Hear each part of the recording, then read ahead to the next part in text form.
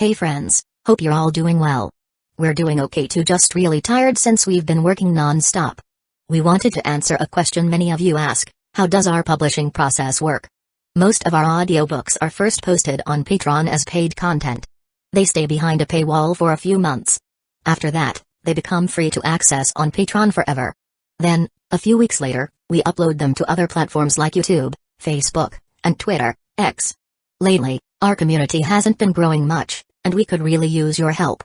Please share our site in your Facebook groups, Discord servers, Reddit threads, Twitter, X, or with any friends who might be interested. Every little bit helps and we really appreciate it. Thanks a lot for being with us and supporting what we do. Chapter 1, The Life Mentor System. Never in my wildest dreams did I imagine that one day I'd transmigrate to Hidden Leaf Village. And seriously, I ended up as an intern teacher? Damn it. Kanda Kyoichi sat in the office, questioning his life choices. Just yesterday, he was struggling with elementary school kids who didn't like male teachers. Now, those problems, along with the risk of being unemployed or getting complaints from parents, seemed trivial. But at this moment, hearing the noisy kids outside, he couldn't muster any excitement in his heart. The ninja world was far too dangerous. Hidden Leaf Village was relatively safe, but even it wasn't free from disasters over the years. Not long ago, the Battle of Kikyo Pass had just ended. Kyoichi had been injured in that conflict and, once his wounds were mostly healed, was assigned to the Ninja Academy as a teacher. Sigh, if only the Senju clan hadn't declined. I could have just coasted through life under their protection. Kyoichi let out a sigh. The Kanda family carried traces of Senju blood. The Senju clan had once been illustrious, but starting from the first Hokage, the clan gradually dispersed and merged into Hidden Leaf Village's population. By the time of the second Hokage, only a few direct bloodlines remained. Now, the only one who could still be considered a true Senju was Tsunade. And yet, even Tsunade didn't use Senju as her surname anymore. As for the benefits of being part of the Senju clan, Kyoichi wasn't entitled to any of them. He figured the Senju blood in his veins wasn't particularly potent either, certainly not more so than Tsunade, the first Hokage's granddaughter. The sage body? Forget about it. As for talent, at 15 or 16 years old, he was still only a chunin. That was probably the best he could hope for. Kyoichi was deeply troubled. At this rate, the odds of living to old age seemed slim. After all, Hidden Leaf Village's future would bring one disaster after another: the Third Shinobi War, the Nine Tails attack, the Hidden Leaf Village crush. A mere chunin wouldn't stand a chance against those threats. Just the aftermath of those events could easily kill him. Maybe I should get my hands on some Hashirama cells. Who knows, I might unlock wood style. Kyoichi thought to himself. The ninja world was perilous. Without strength, it was basically a waiting game for death. As he mulled over these thoughts, the bell outside suddenly rang. Class was over. Looks like the next class is mine. Kyoichi was responsible for teaching ninjutsu. He didn't understand why he was assigned this subject. From what he'd heard, the previous instructor had died on the front lines, and they'd just drafted him to fill the gap. As such, Kyoichi's position was only temporary. Oh well, let's get this over with. Ninjutsu class wasn't particularly challenging. Basic skills like the three basic jutsus, transformation, clone, and substitution, were more than enough to teach these kids. Just as Kyoichi stood up, a strange voice echoed in his head. At first, it was faint. But soon, the words became clear. Activating mentor system, activation complete, earn rewards by teaching students with dedication. Greater rewards await those who become true life mentors. A beginner's gift is available. Would you like to claim it? Kyoichi froze. The mentor system. A beginner's gift? What was this, an onboarding package? After a moment of hesitation, he thought, claim it. Your proficiency in the three basic jutsus has been maxed out. Reward, bloodline purification. Your Senju bloodline has been purified, greatly enhancing your constitution. Your earth and water style jutsus have been strengthened. As he walked down the hallway, a flood of knowledge about the three basic jutsus filled Kyoichi's mind. Then, a sudden rush of heat surged through his body. His body temperature was rising rapidly. Was this the purification effect? At first, Kyoichi was confused, but soon, he was overjoyed. Senju bloodline. Even now, the enhancements to his constitution, earth style, and water style were already evident. What's more, a stronger constitution meant greater chakra reserves, an invaluable asset for the future. He could now start considering things like acquiring Hashirama cells and achieving extraordinary feats. And with this mentor system, who knew? Maybe he'd even unlock the Sage Body or Rinnegan someday. For the first time, Kleichi felt like he had a real chance of surviving in this dangerous world. What exactly does the mentor system entail? From the system's description, it seemed that dedicated teaching would yield rewards. Becoming a life mentor promised even greater benefits. But what did life mentor mean? After pondering for a while, Kleichi decided to put it aside for now. He needed to head to class and see what kind of students he had. As he walked, he noticed the changes in his body. His enhanced constitution made him faster and lighter on his feet. At the classroom door, a familiar face caught his eye. It was Obito Uchiha. "You're Obito Uchiha?" "Yes, sensei." Obito replied, fidgeting nervously at the door. "No, take your seat." Kleichi didn't need to ask why. Obito was obviously late. Inside, he recognized several more familiar faces: Rin, Kurenai Yui, Asuma Saratobi. And even Shishui, Anko, and Hayate Gecko were in the class. The war had left manpower stretched thin. Many teachers had been sent to the front lines, forcing Ninja Academy to combine classes with students of similar ages, a temporary measure that included Kleichi's assignment. "Hello, everyone. My name is Kanda Kleichi, and I'll be your new ninjutsu instructor." "Sensei, I heard you just came back from the battlefield. Can you teach us some practical ninja jutsus?" Obito immediately shouted, full of enthusiasm. "This guy." Kleichi shot him a look, speechless. But Obito wasn't the only one. Shishui, Rin, and the others were also staring at him expectantly. They all clearly wanted to graduate early and head to the battlefield. However, aside from the 3 basic jutsus, Kleichi only knew Shadow Clone, Body Flicker, Wild Water Wave, and Water Formation Wall, not exactly suitable for teaching. Smirking, he looked around and asked, "Do you all think your 3 basic jutsus are already perfect and don't need any more practice?" No one answered, but their expressions said it all. "Fine. For today's first lesson, I'll assess your 3 basic jutsus. If you meet my standards, I'll teach you something new." With his mastery of the 3 basic jutsus, Kleichi was more than capable of teaching them a lesson. "Let's head to the training field." "Yay!" At the training field, Kleichi scanned the group. There were plenty of talented kids here, but in terms of overall ability, Obito was easily in the top 5, despite not having awakened his Sharingan. Aside from him, Shishui was likely the most promising. "Obito, Shishui, step forward." "Yes." Obito leaped into the center enthusiastically, while Shishui followed calmly. "Both of you, attack me with everything you've got." Chapter 2, The Teacher's 3 Fires. What? "Yes." Obito was still in shock, but Shishui responded without hesitation.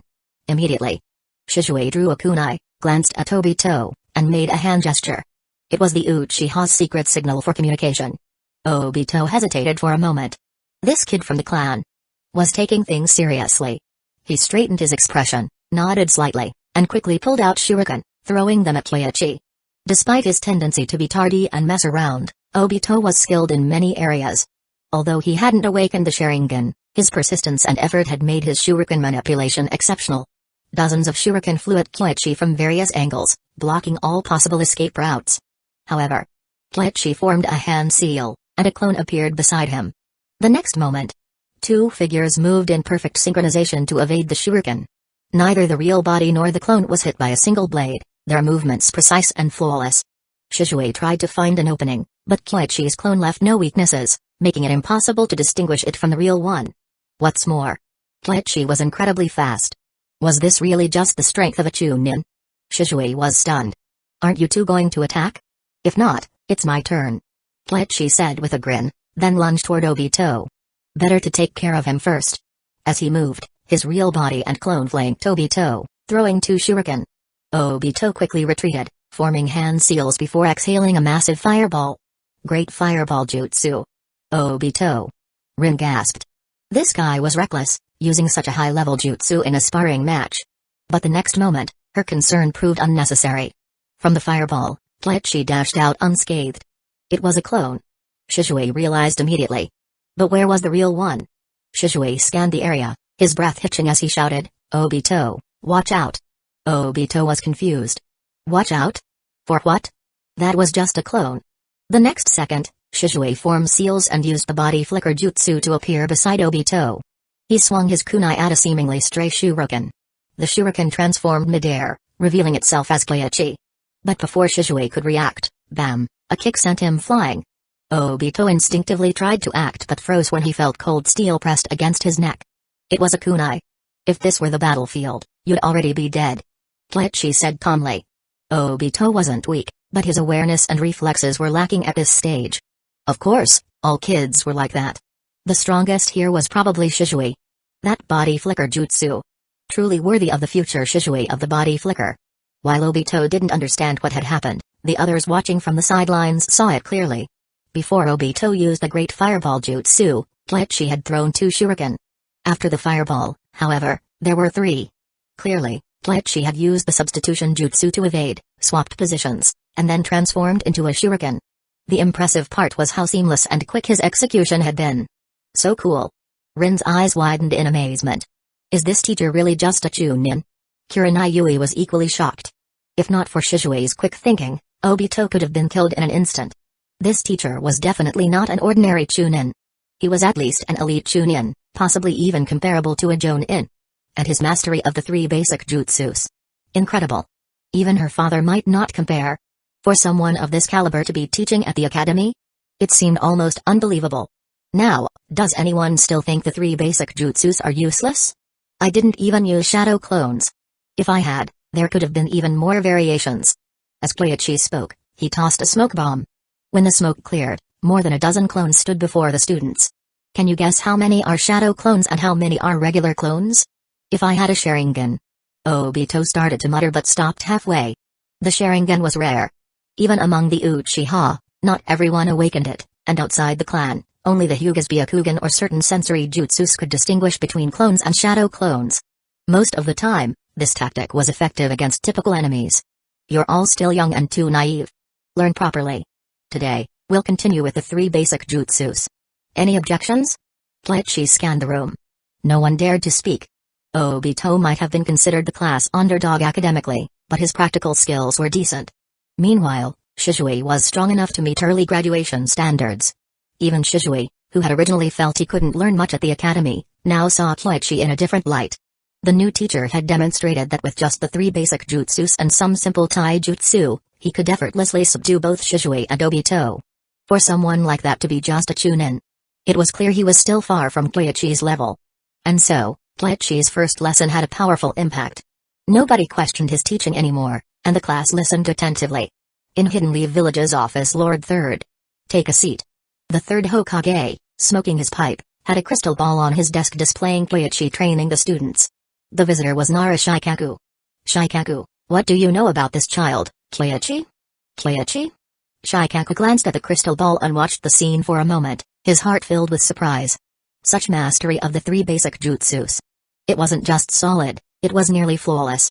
His hand seals were so fast they were almost imperceptible, and the coordination between the jutsus was perfect. On the battlefield, with smoke bombs, ninjutsu, and shadow clones, Kleichi could easily survive using just the 3 basic jutsus. Not to mention his exceptional taijutsu. He's just a Chunin. Shikaku frowned, recalling Kleichi's profile.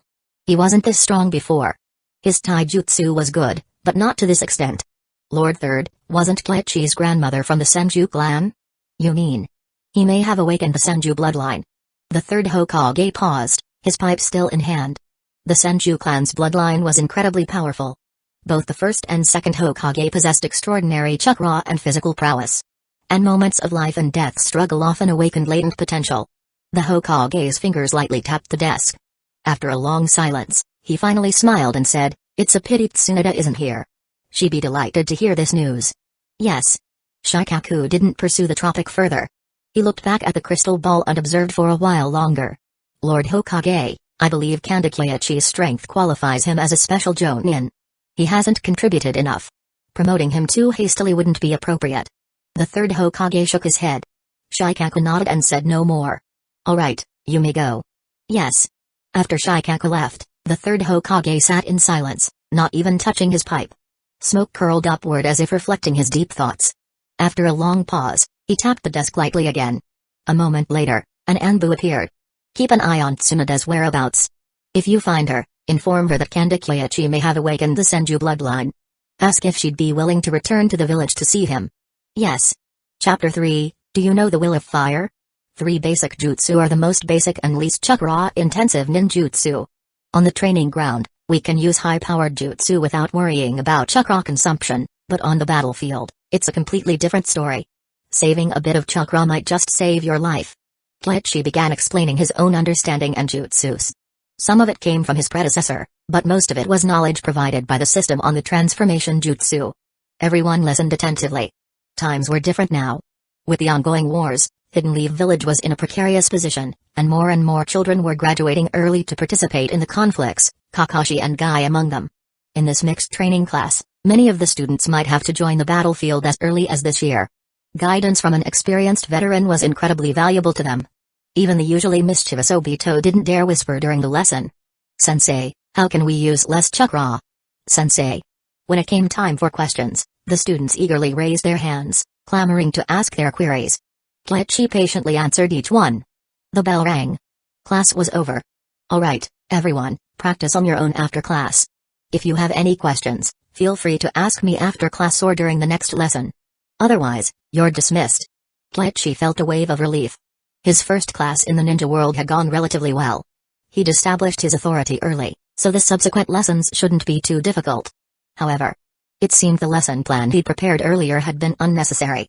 In a real class, there was no way to simply follow a script. These students weren't just ordinary kids, many of them were geniuses and future legends. Each had their own way of thinking, and without real substance, he wouldn't be able to hold their attention. "Oh, and Obito, tomorrow morning is my class again. If you're late, you'll have to run 200 laps around the training field." Obito froze in place.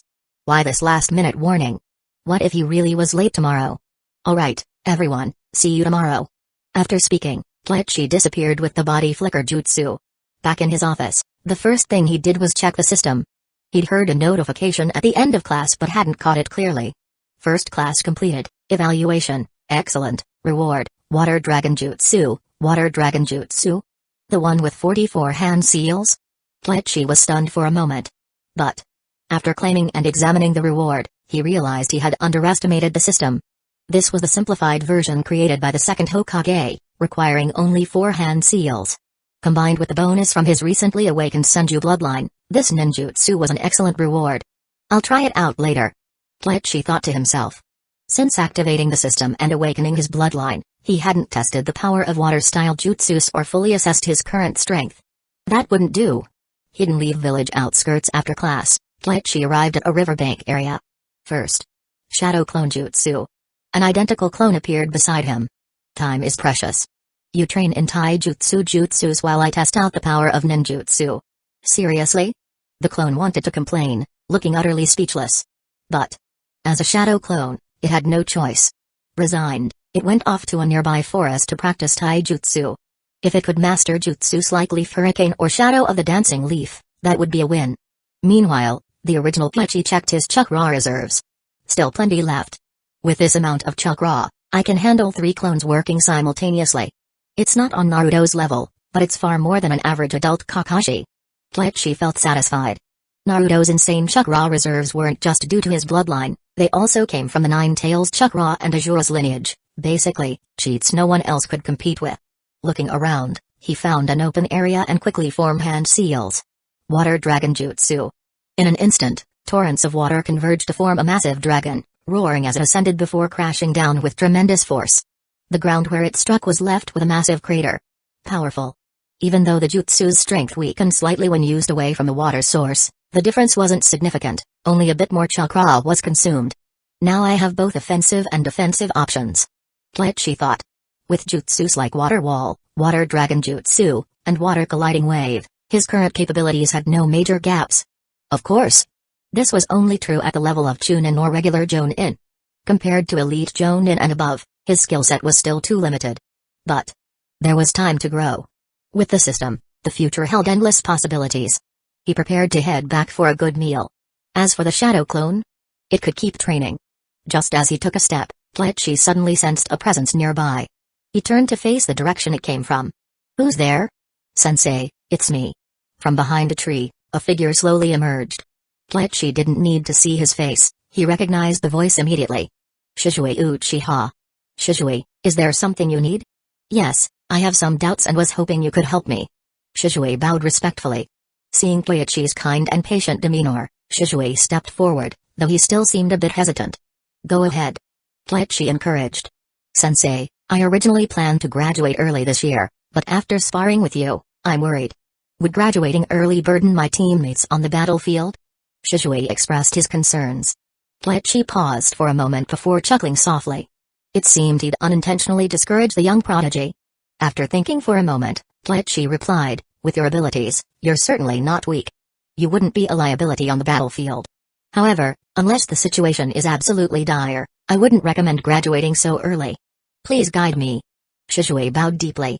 Sit down, let's talk as friends. Kleichi sat on the grass and gestured for Shishui to do the same. Shishui complied. Do you know why the first and second Hokage established the Ninja Academy? Shishui shook his head. Do you know about the Will of Fire? Where the leaves dance, the fire burns. The fire's light will illuminate the village and help new trees grow. Shishui nodded this time. It was something the third Hokage had taught them, a core lesson in their ideology classes. One of its meanings is that children are Hidden Leaf Village's future. The first and second Hokage founded the academy to keep children off the battlefield for as long as possible. Kleichi explained. Shishui seemed deep in thought. Battlefields can force people to grow up quickly, but you're only 5 years old. If you study for another year or two, your skills and mindset will mature, making you more prepared when you do step onto the battlefield. Kleichi added. The battlefield didn't lack Geinin. What it lacked were strong Chunin and Jonin. The third Hokage's decision to send children into war was essentially a gamble, hoping they would develop rapidly under immense pressure. But Shishui hesitated. He thought of examples like Kakashi, who had graduated at 5 and was already a celebrated Chunin with outstanding achievements on the battlefield. War can accelerate growth, but it also takes away a lot. Starting early doesn't necessarily mean becoming exceptional. Kleichi couldn't help but recall his previous encounters with Kakashi. The boy had a talent for rubbing people the wrong way, and at this stage, he wasn't exactly likable. I understand. Thank you, sensei. Shishui bowed again, his gratitude genuine. Chapter 4, A Sheep Delivered to the Door. Of course, Shishui didn't fully understand. The words Kleichi said were beyond what Shishui could currently grasp, but he understood one thing: this teacher didn't dislike him, a student from the Uchiha clan. On the contrary, Kleichi was more than willing to communicate and share with him. That alone was enough to make Shishui feel a sense of joy. There was one thing Kleichi left unsaid: the Ninja Academy was one of the few places where the Uchiha could interact with the rest of Hidden Leaf Village. Graduating early would make it much harder to connect with Hidden Leaf Village's common folk again. The Uchiha appeared to have special privileges, but in reality, they were isolated from the rest of the village. Kleichi didn't agree with this arrangement, but he lacked the power to change it. When he said those things to Shishui, it wasn't with the intention of changing anything, he simply spoke on a whim.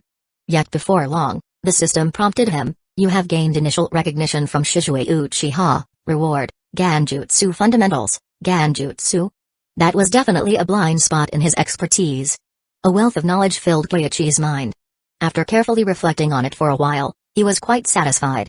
He had no plans to become a Ganjutsu master, but having a solid foundation in Ganjutsu came with additional benefits, such as improving his chakra control.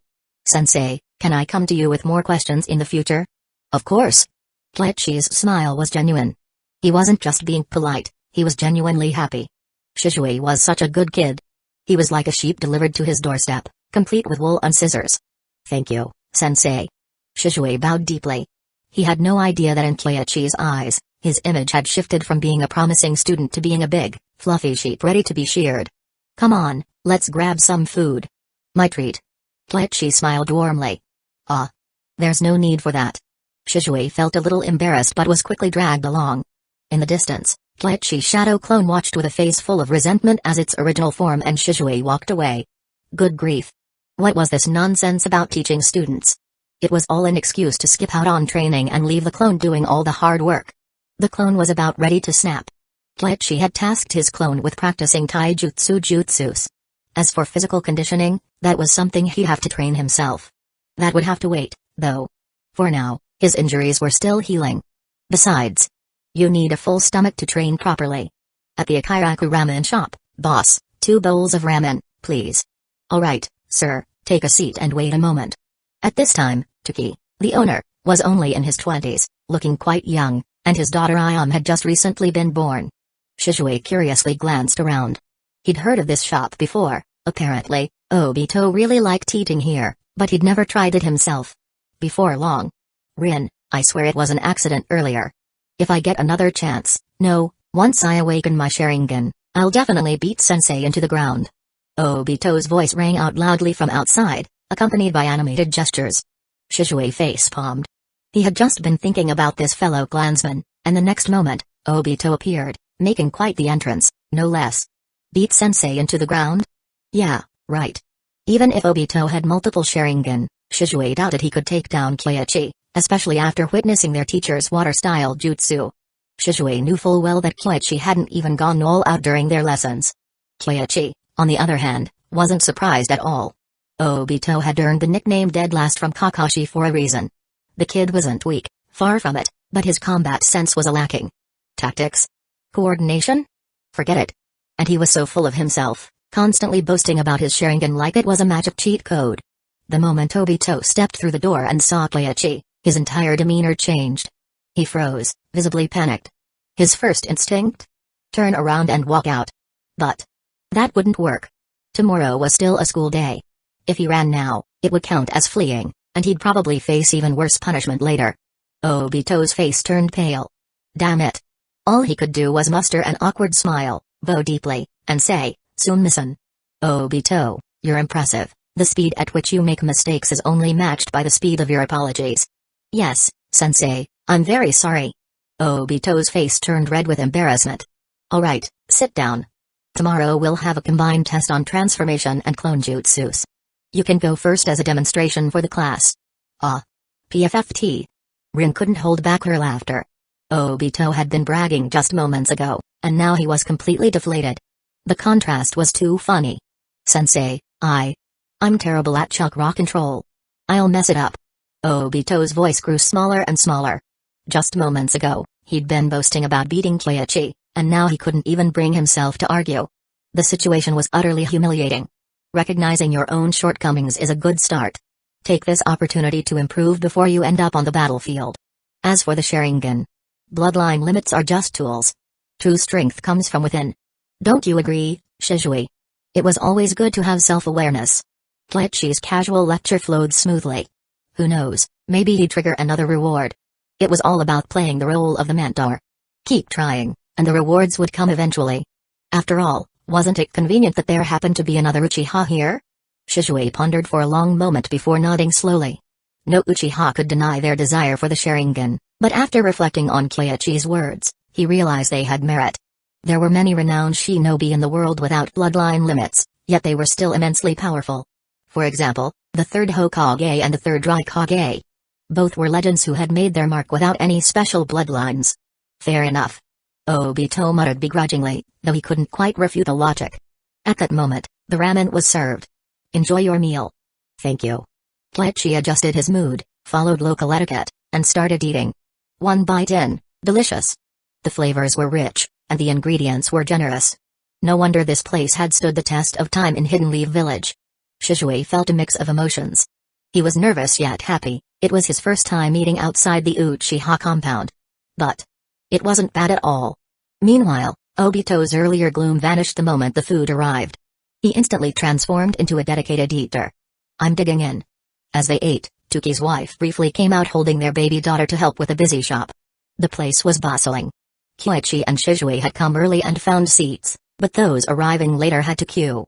And this was during wartime, imagine the crowds during peacetime. Good craftsmanship could make a living anywhere, even in the ninja world. After finishing their meal, Kyoichi paid the bill, said goodbye to Shizue, Obito, and Rin, and headed home. He glanced at his system log, no new rewards. But that was fine. For now, he was just cultivating fish. One day, they'd take the bait. The crops would only grow stronger over time. When he got home, his shadow clone's chakra had run out, dispelling it. A wave of fatigue washed over him. The sensation was intense. But the results were undeniable. While physical conditioning didn't carry over from the clone, the practice of taijutsu jutsus did. It gave Kyoichi a rough idea of his physical capabilities. By his estimate, his taijutsu was strong enough to rank him among the upper echelons of Jonin. Of course, that didn't mean much. At best, it meant he now had some ability to protect himself on the battlefield. Chapter 5, Chakra Perception. Taijutsu and Water Style are my current strengths. Even though I've gained basic Ganjutsu and improved my chakra control, Ganjutsu isn't my forte. My next step should be to focus more on earth style. Kleichi silently planned his next moves. The Genjutsu reward was an unexpected bonus, but it wasn't enough to factor into his long-term plans. Earth style, on the other hand, was crucial. Water style was powerful but came with geographical limitations. Mastering earth style was a more versatile and practical choice. Of course, there was another important reason: to qualify as a Jonin, mastering 2 elemental releases was a basic requirement. Otherwise, no matter how much merit Kleichi accumulated, he would only qualify as a special Jonin.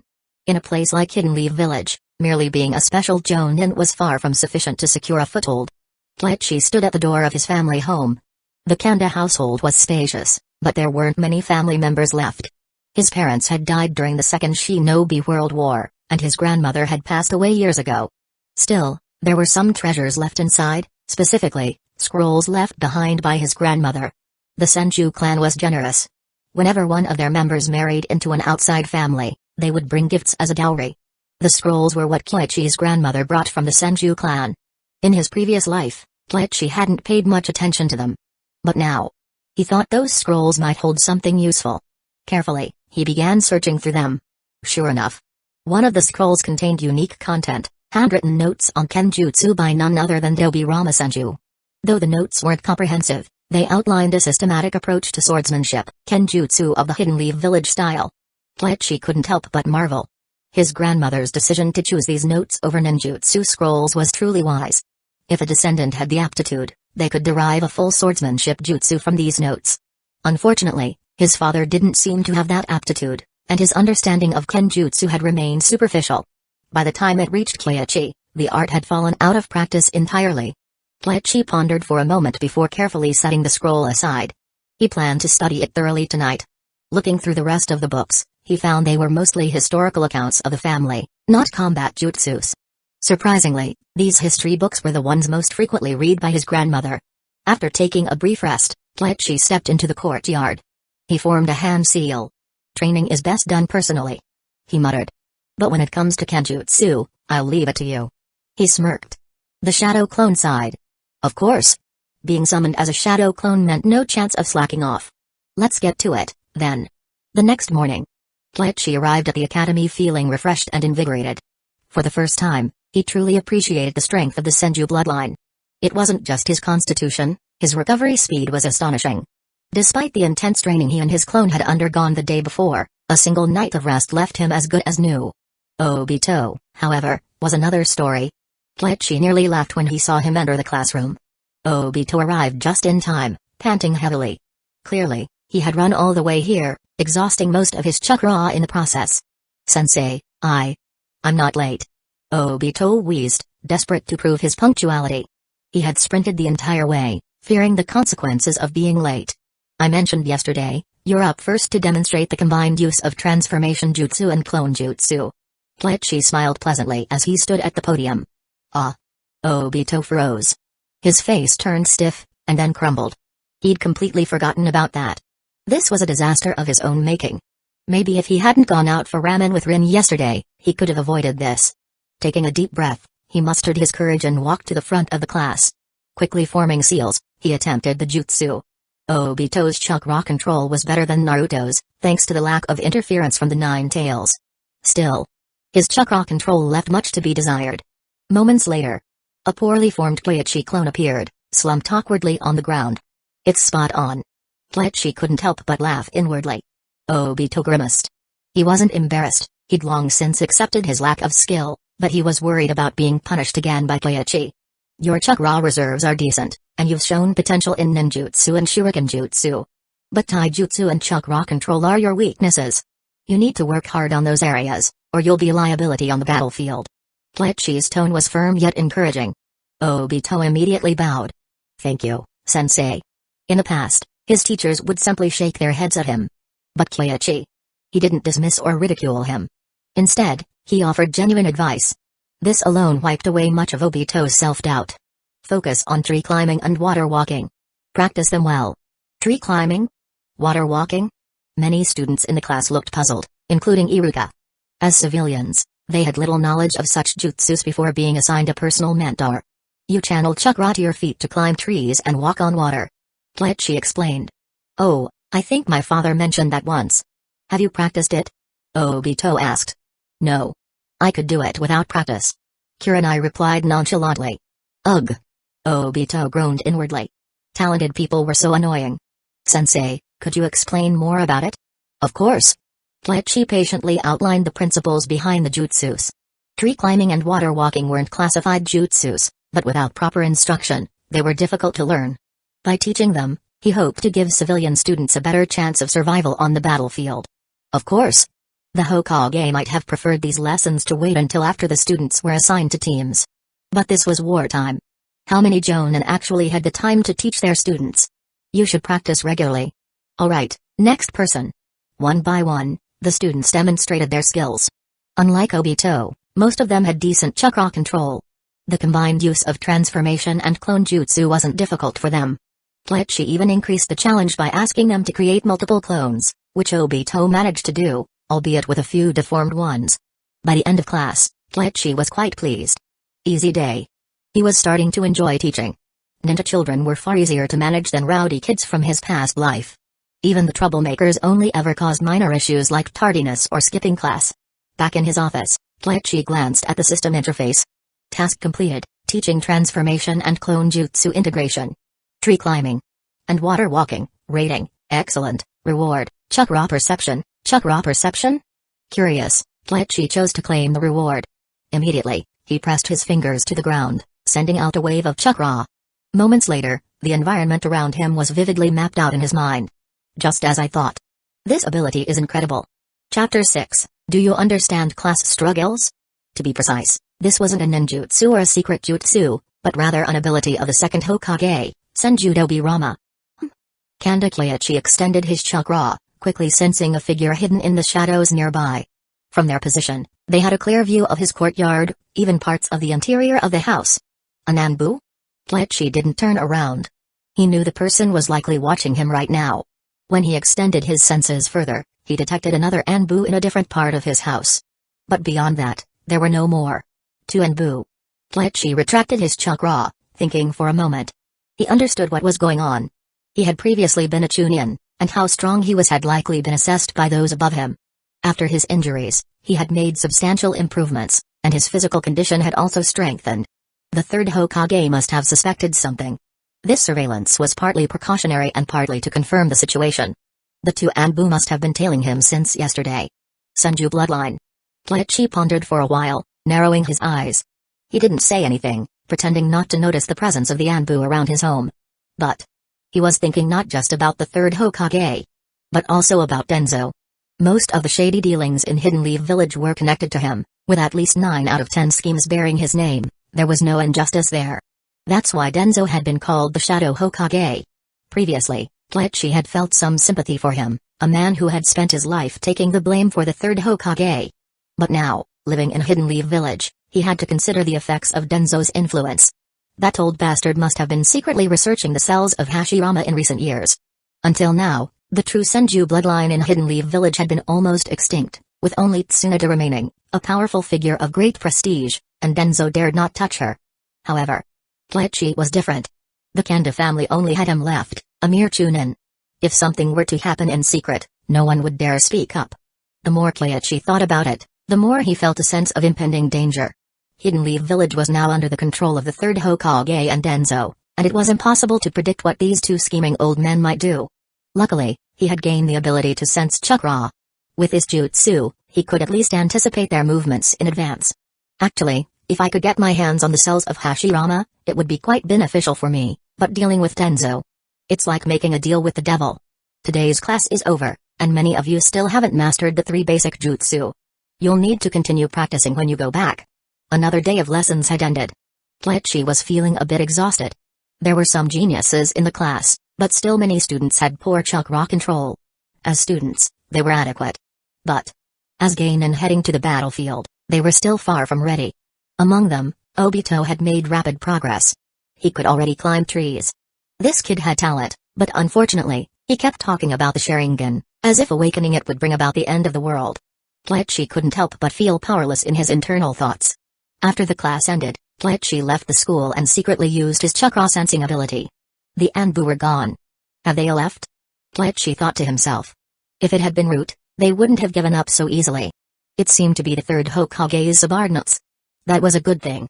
He let out a sigh of relief, patting his pocket, feeling a bit of frustration. He had originally planned to find someone to forge a sword. But he was broke. Now he understood Picasso. Because right now, he really wished he could find a fugitive, catch them, and make some money. The salary of a chunin was just too low. Oh well. He would have to work out for now. As for the sword, he'd have to wait until his paycheck arrived. Kleichi ran down the Hidden Lee village roads, heading towards the outskirts. However, not long after, he sensed someone following him. He walked forward without reacting. Shisui followed behind, about to catch up, when suddenly, a cold kunai pressed against his neck. The person ahead turned into a shadow. A clone. Shisui was shocked. Sensei, you noticed me? What's so hard about noticing you? Aren't you still in class? Kleichi joked, then put the kunai away. Shisui gave a small bow. He looked like he wanted to say something but hesitated. Shall we go for a run together? Yes. Shishui's face lit up with joy upon hearing Kleichi's response. Then, Shisui followed Kleichi as they both ran along the road, one ahead and the other behind. After running quite a distance from Hidden Leaf Village, Shisui finally caught up and whispered, Sensei, when I got home yesterday, the clan leader hoped that I could graduate this year and then join the Anbu. Your clan leader? Fugaku Uchiha. Kleichi raised an eyebrow upon hearing that. No wonder he waited until they were this far before bringing this up. At the same time, Kleichi was surprised that Shisui felt comfortable talking to him about this. This kid. He really trusted him. Hey, what does he know? Huh? Shisui froze for a moment. His teacher would say something like that, and it caught him off guard. Shisui, you're a smart kid, and I'm really touched that you trust me enough to talk about these things. Do you know what your clan leader means? I can guess. Shisui lowered his voice.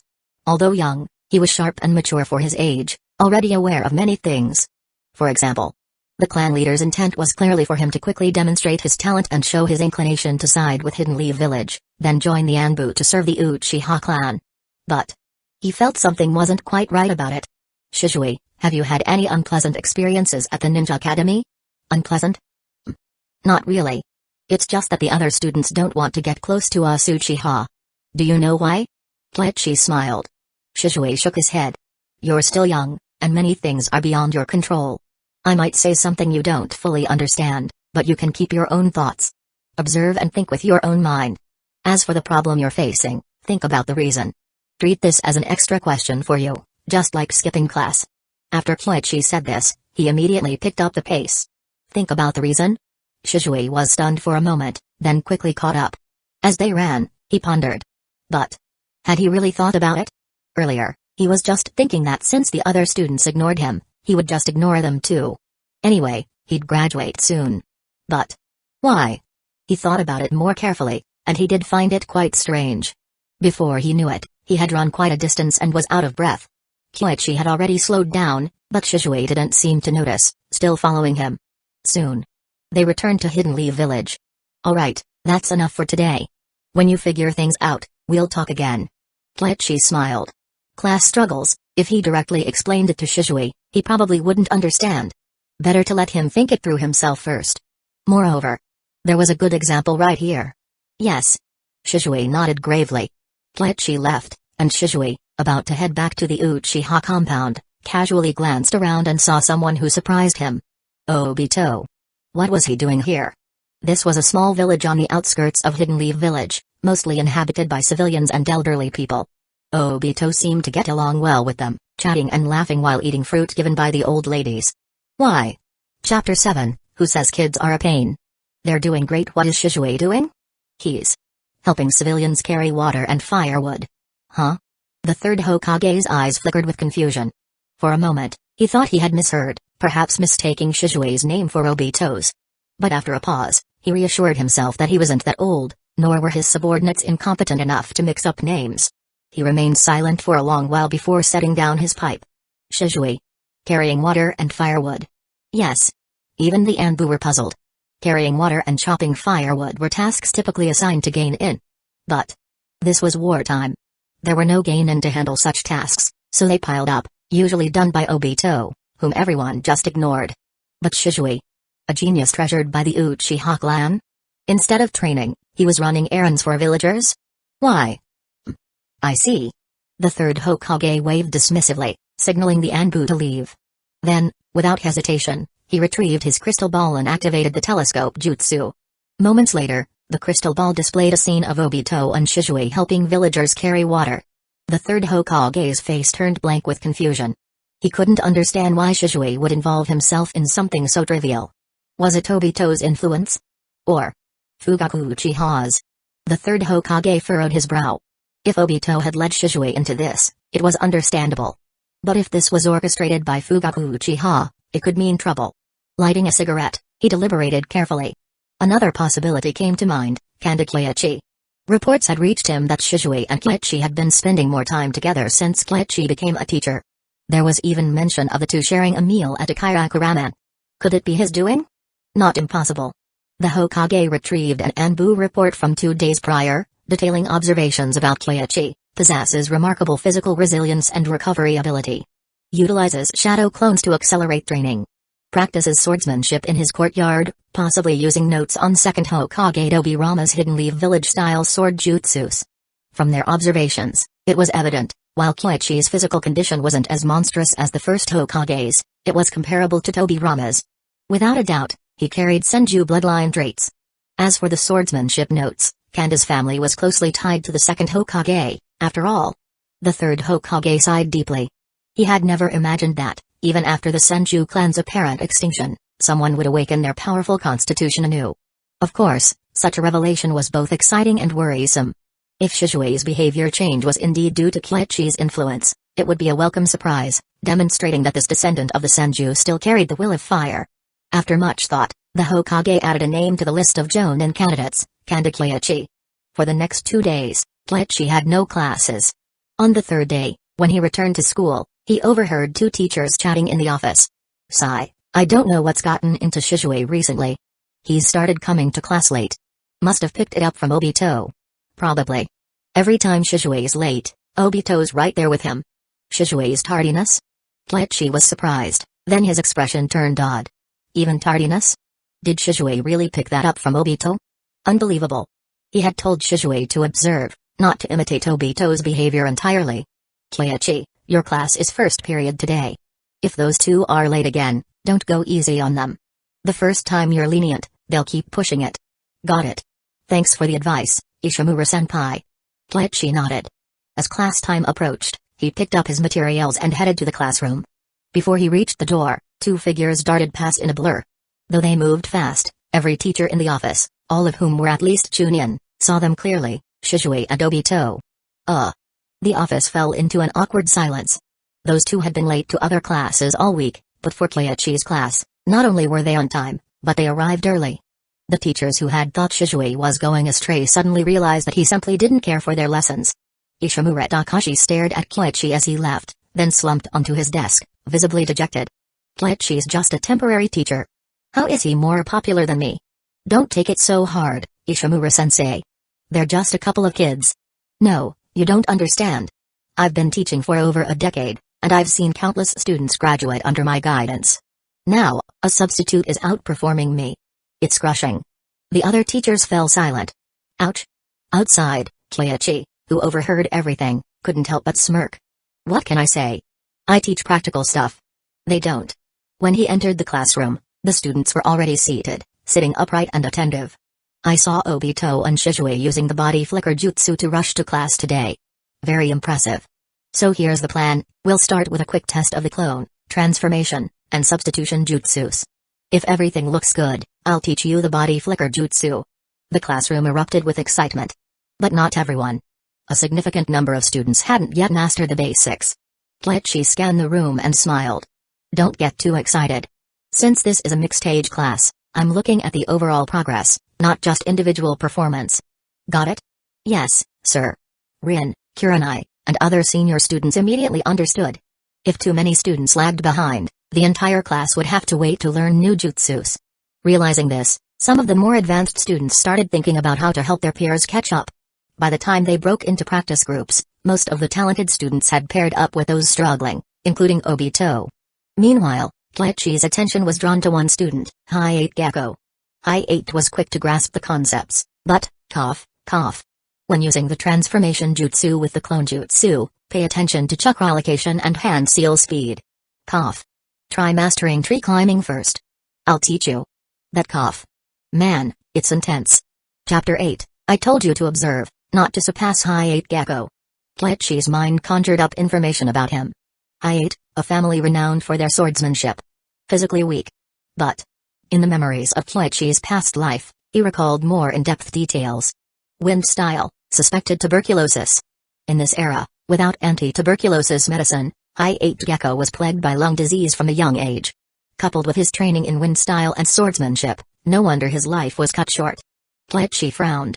To the Hi-8 family, he was just an outsider. Even if he wanted to intervene, what could he possibly do? He didn't know medical ninjutsu or pharmacology. There was nothing he could do. For an illness like this, without a miracle cure, there was only one person in all of Hidden Leaf Village who could treat him, Tsunade. But right now, Tsunade was elusive as ever. Finding her would mean staking out gambling dens and bars, which was a Herculean task. Fortunately, the good students were already taking care of the weaker ones, leaving Kyoichi with little to do. Kids in the ninja world are so dependable. Perfect time for some rest. Before class, he had left a shadow clone at home to practice swordsmanship. Too much fatigue, and he wouldn't last the day. Meanwhile, in the office, the other teachers were struggling to comprehend what they were witnessing. Isn't this kind of teaching misleading the kids? But, oddly enough, the students were all motivated and incredibly enthusiastic. What a strange phenomenon. Could self-learning be more effective than teacher-led instruction? Baffling. They initially planned to spy and learn from him, but now they could only admit that Kyoichi's teaching methods were beyond their understanding. When the class ended, Kyoichi glanced at the system notifications and couldn't help but smile. You have inspired student autonomy. Most students have gained new insights, evaluation, good, reward, increased proficiency in the body flicker jutsu. Kyoichi's body flicker jutsu was decent but only passable for a chunin. Compared to a jonin, it was barely adequate. This boost in proficiency came at just the right time. He was starting to understand. The system reward seemed tied to the student's progress and psychological responses. Interesting. Now he got it. After pondering for a moment, Kyoichi clapped his hands to draw everyone's attention. That's all for today's class. After school, you can practice on your own. I'll test you next session. If you meet the standards, I'll teach you the body flicker jutsu. Alright. The students were ecstatic. Some of the other teachers, unaware of his methods, were impressed by how skilled Kyoichi seemed despite his youth. Those who did know, however, were filled with complicated emotions, jealousy and envy chief among them. This guy's job is so easy. And the students actually love it. After all, mastery of skills meant learning new jutsus and ninjutsu. Who wouldn't want that? If they were the students, they'd want it too. These kids weren't just ordinary geinin. In the academy, teachers only covered the basics, avoiding anything too advanced, not because they didn't want to teach, but because most weren't proficient themselves. They knew tree climbing and water walking. But the body flicker jutsu was a different story. Their proficiency wasn't even worth mentioning to the jonin, and even some clan kids scoffed at it. Teaching it poorly would only lead to trouble, so they avoided it altogether. Kanda Kyoichi. Most of them didn't know much about him, only that he'd been injured on the battlefield and was assigned to the academy as a temporary instructor after recovering. Temporary. That's different. Kanda-sensei, my class is next. Thank you. Sure, Ishimura-sensei. Ishimura Takashi took a deep breath. His turn. He would show the kids that true teaching came from experienced educators. Kyoichi packed his things. Judging by the time, the skirmishes near Kikyo Pass should be wrapping up. The battles with Hidden Sand Village were likely coming to a temporary halt. There should be peace for a while. But at most 6 months. The other villages would soon start warring with the Land of Fire again. Time was running out. Good thing he had the system. Kyoichi claimed his reward, a flood of insights about the body flicker jutsu entering his mind. Proficiency was all about the details. Efficient chakra usage, stamina management, speed control, everything. He needed some practice. After organizing his files, Kyoichi left the academy. Confirming he wasn't being watched, he ran a good distance and quickly grasped the extent of his improvement. Significant progress.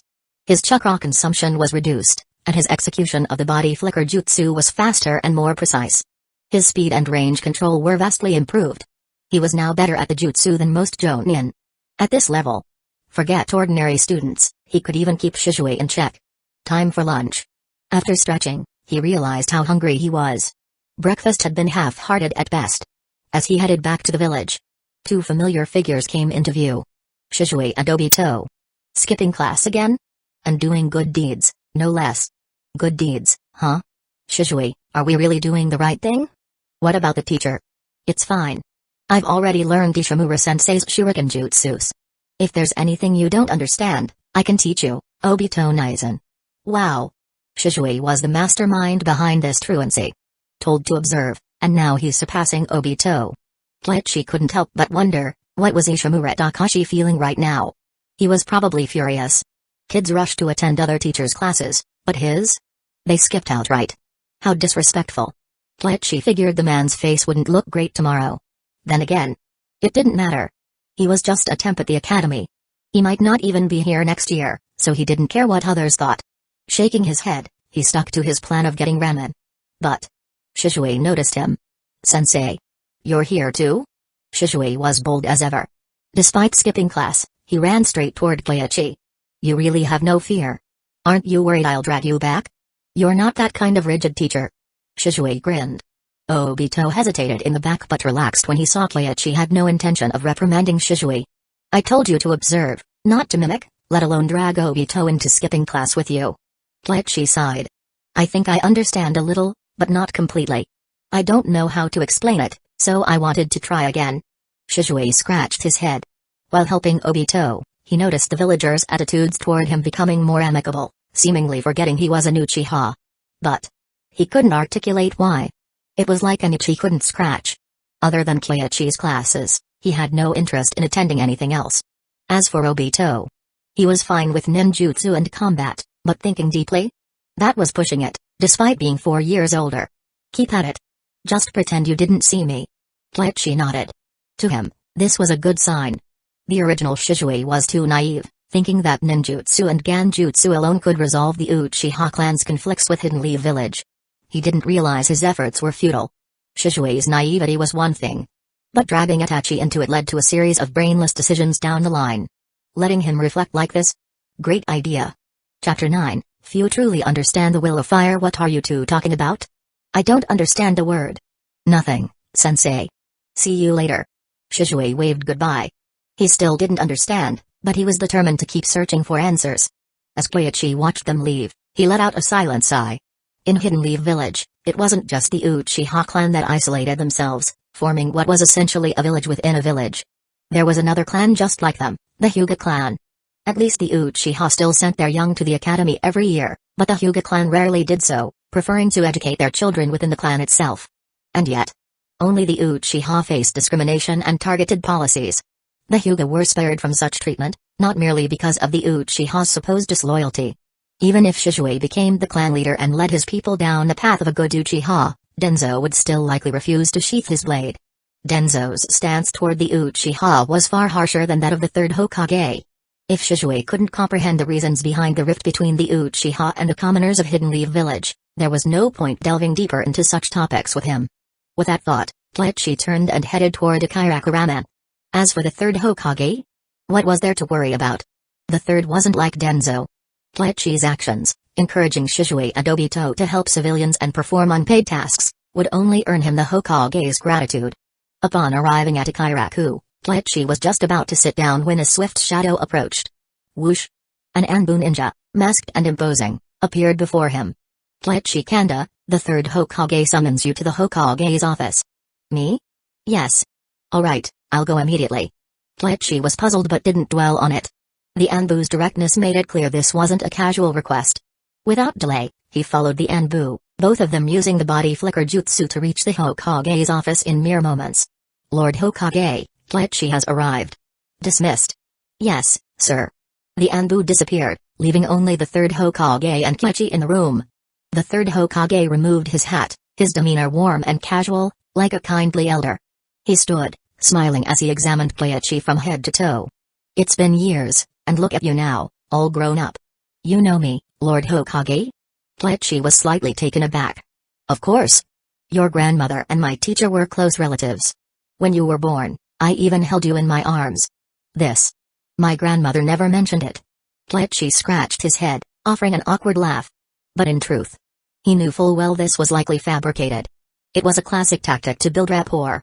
There was no need to expose it, though. The Hokage's efforts to close the psychological distance between them were clear indications of his intent to win Keiichi over. This was preferable to outright rejection. By all accounts, you're like family. Relax, let's just have a chat. Thank you, Lord Hokage. Keiichi bowed respectfully, sitting only after the Hokage gestured for him to do so. Lighting his pipe, the third Hokage smiled and asked, since returning to the village, how have you been feeling? Honestly, Lord Hokage, you may not believe it, but ever since recovering from my injuries, I feel like my body has grown stronger, and even my water-style jutsus seem more powerful. Keiichi shared some of the truth. The Hokage's smile widened. Puffing on his pipe, he exclaimed, you have the blood of the Senju clan in your veins. This is your Senju heritage awakening. Really? Indeed. The Hokage seemed genuinely delighted, puffing smoke as he spoke. Keiichi's straightforwardness in reporting his condition clearly pleased him. By the way, I've heard about your recent work at the academy. With the wartime chaos disrupting grade levels and graduation timelines, sticking strictly to protocol isn't ideal. Your flexible teaching methods are commendable. Thank you, Lord Hokage. Keiichi smiled, but inwardly, he pondered the Hokage's intentions.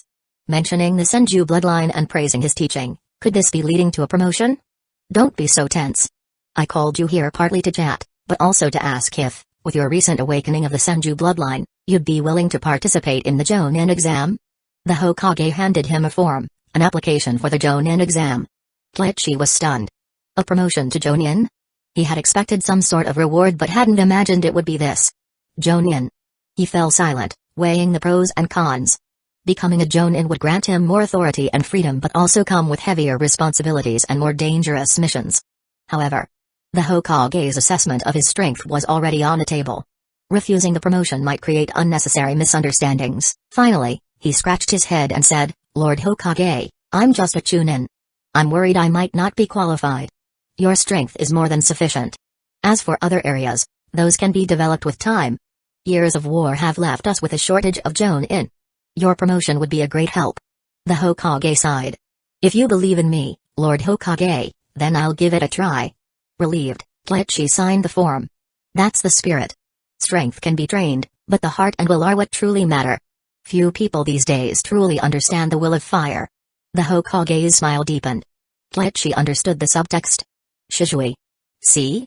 He'd said so, the Hokage should be thanking him. Of course. The Uchiha clan was probably livid. A talented young member of their clan, after spending only a few days with him as a teacher, had already shifted his mindset. It wouldn't be surprising if they confronted him soon. Not that it mattered. The current Uchiha were weak. After Madara left, they didn't dare follow him. When Kagami died and the third Hokage came to power, they were gradually pushed to the margins of Hidden Leaf Village's political center, yet they still didn't resist. They only began contemplating rebellion when their situation became untenable. What were they doing before? Keiichi held little regard for the current Uchiha clan, even less for Fugaku Uchiha. The man was weak and indecisive. If Shisui could abandon his naive ideals and become more pragmatic, he'd already be a better leader than Fugaku. Leaving the Hokage's office, Keiichi walked home, reflecting on the encounter. The third Hokage's intent was clear, he wanted Keiichi to align with the Hokage faction. To that end, he even brought up old connections to the Senju clan. It was almost laughable but showed the Hokage bore no ill will toward him. For now, Keiichi didn't need to worry about the third Hokage. In fact, the Hokage might even shield him from Denzo's machinations. As for the Jonin exam, with the looming war next year, securing a Jonin position would be highly advantageous.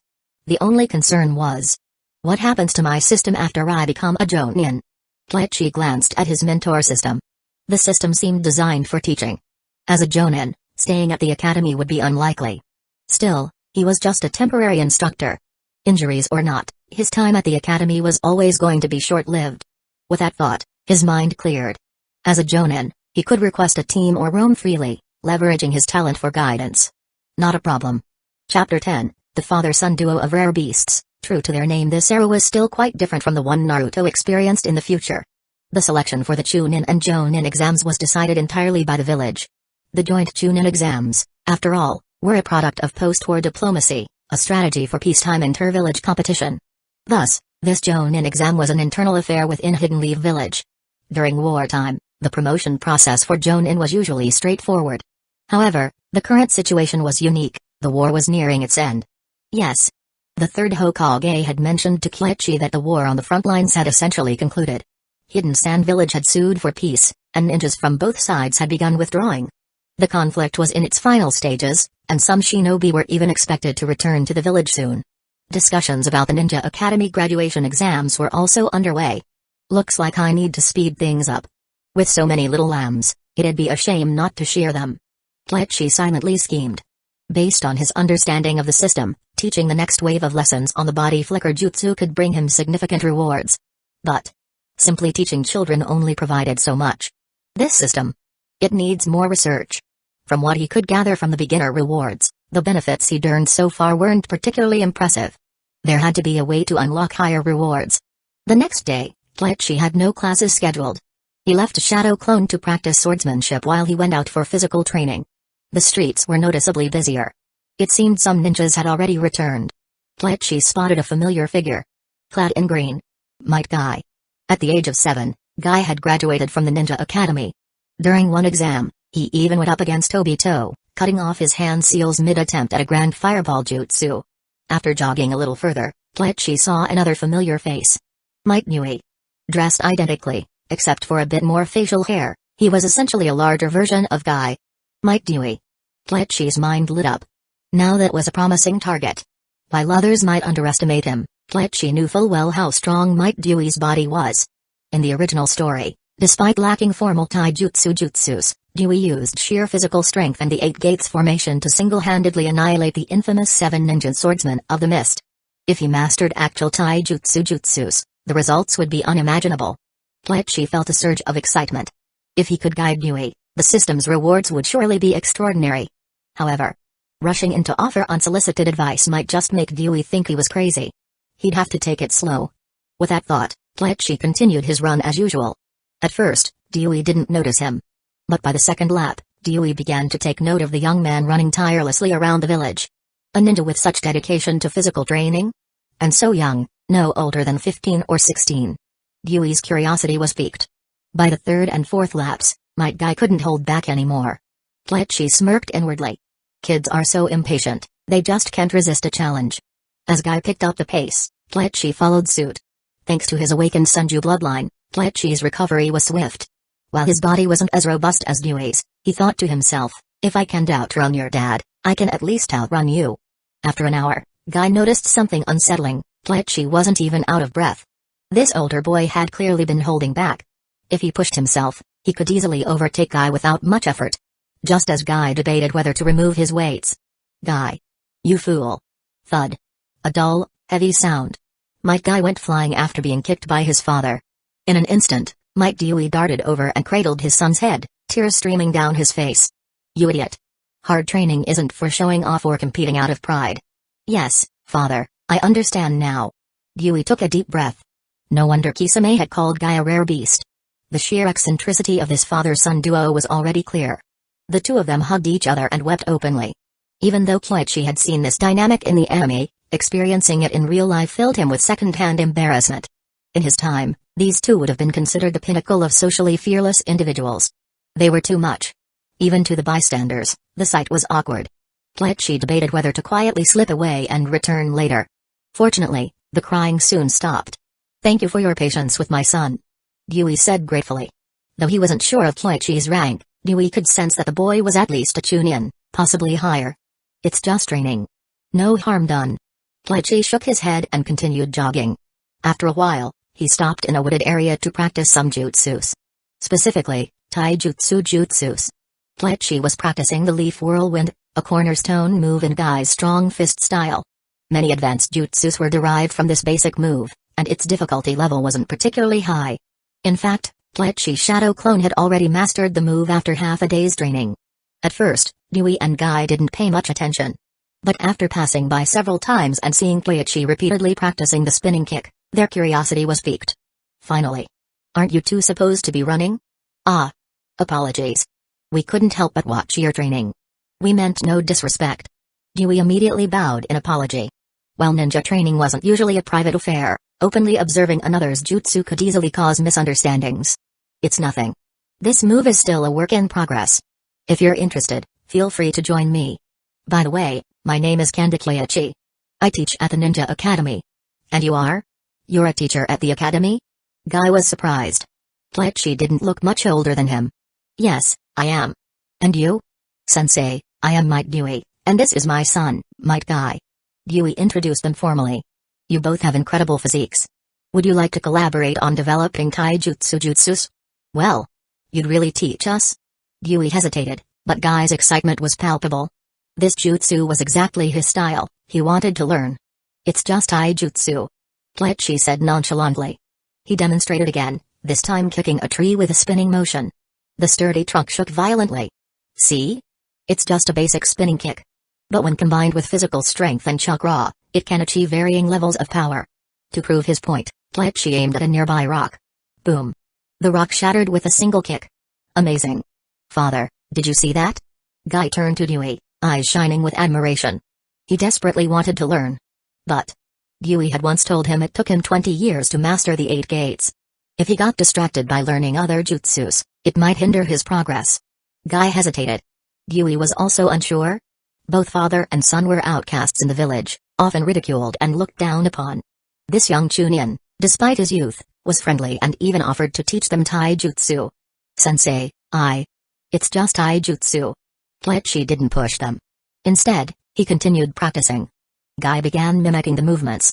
Dewey hesitated for a moment but ultimately chose not to stop his son. Chapter 11, The Uchiha are useless.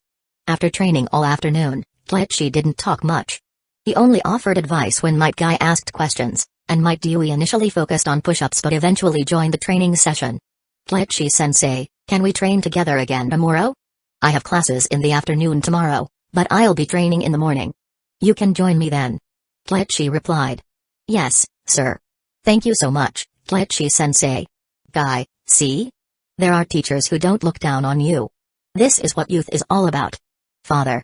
Might Dewey's eyes welled up with tears, and the two embraced and cried together once again. Although it was just taijutsu, it held a different meaning for them. Previously, no one paid attention to them, but now Kleichi not only didn't disdain them but also willingly shared the taijutsu jutsus he had researched. Even explaining the principles of power and chakra utilization. Even if they might not use it all, the gesture deeply moved them. Kleichi was at a loss for words. This father and son duo. Weird. Yet admirable. Might Dewey, mocked as a perpetual Gainian, trained in secret and eventually mastered the 8 gates. Most importantly, his resolve was one of protection. In the end, Dewey fulfilled his promise. He opened the 8 gates, saving Guy and the other 2 young shinobi while killing 4 of the 7 ninja swordsmen of the mist. A true embodiment of the will of fire. And Might Guy? He almost kicked his way to ending the story. Guy. Father. Ugh. Kleichi turned and left silently. Before departing, he glanced at his system panel, where a prompt appeared. Taijutsu lesson complete, evaluation, good, reward options, 1. 8 gates, gate of life, 2. 7 heavens breathing method 3rd activation, choose 1, rewards? Kleichi was surprised. Was this because Might Dewey was among those he taught? He couldn't be sure, but he noted it for further observation. For now, the choice was more pressing. Both options were powerful. The 8 gates? He admired the manga's depiction of its devastating power. However, the initial gates were relatively easy to learn, and he could always master them later. The 7 heavens breathing method, on the other hand, was a unique taijutsu developed by Shira. It was exclusive to him, and considering his young age, it was doubtful anyone else in the ninja world knew of it. In essence, this was one of a kind. With that realization, Kleichi made his decision. System, I choose the 7 heavens breathing method. Reward claimed successfully, in an instant, the jutsu's methods and principles, from the 1st activation to the 3rd, flooded his mind. He adjusted his breathing according to the 1st activation's rhythm, and soon, he noticed a subtle transformation. Of course, jutsus like this, which stimulate cellular activity, came with the potential downside of shortening lifespan. However, Kleichi's Senju bloodline endowed him with enhanced vitality. Even Tsunada's strength of 100 jutsu, which also consumed life force for rapid healing, left her full of energy after repeated use. Besides, if needed, he could always transplant Hashirama cells to replenish his life force. With these considerations, Kleichi felt confident in his decision. Once I get closer to Dewey and Guy, I might even trade for the 8 gates. Perfect? He silently praised his own foresight. The next morning, Kleichi rose early to train, leaving even his shadow clone surprised at his commitment. This guy was serious. Outside, he soon ran into Mike Dewey and Guy. They trained together for the morning, though Kleichi received no system reward since there wasn't much teaching involved. Still, the father-son duo's attitude toward him visibly shifted. Dewey even offered to introduce him to his iconic green jumpsuit. Naturally, Kleichi refused outright. It was too ugly. Wearing that to school would surely make him the laughingstock of both teachers and students, wiping out any hard-earned respect in an instant. Meanwhile, elsewhere in the village. Kanda Kleichi? Fugaku, this guy must have been sent by the third Hokage. He's definitely up to no good. Shishui's been skipping classes lately and has a bad reputation. Fugaku, you need to discipline him. Otherwise, even the Uchiha's prodigies will end up wasted. With the war over, the Uchiha clan's shinobi had begun returning to the village. Many elders who were displeased with Shishui's recent behavior gathered at Fugaku's house to voice their concerns. From a young age, Shishui had been held in high regard. His enrollment in the academy was largely symbolic. The Uchiha intended for him to study there briefly before applying for early graduation and joining the clan's police force for training. A team led by a Jonin? It couldn't compare to the benefits of training under one's own clan. However, Shishui's recent actions deviated from their expectations. The room buzzed with complaints, while Fugaku sat silently, his brow furrowed. He wanted to lash out but was powerless to do so. These elders were highly respected within the clan, and even as clan head, Fugaku found himself constrained by their authority. After a deep breath, he finally spoke. Regardless of whether Kanda Kleichi is working for the third Hokage, would any of you care to bring this matter to him? The room fell silent. Talk to the third Hokage? How? Hiruzen might seem approachable, but his diplomacy was sharp as a knife, and Denzo lurked in the shadows. None of the elders were willing to confront him directly. The atmosphere grew tense. Fugaku sighed. I'll talk to Shishui myself. Please, everyone, go home if there's nothing else. In truth, Fugaku had gleaned plenty of information about Kleichi. A descendant of the Senju clan. Rumored to have awakened his bloodline. His strength had grown significantly in recent months, and the third Hokage even mentioned considering him for a Jonin promotion. This strongly suggested that Kanda Kleichi was favored by the third Hokage. Confront him? Fugaku could only sigh helplessly. He glanced at his toddler son, Itachi, who was learning to walk, before leaving for the academy to check on Shishui. At the academy, all the students stood in the training ground. The 3 basic jutsu tests had just concluded, and most students demonstrated proficient mastery. For many, their shortcomings stemmed from a lack of exposure to these jutsus, not a lack of talent. With guidance from clan heirs like Asuma, they had quickly caught up. Now, it was time for Kleichi to fulfill his promise and teach them the body flicker jutsu. The body flicker jutsu is classified as a D-rank jutsu but remains useful even at the Jonin level. He explained. The difference lies in execution. Mastery depends on the details. In this class, the best at the body flicker jutsu is Shishui. Shishui, come demonstrate for us. At this point, Shishui wasn't yet known as Shishui of the body flicker. But his talent in the jutsu already stood out, surpassing even older students in mixed classes. Kleichi signaled for Shishui to step forward. Then, whoosh! In a swift gust of wind, Kleichi reappeared at another spot, leaving the students awestruck. Chapter 12, What defines the will of fire? This does. So fast. Shishui couldn't help but exclaim. He had expected his teacher to be skilled, but he never imagined that Kanda Kleichi's body flicker jutsu would be so fast it seemed almost instantaneous, requiring no visible hand seals. Just now, he barely sensed any chakra fluctuation. This meant, if Kleichi were to ambush him, Shishui might not even have time to react. Amazing. The other students were also in awe. They couldn't understand the mechanics behind it, but one thing was clear, it was incredibly fast. So fast it looked like teleportation. Shishui, now you demonstrate for everyone. Kleichi instructed. Yes. Without hesitation, Shishui formed hand seals, gathered his chakra, and flashed behind Kleichi.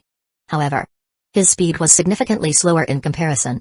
While it might not seem like a huge difference to the untrained eye, to those paying attention, the disparity was obvious. Did everyone see the difference? Yes. Genma Shiranui nodded fervently, excitement written all over his face. He had finally understood. The same body flicker jutsu, but with minute differences in chakra control and hand seal execution, could have vastly different results.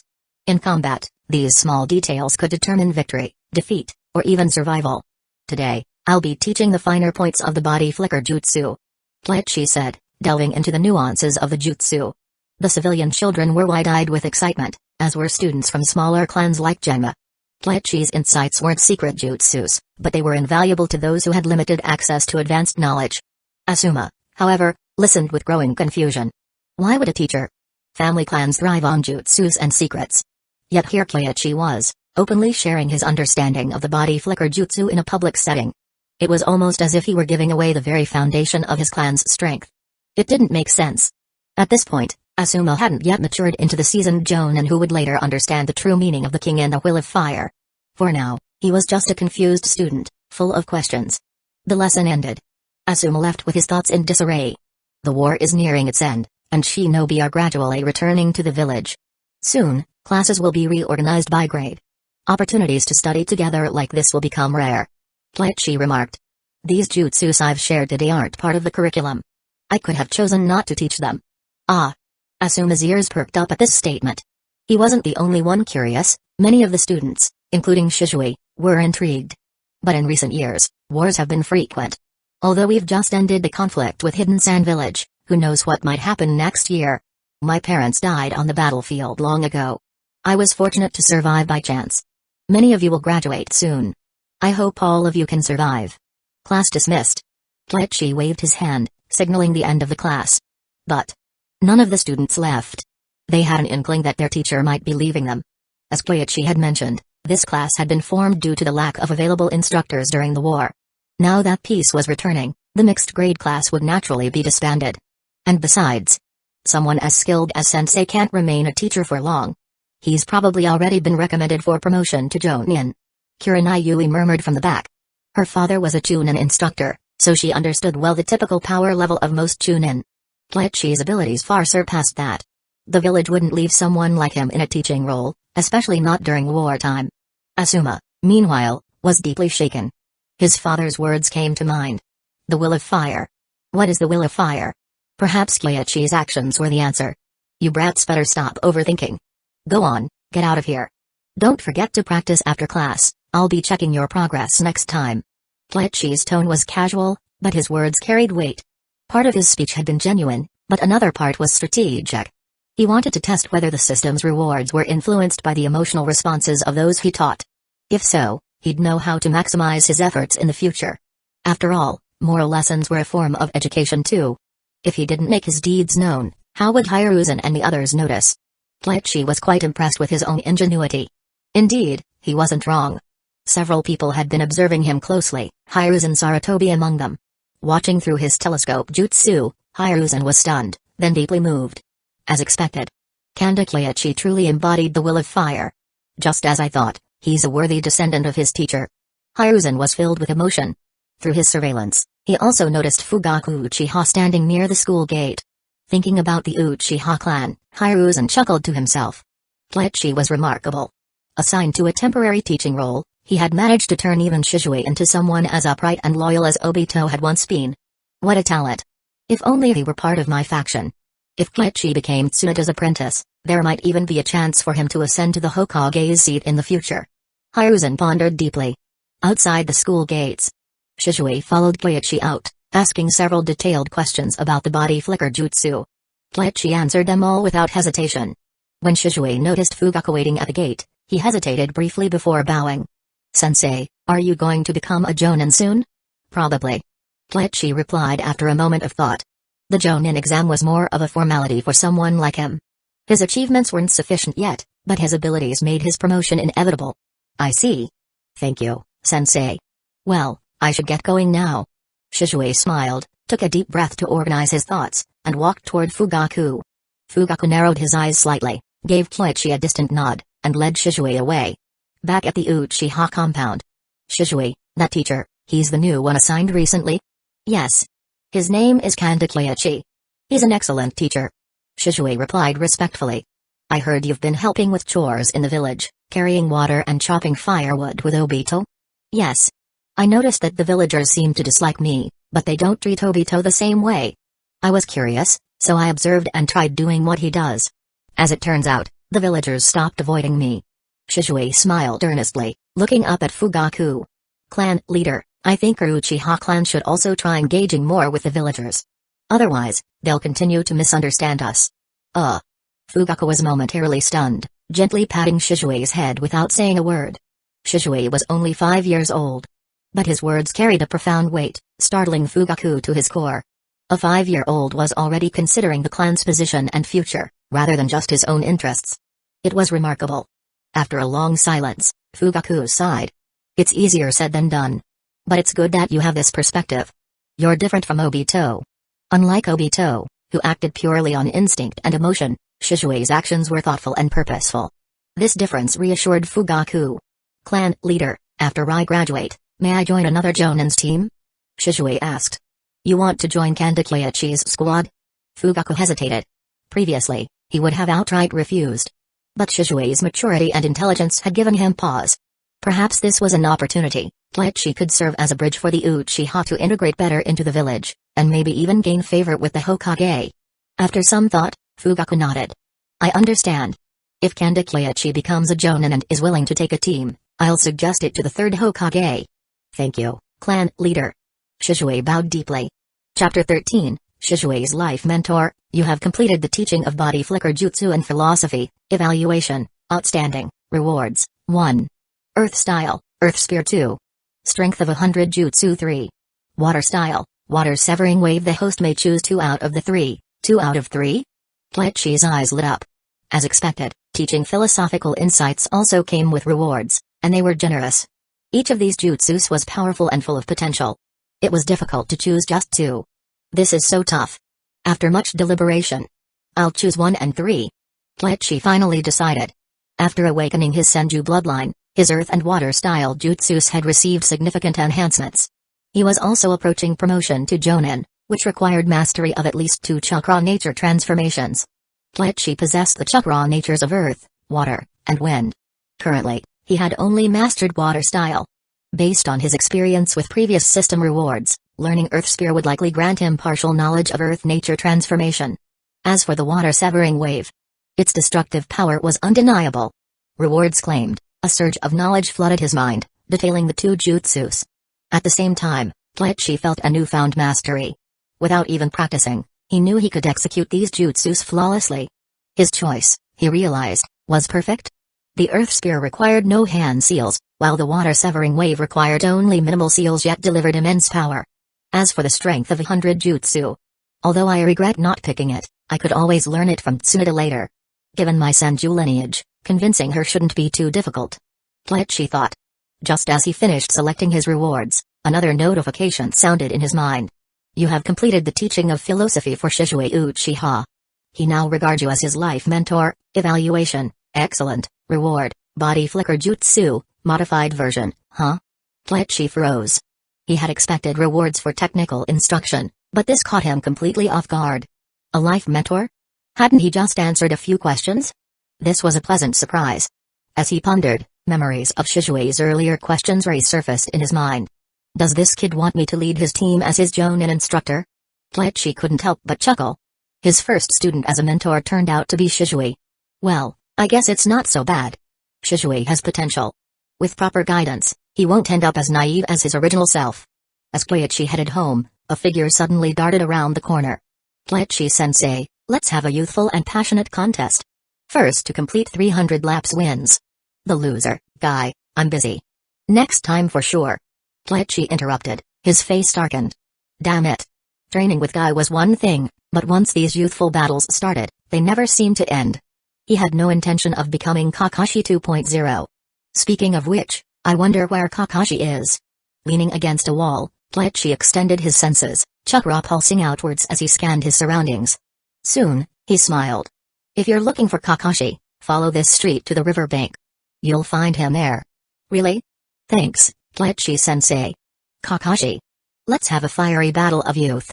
Gay dashed off in the direction Keiichi had indicated, shouting enthusiastically. Truly, Hidden Leaf Village's blue beast. Relieved, Keiichi muttered, good thing Kakashi's back in the village. As he continued walking, he sensed someone tailing him. Asuma? Sensei.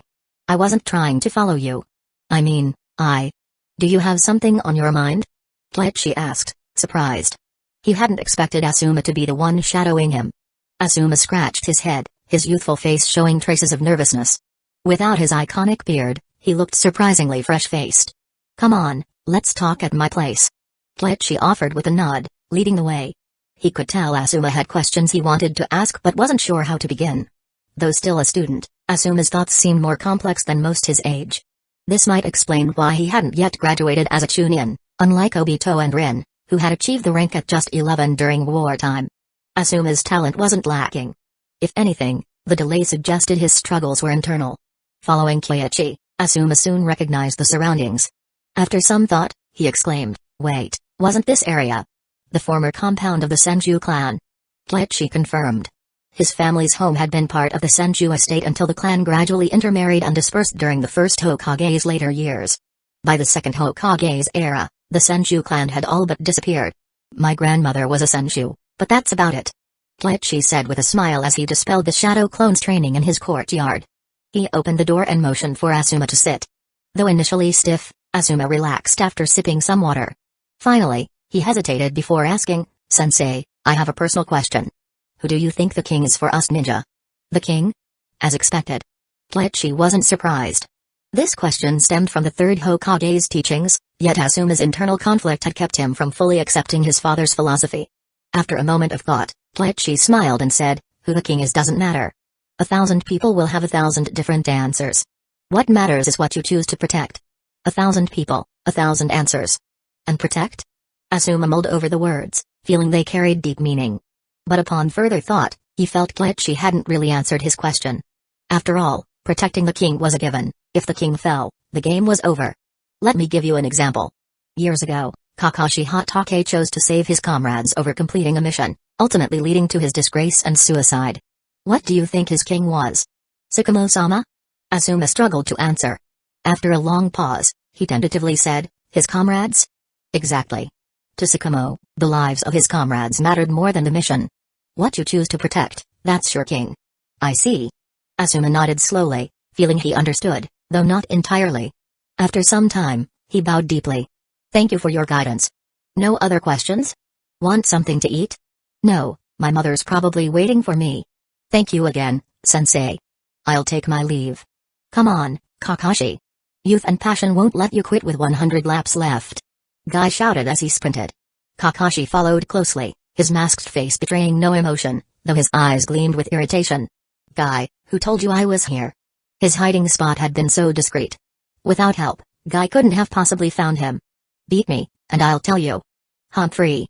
Kakashi narrowed his eyes, increasing his speed. Chapter 14, A Perfect Disarmament. Asuma doesn't cut it. I gave him a solid lecture and only got a slight boost in weapon proficiency. Kleichi twirled a kunai in his hand. His kunai skills had improved noticeably, and even his swordsmanship had seen minor enhancements. However, compared to the massive gains he'd received from Shizui, Asuma's rewards were underwhelming. Well, better than nothing. After summoning a shadow clone to help prepare a meal, Kleichi busied himself with cooking. At that moment, a figure suddenly appeared in the courtyard. "Kanda Kleichi, Lord Third has instructed me to inform you that the Jonin exam will take place 5 days from now in the Forest of Death. You must be there on time." "Understood. Thank you." After Kleichi bowed, the Anbu ninja vanished. As the figure disappeared, Kleichi mulled over recent events. Most of the shinobi have returned. It seems the front lines have stabilized.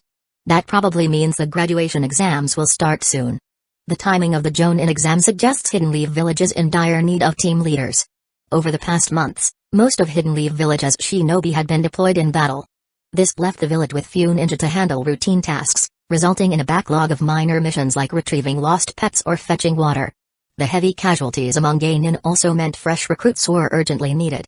However, Hidden Leaf Village's tradition dictated that new geinin were grouped into 4-person teams under a jonin instructor. Unfortunately, the shortage of jonin was just as pressing. Kleichi sighed. After a brief period of peace, Hidden Leaf Village would soon face conflicts with Hidden Mist Village and Hidden Stones Village again.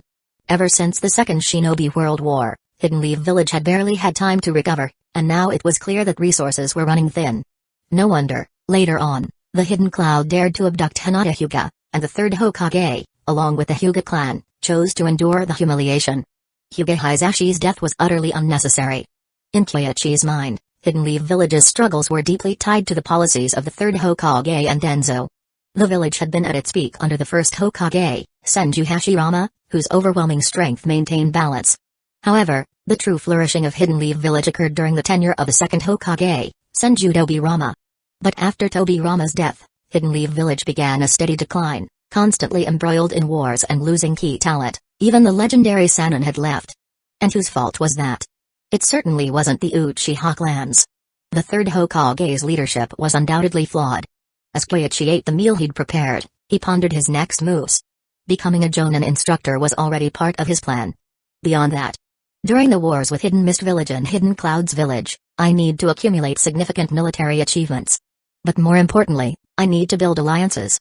If Denzo ever targets me, I'll need strong connections to counter him. That said, even Orochimaru, with his unparalleled strength and status, was eventually driven out by Denzo. The reason? Orochimaru wasn't clean. Koichi knew he couldn't afford to leave any vulnerabilities that Denzo could exploit. With a clear path ahead, Koichi's resolve solidified. For now, his focus was on training and self-improvement. Tomorrow's a day off. I'll visit Might Dewey and Might Guy to train together. If the opportunity arises, I might learn the Seven Heavens breathing method or 8 gates. The next day Hidden Leaf Village was bustling with new faces in ninja uniforms, shinobi returning from the front lines. Koichi paid them little mind, jogging along the village outskirts while leaving a shadow clone at home to practice swordsmanship. His sword skills had improved, but they still weren't as refined as his other jutsus. To rely on it in a real battle, he needed more practice. Koichi-sensei, let's have a sparring match. Focus on your training. Koichi ignored the enthusiastic challenge from Might Guy. After trailing him for a while, Guy couldn't resist any longer and launched a flying kick at Koichi. Koichi tilted his head slightly, dodging effortlessly. Guy sailed over him, but just then, a green blur shot toward them. Guy! How dare you sneak attack Koichi-sensei! Boom! With a loud thud, Might Guy was sent flying, narrowly missing a boulder. Might Dewey had arrived. Koichi's lips twitched. Though he'd seen this father-son duo's antics a couple of times, their extreme personalities and over-the-top behavior still left him at a loss. Yet despite Dewey's heavy-handed discipline, Guy always seemed unscathed, a testament to their resilience. No wonder they mastered the 8 gates, they'd been conditioned to take a beating from a young age. Ignoring the duo, Koichi continued running. They'd catch up eventually. However, a faint presence in the woods caught his attention. Someone was watching him. After a brief scan, Koichi identified the chakra signature, Kakashi Hatake. Feigning ignorance, Koichi maintained his pace. As he approached the source, the sound of rustling leaves reached his ears. The next moment, Kakashi appeared behind him, placing an unsheathed short blade against Koichi's neck. Humphrey. So that's all it took. Kakashi was about to lower his blade when Koichi's figure began to dissipate. A clone? Impossible. When? Eyes wide with shock, Kakashi quickly leaped away, forming hand seals midair to execute an earth-style jutsu. But as he landed, his jutsu failed to activate. The ground beneath him was laced with foreign chakra, blocking his escape. Incredible. In a single moment, Koichi had seamlessly swapped places with a clone, used a body flicker jutsu, and infused the ground with earth chakra to disrupt Kakashi's movements. This was the work of a seasoned battlefield veteran. Suddenly, clang. Well done, Kakashi Hatake. Koichi pressed his kunai against Kakashi's short blade. Kakashi's rapid analysis and quick response were impressive, but without Koichi's system-enhanced skills, he would have lost in the first exchange. Now, however, Koichi was leagues ahead. To Kakashi's astonishment, Koichi reached out and grabbed the short blade with his bare hand. That's when Kakashi noticed Koichi's hand was coated in black. Hardened skin? No, it was a different jutsu, earth-style, earth sphere. Kakashi attempted to channel lightning chakra to counter, but Koichi's grip was too powerful. In mere moments, the blade was wrenched from his grasp. What terrifying strength! Kakashi stared at his stolen blade, realizing he'd been utterly defeated. Had this been a real battle, Koichi could have ended him with the kunai in his other hand. Unbelievable. Koichi was only 6 or 7 years older than Kakashi, yet their abilities weren't even close. What was worse, Kakashi felt that even with 6 or 7 years of growth, he still wouldn't surpass Koichi, a frustration he'd never experienced before. No. If he mastered his lightning-style jutsus and trained diligently, he was sure he could catch up. Clenching his fists, Kakashi silently vowed to grow stronger. Kakashi, I told you yesterday you couldn't beat him, but you still came to challenge Koichi-sensei. Guy arrived, laughing as he teased Kakashi. But his bruised face revealed that he'd recently been on the receiving end of Might Dewey's discipline. Chapter 15, If you don't want the blade, I'll take it. Yesterday? Koichi quickly pieced it together. After pointing Might Guy in Kakashi's direction, it seemed Kakashi had been unwilling to let it go. He must have confronted Guy to identify the culprit and then set up this ambush as revenge. But he was still a bit lacking. Kakashi's assassination jutsus and swordsmanship were exceptional, and his adaptability was commendable. Unfortunately for him, Kleichi's mastery of Earth Spear didn't require hand seals and his body was far too resilient. It made taking Kakashi's blade almost effortless. Of course, the key to his success had been dodging the initial attack. Ugh! Kakashi wanted to turn and leave, but his father's short blade was still in Kleichi's hand. He had only intended to teach Kleichi a lesson and hadn't even unsheathed his blade. Yet somehow, he ended up losing, along with his pride. Damn it! Do you know why you lost? Kakashi stared intently at him. Kleichi smiled. First, you underestimated your opponent. Kakashi nodded without protest. He had indeed underestimated Kleichi, thinking he was just a lowly Chunin teacher unworthy of concern. But as soon as the fight began, it became clear that Kleichi's strength was on an entirely different level. It wasn't just his earth style and taijutsu. Even his body flicker jutsu carried an elusive mystery that Kakashi couldn't unravel. More importantly, he was just too fast. Kakashi prided himself on his speed, outpacing even many Jonin. Yet compared to Kleichi, he was noticeably slower. From the moment he attacked to the point where his blow landed on a clone, he couldn't figure out when Kleichi had cast the body flicker. Second, Kleichi twirled the short blade in his hand with practiced ease. The flourish was unnecessary in combat but served as a subtle message, I know my way around a blade too. Kakashi narrowed his eye, fixating on Kleichi and waiting for the rest of the explanation. I think it'd be better if you reflected on it yourself. Kleichi said with a shrug. Kakashi was stunned. After all that waiting, this was the conclusion? He could have just said so earlier. Grabbing his short blade, Kakashi turned and left in frustration. Kleichi couldn't help but chuckle. No matter how serious he tried to act, Kakashi was still just a kid. Glancing at Might Dewey and Guy, Kleichi noted that Dewey had just finished disciplining his son after Guy's earlier mocking of Kakashi. The scene had been rather violent, but now they were back to training. Kakashi, meanwhile, trailed behind. Though he had initially walked away, his mind kept returning to the flaws in his performance. But what flaws? Kakashi was confident in his abilities. Against most opponents, he believed he could win with enough time and effort. That was the confidence of a genius. However, Kleichi was different. At just 15, the gap between them was both small and vast. Kleichi was skilled in every area, leaving no obvious weaknesses. For the first time, Kakashi doubted himself.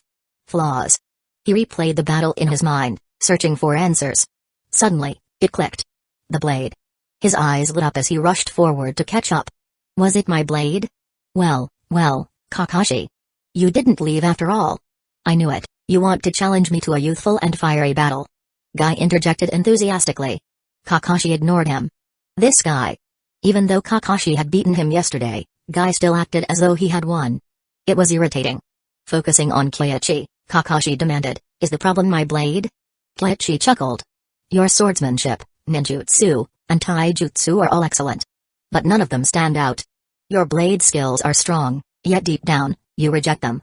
You don't fully embrace or refine them. Ugh. Kakashi clenched his fists, his forehead twitching with irritation. What gives you the right to say that? Am I wrong? From what I've heard, the Hatake clan were originally samurai before they became ninja. Swordsmanship is your family's legacy. If you truly believed in it, why haven't you integrated your ninjutsu and taijutsu into your blade jutsus? Kleichi didn't know the full details of White Fang swordsmanship. However, based on both the anime and his brief exchange with Kakashi earlier, it was clear that Kakashi didn't truly trust his blade. He depended on it, yet he resisted it. That was Kakashi's current state. Ugh. Kakashi fell silent. Tsukumo's swordsmanship was nothing like his. Tsukumo had mastered ninja swordsmanship, blending chakra and combat skills seamlessly. The White Fang short blade was a chakra weapon designed for this very purpose. Yet Kakashi rejected it. Because every time he used the blade, he couldn't help but think of his father, the man who had brought shame upon their family. Do you really understand your father? If you think White Fang was a disgrace, then abandon the blade altogether. As you are now, you're unworthy of wielding it. Someone else could put it to better use. Kleichi smiled slyly. If you're willing, I could trade you my earth-style jutsu and a secret jutsu in exchange. It'd be a great deal for you. Those words cut to the heart. Might Dewey turned to Kakashi and said solemnly, your father was a great man. Dewey had known Kakashi Hatake, a great man, not just a great ninja. From a ninja's perspective, Sakamo had failed when he abandoned his mission to save his comrades. But as a person, he had protected those he cared about, even at great personal cost. That kind of man deserved respect. "You don't understand anything," Kakashi shouted, gripping the white fang blade tightly before disappearing with a body flicker jutsu. Kleichi shrugged. "Looks like he doesn't get it. Let's continue training." Sigh. Dewey let out a soft sigh. Guy, on the other hand, was confused. Lacking the sharpness for deep reflection, Guy remained oblivious to the complex emotions in play. Well, he's still reliant on his blade. Even so, he refuses to abandon it. Kleichi remarked, his tone pointed. He knew Kakashi hadn't gone far. With a ninja's keen hearing, Kakashi could still catch every word. But Kleichi wasn't about to chase after him. There was a limit to how much guidance he'd offer. As a life mentor, he wasn't some desperate teacher begging for students. If Kakashi wanted to understand, he could figure it out himself, or let Minato deal with him. Kakashi, meanwhile, sat on a tree by the river, staring at his blade in silence. "Do you really understand your father?" That question echoed in his mind. It was direct, piercing. Others had said similar things before, but Kleichi's words stung more deeply this time. Resisting the blade? Kakashi didn't know. After a while, his fists clenched. No. His father had abandoned the mission, disgracing their family. That was why he had taken his own life. That was why the Hatake clan had lost their honor. Frustrated, Kakashi stormed off. Kleichi received no system notification, but he wasn't surprised. Kakashi was stubborn. If words alone could reach him, he wouldn't have been stuck in his own head for so many years, earning the disdain of his peers. Still, it stung a little that Kakashi hadn't even remembered Kleichi from their brief time on the same team. Shaking it off, Kleichi resumed training near the woods. This time, he focused on mastering the Seven Heavens breathing method.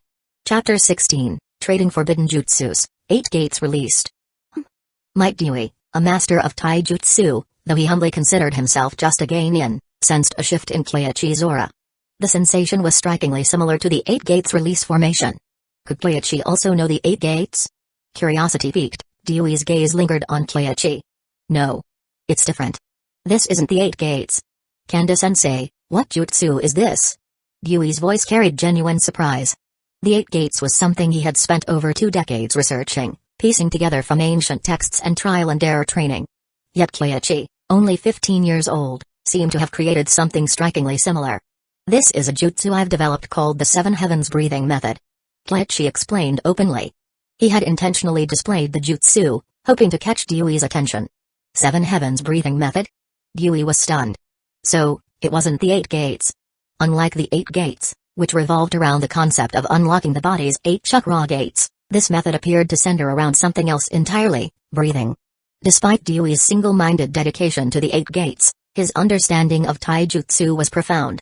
Just from the name, he grasped the method's core principle. Still, how it worked remained a mystery to him. Lightning-style chakra can stimulate cellular activity, and similarly, taking in large amounts of oxygen can achieve the same effect. Kleichi explained. This was the essence of the Seven Heavens breathing method. Compared to the cellular stimulation caused by lightning style, the breathing method was cruder but resulted in even greater increases in speed and strength. However, it came at a steeper cost.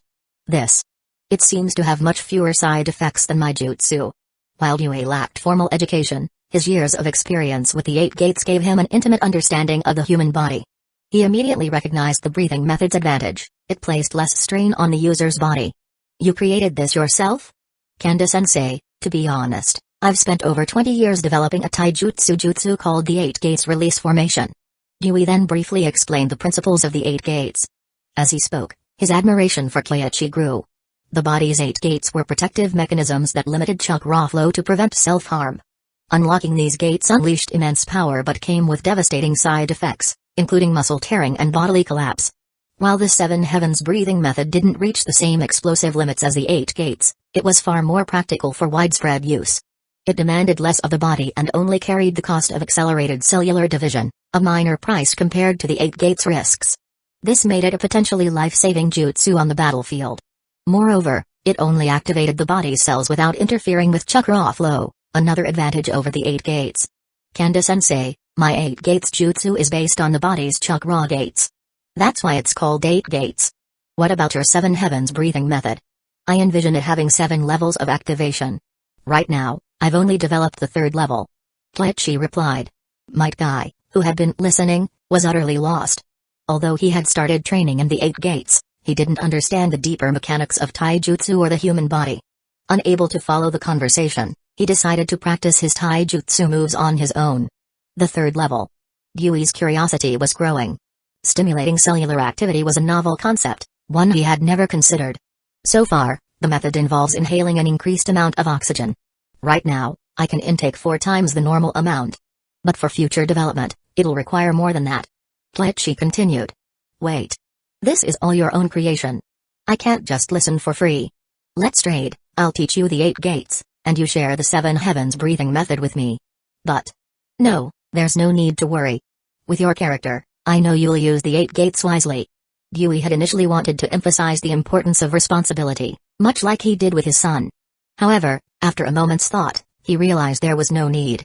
Kleichi's character was evident. He would undoubtedly use the jutsu for protection rather than destruction. Thank you, Dewey-senpai.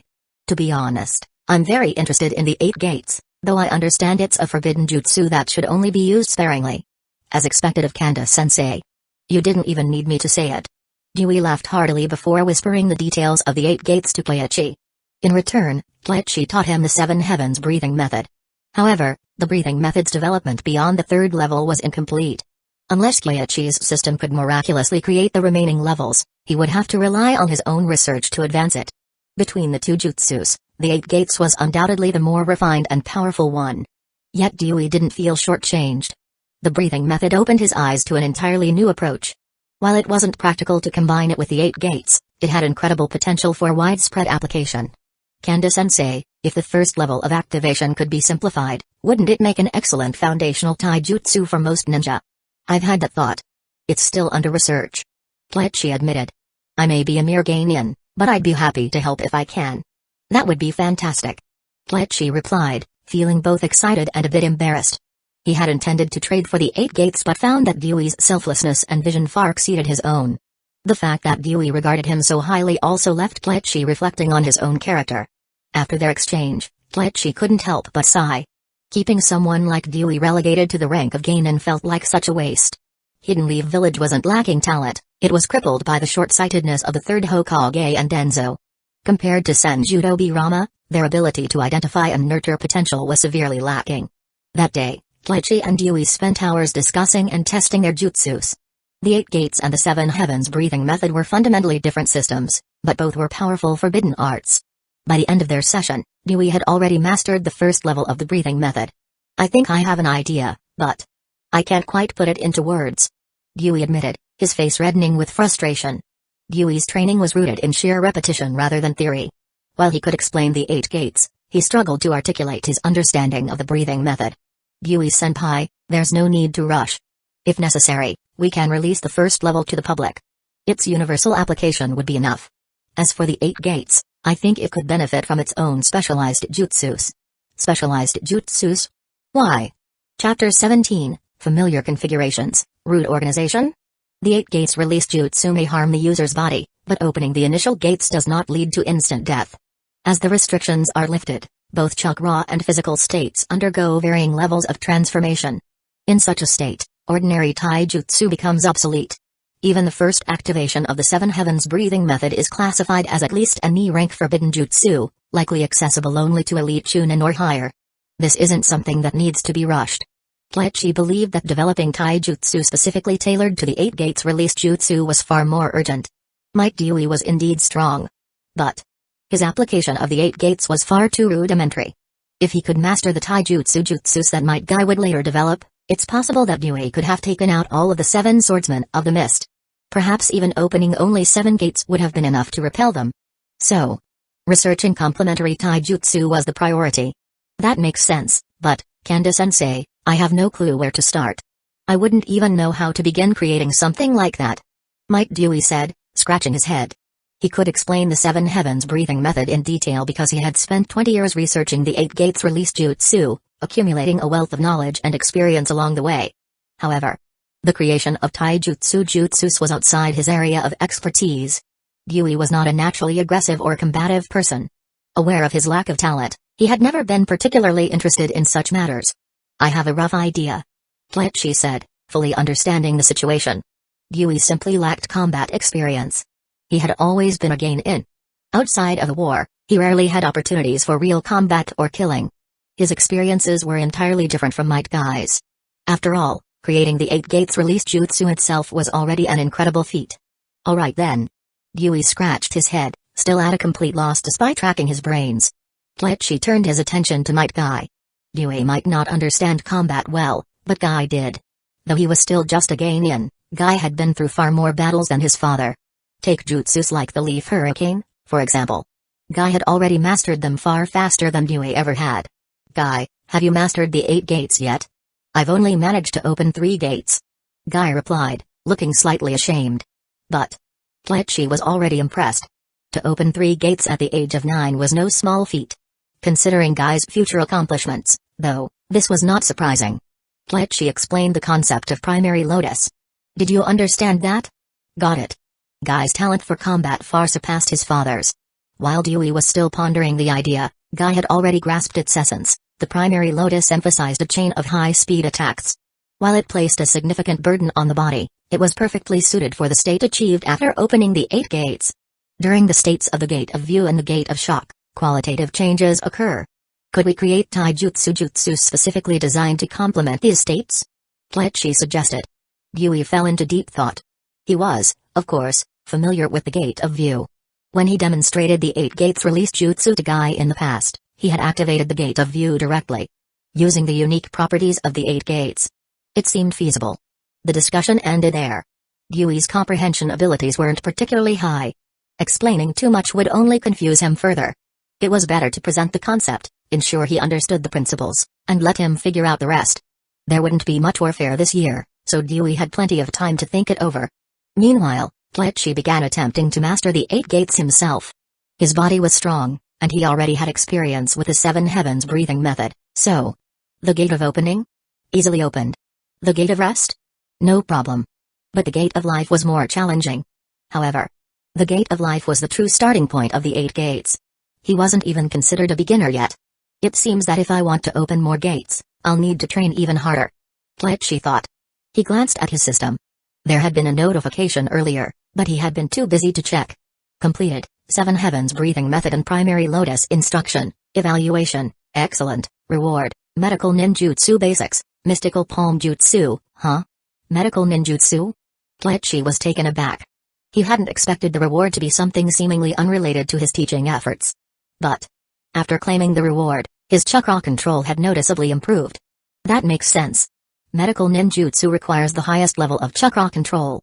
Receiving this reward is essentially giving me a foundation in medical knowledge and refined chakra control. What a pleasant surprise. Kletchi was thoroughly satisfied. Compared to this, the mystical palm jutsu, despite being an A-rank ninjutsu, felt more like an added bonus.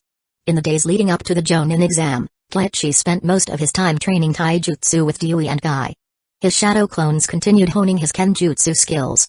Around this time, the war at the front lines had largely concluded.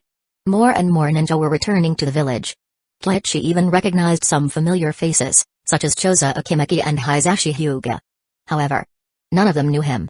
Kletchi had no intention of approaching them. There was no need. They were adults, not easily fooled, and forcing interaction would only feel awkward. Instead, Kletchi focused on his training. He had already opened 3 gates, but he hesitated to delve further into mastering the 8 gates. The 8 gates release jutsu was undeniably powerful, but it might not be the best fit for him. The chakra it unleashed was far too volatile. Even with his enhanced chakra control from the medical ninjutsu reward, he could only barely manage the jutsu. Executing precision jutsu like Earth Spear or superhuman strength in that state was simply impossible. In comparison, the 7 heavens breathing method had none of these drawbacks. Perhaps it was better suited to him. Of course. Kletchi still intended to practice the 8 gates.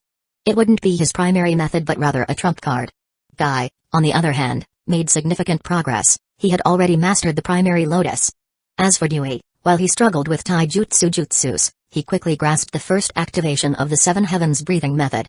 Like Kletchi, he stopped there, not delving into the second or third activation. Instead, he focused on simplifying the first activation. It was still too risky to use as a standard jutsu. But those details were not Kletchi's concern. He had more pressing matters to attend to. The Jonin exam. Over the past few days, his taijutsu had improved immensely. His daily kenjutsu practice also yielded significant progress. However, the swordsmanship notes left by his grandmother were mostly fragmented ideas and theories rather than a cohesive system of jutsus. His current swordsmanship was, at best, practical but unrefined. On the fifth morning, Kleichi arrived at the Forest of Death as scheduled. The Forest of Death was vast, filled with traps and wild beasts, and divided into several training zones. Upon arriving, Kleichi noticed he wasn't the only participant in the Jonin exam. There were about 7 or 8 other ninja, including 3 from the Aburame and Hyuga clans. This setup felt familiar. Moreover, some of them seemed to be observing him discreetly. Root, perhaps? As for the remaining 3 participants, 1 or 2 might have been ordinary ninja like him, but one of them clearly wasn't, the one with a ponytail and a scar at the corner of his mouth. Shirakamu? That person was definitely not an ordinary ninja. An Anbu, perhaps? Kleichi speculated silently. Chapter 18, Orochimaru, the perverse snake. The Jonin exam is about to begin. When your name is called, step forward to collect your identification token. Takuno Kondon. Present. Shirakamu Hayama. Present. Hyuga Kanda Kleichi. Present. Kleichi stepped forward and, like the others, respectfully took his token before quietly returning to his position. As the names were called, Kleichi listened attentively. Shirakamu Hayama's name didn't surprise him. The man's distinctive appearance instantly jogged his memory. However, the slightly pudgy young ninja named Takuno Kondon was unexpected. Kleichi remembered him clearly, for one simple reason: Takuno frequently appeared in the anime as a rare ninja tools master, much like Denton. Combining ninja tools with summoning scrolls, he had ultimately become a Jonin. Clearly, his expertise in ninja tools was considerable. Kleichi couldn't help but glance at him a few more times. Aside from those 2, there was another participant, an unremarkable elite Chunin. But ironically, this person posed the greatest threat. Based on Kleichi's chakra sensing, this individual felt oddly suspicious, almost as if they were someone disguised. Orochimaru? There was a distinct possibility. Orochimaru had always enjoyed playing these kinds of games. With a quick survey of the group, Kleichi had a decent understanding of the participants. Most were individuals who couldn't directly advance through battlefield merit but had the skills necessary to qualify. First round of the exam will begin here. Answer the written test. 7 of you, take your places. The one announcing the exam was a Jonin. Kleichi recognized him, Yui Shinku, father of Kiranai Yui. But this wasn't the time to get caught up in meeting someone's parent. He walked forward, took a test paper, and sat down at the designated spot to begin. To become a Jonin, one needed a certain level of knowledge. Even Naruto, in the end, had to face this hurdle and studied hard before becoming a Jonin. Kleichi glanced at the test paper and exhaled slightly. The questions, while challenging, they weren't insurmountable. Most involved battlefield tactics and formation strategies, the kind of knowledge that any experienced Chunin should know. Although Kleichi didn't know everything, his memories from this life, combined with tidbits from his past life watching the anime, helped him navigate the questions with relative ease. For the others, the test seemed even easier. After all, Kleichi was the youngest here. Becoming a Chunin at 14 wasn't particularly fast, but if he made Jonin at 15, it would be considered a remarkable achievement. Unsurprisingly, he had become the center of attention for this exam. Kleichi knew it too.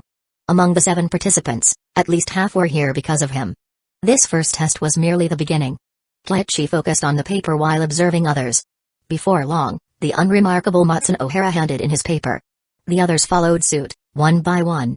Kleichi deliberately finished last, not because he couldn't answer but to study everyone's behavior before leaving. By now, he had formed a decent picture of the group. Among the Aburame clan, Aburame Toji and Huguenotsu were likely from route, quietly observing him. The other Aburame members seemed to be genuinely here for the exam, as they handed in their paper early.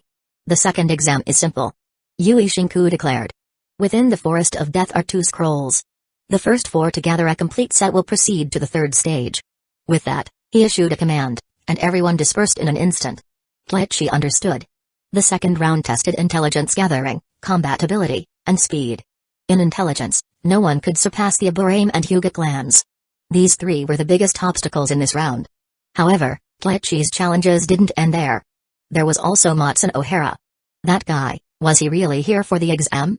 When they scattered using the body flicker jutsu, Kleichi noticed Matsun O'Hara heading in the same direction as him. With Jonin-level abilities, it was impossible for him to not sense Glitchy's presence. No matter. He couldn't rely on himself to find the scrolls anyway. The Aburame and Hyuga were the best trackers, so his real task was to observe and act at the right moment. As he ran, Glitchy used chakra sensing to scan the surroundings. Sure enough, Matsun O'Hara was tailing him. This person was definitely disguised, he wasn't here to become a Jonin. Glitchy was well aware of it. Choosing not to directly confront the situation, Glitchy maintained a calculated distance from Aburame Toji. He kept himself close enough to intercept but far enough to avoid being obvious. Interesting. Tracking ability, huh? Matsun O'Hara muttered, licking his lips with a sinister grin. The Senju. Truly enviable. Meanwhile, Aburame Toji found one scroll and quickly headed for another. Clearly, his insects had located it. Glitchy prepared to close in when, swish. Matsun O'Hara landed in front of him, his raspy voice breaking the tension. Kanda Glitchy, only 4 slots are available for the next round. Do you think you can secure one? Damn it. Orochimaru, you creepy snake. Glitchy cursed internally. Hee, I'm not interested in the scrolls. Matsun O'Hara said, licking his lips again. But I am interested in you. If you can defeat me, I might even help you get a scroll. Everything about his voice and mannerisms screamed Orochimaru. I'm not interested in you. Glitchy's response was curt. You don't have a choice. Matsun O'Hara grinned, drawing a kunai as he vanished in a blur, reappearing next to Glitchy. But, poof. The Glitchy in front of him dissipated into nothing. A clone? No. An exceptionally fast body flicker. Matsun O'Hara's eyes gleamed with excitement. He raised his hand, summoning a large snake. Seriously? No shame whatsoever. Glitchy cursed under his breath but didn't hesitate. Forming seals, he exhaled a sharp jet of water. Water-style, water-severing wave. The high-pressure stream bisected the snake before redirecting toward Matsun O'Hara. Caught off guard, Matsun O'Hara was nearly struck, until his body turned into a heap of mud. Earth substitution. Classic Orochimaru. Always finding ways to evade with minimal effort. Glitchy wasn't surprised and immediately changed course, focusing on catching up with Aburame Toji. Orochimaru, meanwhile, grew even more intrigued. Initially, he only wanted to test Glitchy's abilities and confirm rumors about the Senju lineage awakening within him. But after observing Glitchy's mastery of the enhanced body flicker and the almost lost second Hokage jutsu, water-severing wave, Orochimaru's curiosity deepened. What else could this boy be hiding? Chapter 19, Gentle Fist? One strike to defeat Sensei, isn't that the Nadame-sama's jutsu? You're overseeing the exam this time. How's the third stage progressing? Saratobe Hiruzen nodded. Watching Kanda Glitchy use water-severing wave, he couldn't help but feel surprised. This young man had mastered a water-style jutsu that no one had been able to replicate since Senju Tobirama. It wasn't unusual for some jutsus of the Senju clan to scatter after their decline, but Glitchy's talent in ninjutsu was astonishing. Not only had he mastered water-severing wave, but he had also innovated body flicker jutsu. Even without a Senju bloodline, Glitchy was an exceptional talent. Orochimaru licked his lips and smirked. Sensei, there's no third stage. I am the third stage. While you gathered others for the exam, the only candidate needing this kind of evaluation is him. From Chunin directly to Jonin. And on top of that, he's a combat veteran with insufficient merit. But we're short on skilled personnel, so we have no choice. Hiruzen sighed.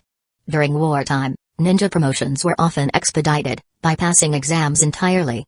However, Glitchy's situation was complicated. He had been injured on the battlefield and, while he had achieved notable merit, it wasn't quite enough to justify his promotion to Jonin. This time, since you're overseeing the process, I feel assured. Based on Glitchy's abilities, he is clearly at Jonin level. The key is evaluating his intelligence gathering and battlefield judgment, said Hiruzen.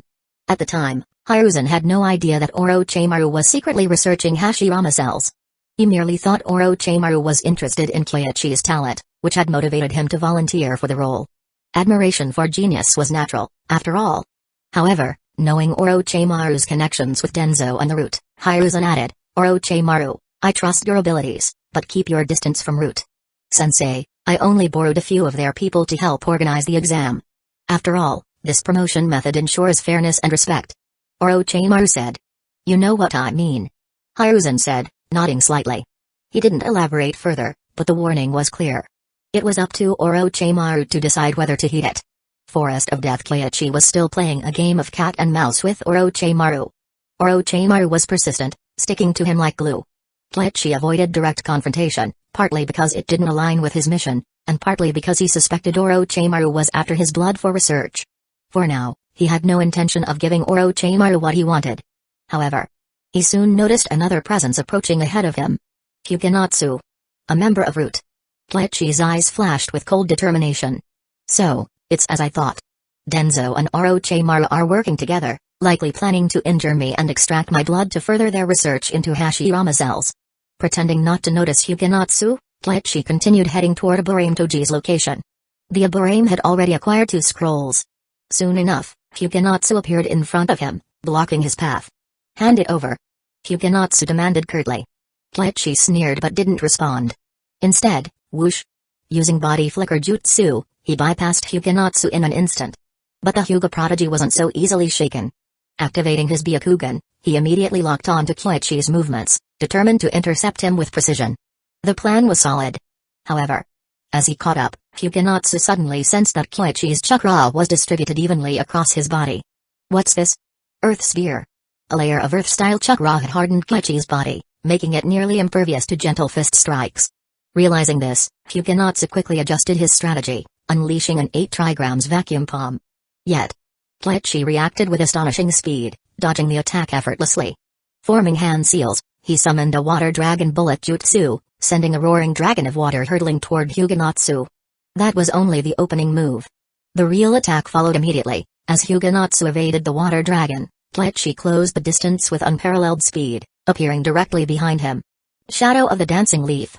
A devastating kick landed squarely on Hyuganatsu, sending him flying through several trees. The force of the impact was so great that Orochimaru had to use Earth Style to cushion his fall, or he might have flown even farther. Defeated in a single strike, Orochimaru was stunned. Hyuganatsu was an elite member of Root, a shinobi of considerable skill. Yet Kleichi had incapacitated him with a single move. The sheer power of that strike was terrifying. It must have been some sort of advanced taijutsu. Another new jutsu. Kleichi-kun, you really are full of surprises. Orochimaru said, his tone tinged with excitement. He almost felt as if he had found a kindred spirit. Lord Orochimaru, I presume? Kleichi said. You recognized me and only left behind a shadow clone? Kleichi-kun, I am one of the Sannin, after all. Orochimaru chuckled. Kleichi had seen Orochimaru on the battlefield before, and his unique habits, like licking his lips, made him easy to identify. Still, I must admit, you're quite remarkable. A giant snake slithered into view, carrying the unconscious Hyuganatsu away toward another part of the Forest of Death. Earlier, that taijutsu, could you enlighten me? Orochimaru asked, his curiosity evident. That wasn't my creation. It's called 8 Gates. Kleichi replied through his shadow clone. If Orochimaru didn't want to fight, Kleichi saw no reason to press the issue. After all, this was a golden opportunity to showcase Might Dewey's taijutsu jutsu. 8 Gates? Fascinating. I didn't expect there was a taijutsu genius in Hidden Lee Village researching such a method. But surely, that's not all there is to it? Orochimaru's eyes gleamed with excitement. Despite Kleichi's attempt to mask his jutsu, Orochimaru had deduced that opening just the first gate couldn't account for such overwhelming power. Gentle Fist, Earth Sphere. Interesting combination. Orochimaru muttered to himself. Piecing together the clues, he surmised that Kleichi had seamlessly blended multiple jutsus, further enhancing their effectiveness. Nothing escapes Lord Orochimaru's sharp eyes. Kleichi said. Impressive. Maintaining Earth Sphere while using 8 gates. Your chakra control is extraordinary. Orochimaru remarked, genuinely impressed. Kleichi was, without a doubt, the most talented young ninja Orochimaru had encountered in years, perhaps even more so than Minato Namikaze. Kleichi-kun, next time we meet, let's have a proper sparring match. For now, I'll refrain from going all out as your examiner. With that, Orochimaru revealed his true form, deciding not to pursue further. Moments later, the shadow clone spotted a swarm of black insects in the distance. Clearly, Kleichi was already engaging Aburame Toji.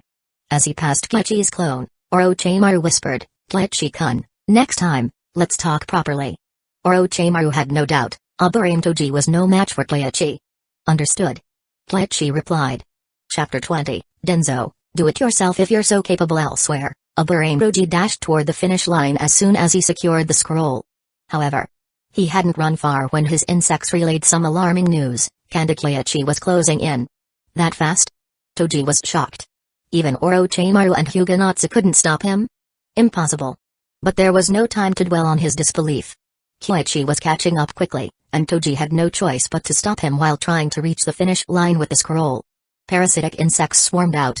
A dense black cloud of insects surged toward Kyoichi like an unstoppable wave. But to Toji's astonishment, the man ignored the oncoming swarm. Shielded by a layer of earth-style chakras, he barreled forward. Such speed. Toji increased his pace, but he couldn't match Kyoichi. Without even activating the first gate or the 8 gates, Kyoichi's body flicker jutsu was enough to overwhelm a Burame Toji. Moments later, Toji's newly dispersed insects detected. He was already there. Boom. A leaf whirlwind. Toji's body dissolved into a swarm of insects. A substitution. Predictable. In the next instant, Kyoichi's hands flashed through a sequence of seals, and a water dragon roared into existence, crashing to the ground with a deafening explosion that left a massive crater. Toji staggered out from the edge, coughing violently. He had taken internal damage. Damn it. That water dragon bullet was ridiculously powerful. But before he could recover, Kyoichi was already upon him again. Toji didn't give up, but Kyoichi showed no mercy. He swiftly incapacitated Toji with a single kick. They weren't friends, why would he hold back? Toji coughed up blood, unable to continue. Kyoichi confiscated his tools, took the scroll, and left behind a shadow clone. The clone will patch you up a bit, Kyoichi said curtly. As he sprinted toward the finish line, he began to piece things together. Orochimaru's mention of being the chief examiner hinted that this was no ordinary exam. This was an additional challenge. A challenge tailored specifically for him. Kyoichi understood that defeating Burame Toji and Huguenotsu had removed his most immediate obstacles.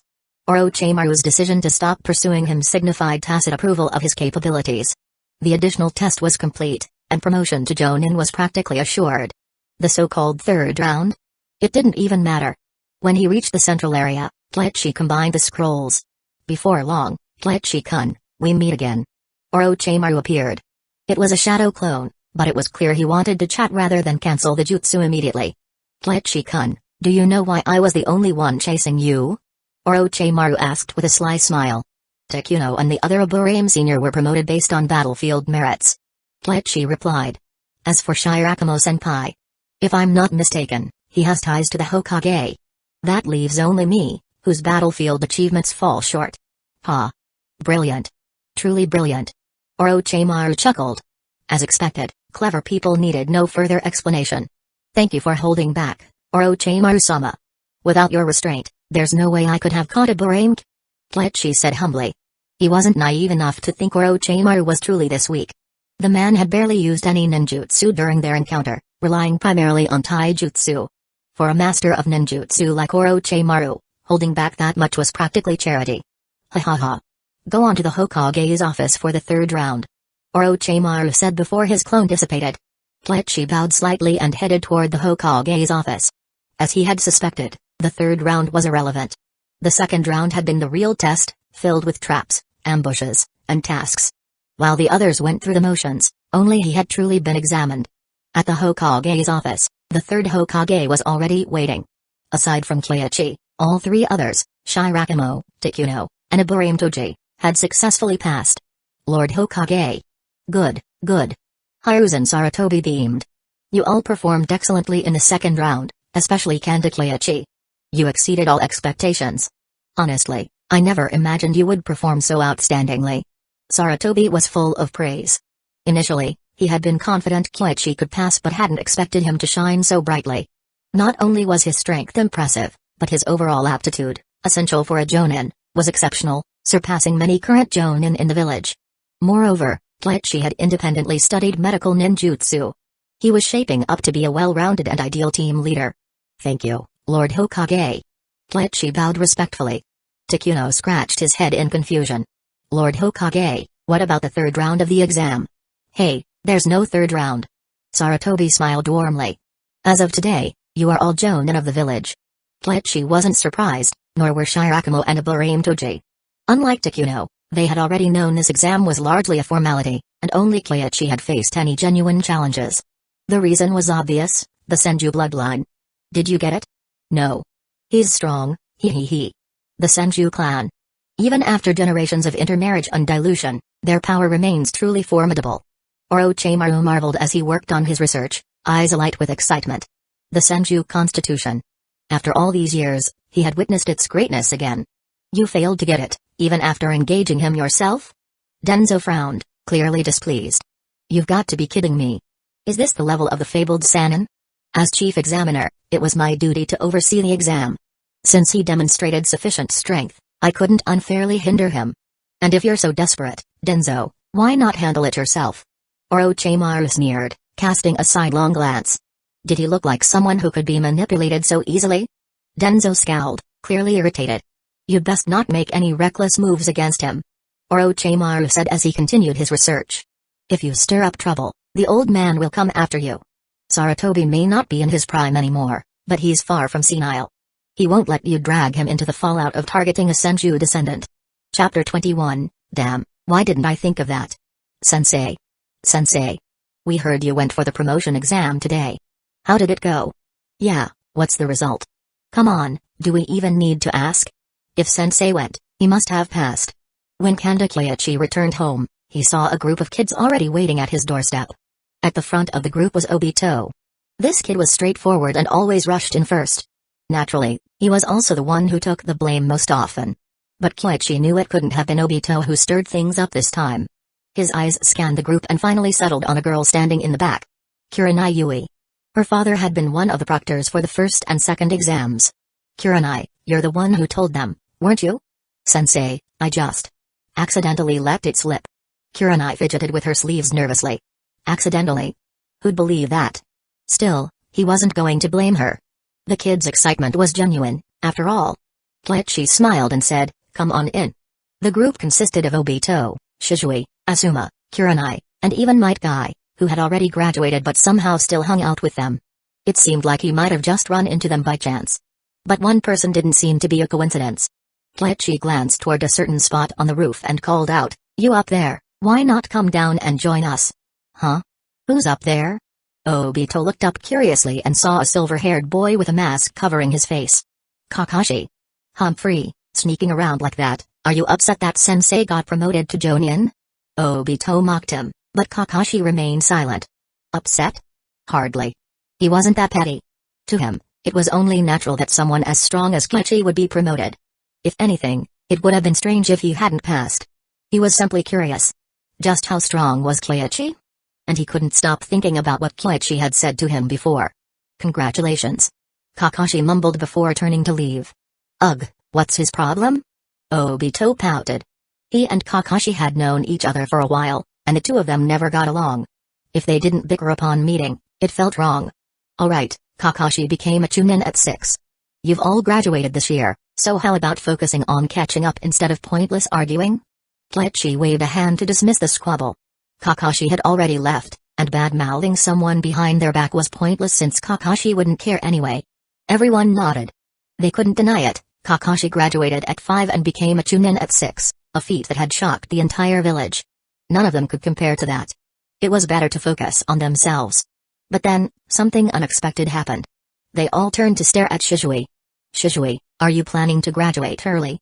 Don't tell me. Asuma was particularly surprised. Shizui was a prodigy of the Uchiha clan and was well known for his talent.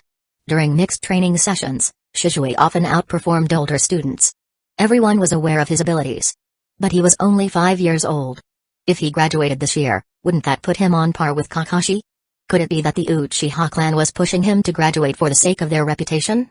Asuma's mind raced, and he quickly arrived at this conclusion. Yeah. Shizui nodded lightly. The atmosphere grew heavy.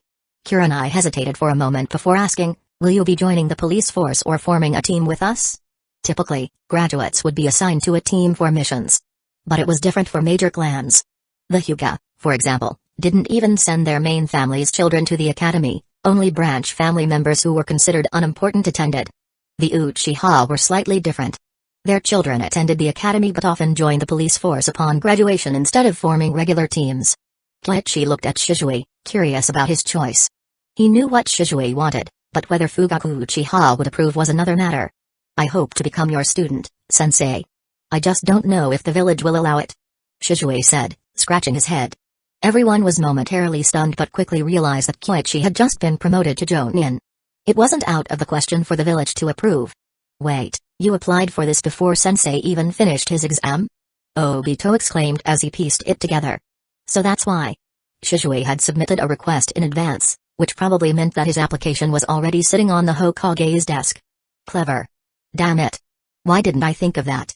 The others were having the same realization. Sensei, I'd like to. Every Jonin is highly skilled.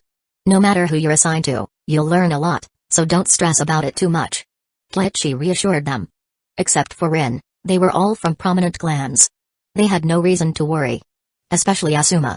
As the third Hokage's son, how could he not find a good mentor? But then again, in the original timeline, Asuma's mentor wasn't mentioned, and he was relatively slow to become a Chunin. Maybe his mentor really wasn't that great. Asuma's eyes darted around as he bowed suddenly. Sensei, I just remembered something urgent. I'll come back to visit another time. Alright, go ahead. Everyone could guess what Asuma was up to. He was likely rushing to secure Kleichi as his teacher. The remaining kids couldn't deny being tempted, but they lacked the connections to act on it. And there was only one spot left under Kleichi.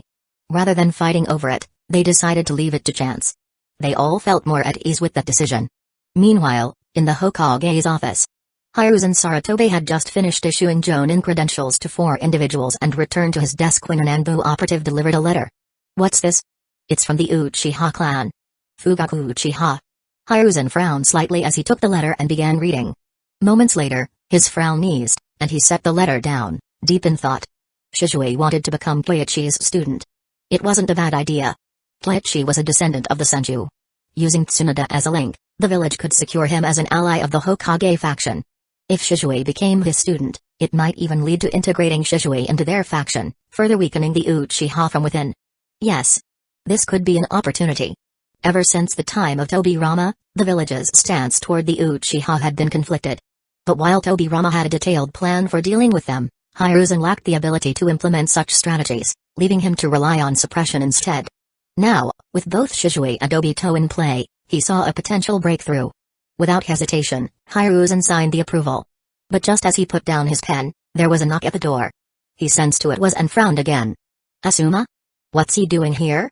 His rebellious son rarely sought him out, and whenever he did, it was usually a headache. Come in. Father. Asuma entered, unusually formal. He hesitated briefly before bowing deeply. May I join Kleichi-sensei's team? Hiruzen looked up at him, surprised. Kleichi again? First Shisui, and now his own son wanted to join Kleichi's team. In less than a month of teaching, Kleichi had won over so many people. How? Why do you want to join his team? Because sensei is strong, wise, and inspiring. I believe I can learn a lot from him. Asuma bowed even lower. He rarely made requests of his father, so this was a rare moment of sincerity. Hiruzen studied him for a long moment before nodding. Kleichi may be suitable for Shisui, but I'm not sure he's the best fit for you. However, if this is your choice, I'll respect it. Thank you, father. Chapter 22, Kakashi, stop being so stubborn. For the next few days, Kleichi kept up a rigorous training regimen. Jonin? It's just a title. In chaotic times, survival depends on strength, not hollow positions. Kleichi understood this well. Of course. He spent time sparring with Might Dewey and Might Guy, learning a fair bit, jutsus like the Leaf Strong Whirlwind and Hidden Lotus. But these were merely additions, not what Kleichi truly needed.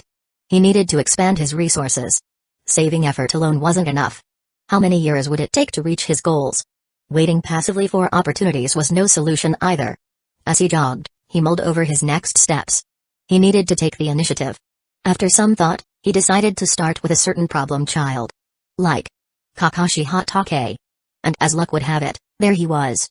Ugh. By the riverbank, Kakashi sat and threw the white fang short blade into the water. When he noticed Kleichi approaching, Kakashi shot him a brief glance, then quickly got up, retrieved the blade, and gripped it tightly. His gaze returned to the river. Moments later, with a gust of wind, Kleichi appeared behind him using the body flicker jutsu. Kakashi had seen this move before, but he was puzzled as to why Kleichi would use it now. Turning to stare at Kleichi, Kakashi remained silent. What are you looking at? Huh? Kakashi blinked in confusion, utterly baffled by Kleichi's question. I see you're lost, so I thought I'd beat some sense into you. Kleichi's tone was utterly serious. But then, he sat down beside Kakashi and added, still thinking about your sword jutsu? If you ask me, I need a blade, and you seem to want to throw yours away. It's a win-win. I won't give up the blade. Kakashi declared resolutely. Didn't look like it just now. The throw was pretty dramatic. With a swift motion, Kleichi snatched the white fang short blade from Kakashi's hand. Spinning the blade expertly, he channeled chakra into it, forming a concentrated, shimmering blue edge. Then, the water chakra sharpened further, darkening to a deep blue hue. With one slash, swish. The air hummed, and the ground split open, leaving a deep gash. What a blade! Kleichi exclaimed, genuinely impressed. The white fang short blade was indeed exceptional. While it was best suited for lightning-style chakra, it worked reasonably well with water chakra too. Using high-pressure jutsus learned from the water-severing wave, Kleichi unleashed a powerful strike. Ugh! Kakashi was speechless. That's my blade. Why does he seem better at using it than me? Here. Kleichi tossed the blade back to him. The moment Kakashi caught it, he lunged at Kleichi with impressive speed.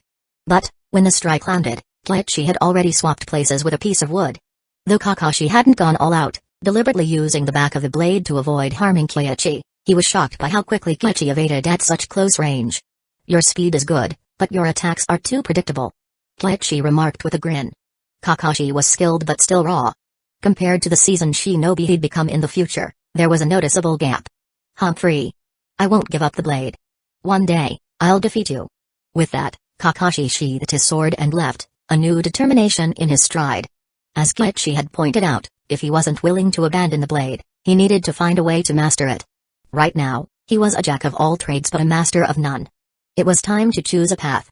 Watching him leave, Kleichi smirked. He had only stopped by to tease the problem child a bit. And sure enough, problem children were hard to deal with. Shisui and Asuma were easy to guide, but Kakashi was stubborn and resistant to change. Teaching on choosing a path completed, evaluation, excellent, reward, Iaido. A reward? Kleichi's eyes lit up. So, despite Kakashi's stubbornness, he had actually taken the lesson to heart. The kid was just playing tough. Thankfully, the system didn't lie. Seeing the reward, Kleichi's mood improved even more. Iaido. The signature sword jutsu of Mifune, the samurai leader. Essentially, it was a powerful draw and slash jutsu. This was one of the best rewards he'd received recently. The best part? Unlike Mifune, who relied solely on physical skill and discipline, Kleichi had no qualms about using chakra to enhance the jutsu. Too bad I don't have a good sword. When are the 7 ninja swordsmen going to invade Hidden Leaf Village? Oh, right, the sword of the Thunder God should still be with the 3rd Hokage. Maybe I can borrow it for a while. After pondering for a moment, Kleichi decided to give it a shot. At worst, he could trade it for the 7 Heavens breathing method. Having made up his mind, Kleichi headed straight for the Hokage's office. When he arrived, Hiruzen Sarutobi was reviewing early graduation candidates' files from the academy. Shisui, Asuma. Who else should I pair with them? Rin Nohara? Probably not the best fit. Rin excelled in theoretical knowledge and chakra control, making her an ideal candidate for medical ninjutsu training. Pairing her with Shisui and Asuma might not work well. Just then, Hiruzen sensed Kleichi's presence. Ah, Kleichi. Lord Hokage. Come in, come in. I was just about to summon you. Since you've been promoted to Jonin, are you willing to take on a team? Of course. Kleichi replied after bowing and taking a seat. Shisui and Asuma both want to be in your squad. Their grades are excellent. If you have no objections, we'll finalize that. As for the 3rd member, who do you think would be best? Hiruzen showed him 2 candidates, Rin Nohara and Kurenai Yui. Kurenai. Kleichi answered without hesitation. Rin is better suited to becoming a medical ninja. While I have some knowledge of medical ninjutsu, I'm not proficient enough, and she might not sync well with Shisui and Asuma. He also suspected that Hiruzen didn't want to separate Rin from Obito. The latter's attachment to her played a significant role in shaping his character. Same thought I had. Hiruzen said, nodding as he wrote Kurenai's name. With that settled, he turned back to Kleichi. But I doubt you came here just to discuss your team, did you? No, Lord Hokage. I've been practicing swordsmanship recently and feel I've made some progress. However, I lack a suitable chakra blade. I heard that the 2nd Hokage left behind a personal weapon. Kleichi trailed off, feeling a bit shameless for openly asking for resources. You're talking about the sword of the Thunder God? It's true that my teacher left it behind, but it might not suit you. That's fine. I'd just like to borrow it for now. When I find a more suitable blade, I'll return it to the village. If necessary, I'm willing to trade one of my self-developed secret jutsus in exchange. Chapter 23, The Sword of the Thunder God obtained secret jutsu? The 3rd Hokage raised an eyebrow, recalling the 8 gates release formation that Koichi had used during the exams. Moreover, hadn't Koichi mentioned that this jutsu belonged to Might Dewey? Might Dewey? Who was that again? After a moment of contemplation, Hiruzen remembered and asked, was the 8 gates something you developed together with Might Dewey? No, Lord Hokage. That was entirely Dewey-sensei's creation, something he perfected through 20 years of relentless practice. My jutsu is called the 7 Heavens Breathing Method, which I developed while studying medical ninjutsu. Koichi explained. He went on to outline the principles of the 7 Heavens Breathing Method and its first level of activation. Cellular activation? You've developed a jutsu at this level? The third Hokage was astonished. The idea of enhancing the body's cellular activity by increasing oxygen intake was novel and intriguing. However, he quickly realized the jutsu had significant limitations. It required exceptional physical conditioning. For someone with a weaker constitution, excessive oxygen intake could lead to poisoning. Taking a deep breath, Hiruzen warned, this jutsu of yours qualifies as an S-rank forbidden jutsu. It should only be used in the direst circumstances. Understood, Lord Hokage.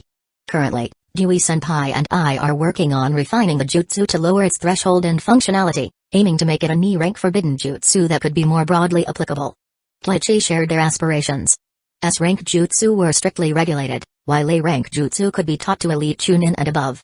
If they could adapt the jutsu, it would be a significant contribution. Not to mention, it might even secure some research funding. It's a good idea, but the practical challenges will be considerable. Hiruzen said, rubbing his temples. Don't worry, Lord Hokage. I plan to adjust the breathing jutsu's method. Even if others acquire a simplified version, they won't be able to replicate the full 7 Heavens breathing method. Koichi paused, then added, if we succeed, it could save countless lives in future wars. You have a point. We can't let fear of failure prevent progress. How about this, the first level won't be recorded officially. Submit it for review once you and Dewey have developed the A-rank version. With that, the third Hokage retrieved a scroll from beneath his desk. After performing a series of hand seals to unlock it, he placed a sword on the table. The Sword of the Thunder God. This sword was crafted for my teacher in his early years. While it's powerful, its material is fragile. Use it wisely and take care of it. Hiruzen said, handing the sword to Koichi. Koichi was stunned. He had only hoped to borrow the sword temporarily, but Hiruzen was outright giving it to him. What's more, after some thought, the third Hokage added, you're welcome to explore the archives in the Hokage building. While they don't contain ninjutsu, the knowledge there is far more comprehensive than what you might gather piecemeal. Thank you, Lord Hokage. Overjoyed, Koichi bowed deeply.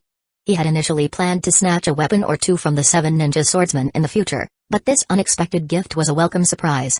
Of course. He still intended to loot the 7 ninja swordsmen when the opportunity arose. After all, who could have too many swords? And then there was the Kusanagi sword. If only he knew the Kusanagi clan's whereabouts, he'd have pursued that sword long ago rather than bothering the third Hokage. Tomorrow's the exam, and the day after that is team assignments. Don't forget to attend. Hiruzen said with a chuckle. After Koichi left, the Hokage fell into deep thought. Eventually, he began sifting through the archives but couldn't find what he was looking for. Frustrated, he summoned an Anbu ninja. Find me Might Dewey's records. Lord Hokage, Might Dewey is again in. You won't find his files among the Chunin archives. What? The third Hokage was taken aback. Might Dewey is again in? He didn't doubt the truth of Koichi's claims. Researching the 8 gates required not only theoretical knowledge but also years of rigorous practice. It wasn't something one could develop in a short time. Koichi was far too young to have created it himself, so it made sense that the jutsu was Dewey's creation. But a ninja capable of inventing an S-rank forbidden jutsu was still a mere geinin? For the first time, Hiruzen felt he had failed in his duties. How could such talent go unnoticed, buried among the ranks of geinin, only coming to light after repeated mentions by Koichi?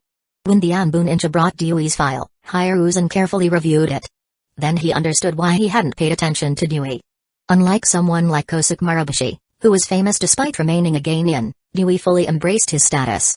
He primarily took on D-rank missions and had never completed a C-rank mission outside of wartime. And yet, this was the man who created the 8 gates? I've failed. Truly failed. Hiruzen muttered, sighing heavily. For years, Hidden Leaf Village had been starved of capable Chunin and Jonin due to constant wars, yet a talent like Dewey had been left to stagnate. Koichi exited the Hokage building with the Sword of the Thunder God in hand. This was the second time he had nudged the Hokage about Dewey. If Hiruzen still didn't act, Then perhaps it was time for him to step down. Ryui's circumstances were already different from the original timeline. While he was still primarily focused on the 8 gates, he had also picked up some of Gai's taijutsu jutsus and mastered the Leaf Whirlwind series. By now, Ryui was more than qualified to be a Jonin. Even without jutsus like Morning Peacock or Daytime Tiger, Ryui's skills placed him among the top-tier Jonin. Leaving such talent to waste. The third Hokage was either incredibly careless or outright foolish. And this wasn't even the first time. When Kakashi Hatake took his own life, Hiruzen did nothing to quell the rumors or stop the tragedy from unfolding. If it was deliberate, he was sinister. If it was negligence, he was incompetent. Either way, Hiruzen wasn't exactly a paragon of leadership. Kleichi smirked coldly. Becoming a Jonin had been easy enough. But if he ever wanted to vie for the Hokage's position, he knew the road would be fraught with obstacles and opposition. Whatever. One step at a time. Becoming Hokage wasn't on his mind right now. Surviving the next war and the Nine-Tails attack was the real priority. The next day, Kleichi finished his morning training and headed to the Ninja Academy. Today was exam day. For most of the candidates, the process was just a formality. Still, Kleichi had to attend, as Hiruzen had appointed him as the lead examiner for ninjutsu. The lineup of examiners was impressive, too: Takuno and Kurenai's father, Yui Shinku. Clearly, Hiruzen had high hopes for this year's graduating class. Soon, the candidates entered. The first one? Obito Uchiha. Naturally, he was late again. Sure enough, 2 minutes after the exam began, a knock sounded at the door. "Sensei, I." When Obito saw Kleichi, his entire body froze. He hadn't expected his teacher to be the lead examiner. And worse, he was late again. Same rules as always: demonstrate the transformation and clone jutsus. Substitution will be tested later. Kleichi said calmly. "Yes, sensei." Taking a deep breath, Obito quickly formed the necessary hand seals. A pulse of chakra followed, and 2 clones appeared beside him. Simultaneously, his clones and real body transformed, one into Kleichi and the other 2 into the other examiners. The height and proportions of the others are off. And me? You didn't notice I had a new weapon today, did you? Chapter 24, Progress Leads, Others Follow, huh? Obito's face fell. He knew his performance wasn't perfect, especially regarding the sword. When did Sensei get a sword? It was just the hilt sticking out. Who could have noticed that? Kleichi-sensei, isn't his a bit too strict? Yui Shinku asked softly. Obito's performance might fall short compared to a Chunin, but for a Geinin, it was already excellent. No. Hidden Leaf Village could face war at any moment, so high standards are necessary. Kleichi replied firmly. Obito, if this were the battlefield, I'd need your transformation jutsu to deceive the enemy. At your current level, you'd already be exposed. Obito nodded repeatedly, not daring to argue. As he reflected on his performance, a sudden noise broke his train of thought. Reacting instinctively, he formed hand seals for the substitution jutsu. Thunk, thunk, thunk, several pieces of chalk struck the wooden log left by his substitution. If this were the battlefield, you'd already be injured. That's enough. Leave now and don't discuss this test with the others, or you'll fail automatically. Yes. Obito's mood wavered between hope and despair as he left. He didn't dare ask if he had passed. After all, he'd been late. Once Obito was gone, Takuno glanced at Kleichi, looking puzzled. Finally, he couldn't help but ask, Kleichi-sensei, don't you think your standards are a bit too high? No. They're capable of meeting these standards. If they fail, it's a matter of mindset. A student with poor psychological resilience will only be a liability on the battlefield. Capable of meeting these standards? Elite Geinin? All of them. Even so, this was far beyond the normal standards for a graduation exam. Takuno resisted the urge to complain. If these were the standards when I graduated, I wouldn't have stood a chance. The first part of the exam, combining the transformation and clone jutsus, wasn't just a test of ninjutsu proficiency but also of observation and analytical skills. Obito's performance was far from perfect. And yet, his abilities still surpassed most Geinin. Perhaps this is the privilege of being from a notable clan, Takuno thought. The next candidate entered. Raito Namida. Upon seeing Kleichi, Namida hesitated briefly. If it were another teacher, passing would have been a breeze. But with Kleichi, it wasn't guaranteed. The same rules. Begin. Yes. Namida quickly activated his chakra, seamlessly executing the transformation and clone jutsus. Takuno was surprised by how flawlessly Namida combined the 2 jutsus. But Kleichi still found fault with the sword. Again, it was the hilt barely visible. Who would notice something like that? Despite this minor detail, Namita's substitution jutsu was perfect. Even the civilian students in this group demonstrated exceptional skill. Takuno was shocked beyond words. The next few civilian candidates performed similarly. Without exception, they met or exceeded Koichi's demanding standards, often surpassing those from notable clans. Does this mean Obito is really at the bottom? Yui Mako murmured. That's not fair to say. Obito is straightforward and doesn't excel in subtlety. His strength lies in large-scale ninjutsu and shuriken jutsu, making him better suited for direct combat. Koichi explained, sipping his water. Hiruzen's team placements were carefully considered. In Minato's team, Obito and Rin would handle frontal engagement and support, while Kakashi specialized in assassination and precision strikes. Each member's abilities and styles complemented the others perfectly. Of course, this was an elite team. Most standard teams didn't have such meticulous balance, and all taijutsu teams like guys were rare exceptions. Large-scale ninjutsu? You mean fireball jutsu? Yui Mako quickly grasped Koichi's implication. Koichi nodded, prompting a brief silence between Mako and Takuno. Obito might appear to be underperforming, but his core strength placed him above many candidates. However, his weak foundational skills were undeniable. By the midpoint of the exam, both examiners were increasingly astonished. This year's class was exceptional. Whether from notable clans or civilian families, the students demonstrated far greater proficiency than previous cohorts. In some cases, civilian students even outperformed clan heirs in the 3 basic jutsus. Frankly, aside from their lack of experience, these students were already on par with Geinin. The reason? It wasn't raw talent. Every class might have a few standout prodigies, but overall abilities rarely varied significantly from year to year. The difference lay in the teaching. Koichi Kanda. In just 1 month, he had transformed these students from ordinary academy kids into near Geinin-level ninjas. Incredible. Yui Shinku, a seasoned mentor for Geinin and Chunin, understood just how difficult this feat was. Most Jonin couldn't achieve it. How had Koichi done it? After the exams, Shinku couldn't hold back any longer. Koichi-sensei, may I ask how you teach? Why are your students so universally skilled? This was a mixed-grade class, with more students than usual. And yet, Koichi had managed to teach them all effectively. It was almost unbelievable. It's simple, really. Teach a few of them thoroughly, then let them help teach the others. Progress leads, others follow. Koichi said with a smile. A unique teaching method. Yui Shinku felt a twinge of disappointment. This approach worked well in the academy but couldn't easily be applied to Geinin or Chunin, who were already set in their ways. Peer instruction in those groups often introduced errors. However, for the academy level, the potential was significant. Could this method be standardized for the academy? It wouldn't work with regular academy instructors. But if you brought in Jonin instructors for the final month before graduation, it'd be like pre-deployment training for Geinin. Koichi suggested without hesitation. Jonin instructors at the academy? For pre-graduation training? Yui Shinku stared in stunned silence. It was a completely novel idea, but it seemed feasible. Most academy instructors were Chunin. While capable, they often lacked the authority or experience to inspire students. Jonin instructors were a different story. And Koichi's success proved the concept. In just 1 month, he had achieved results that many could not in years.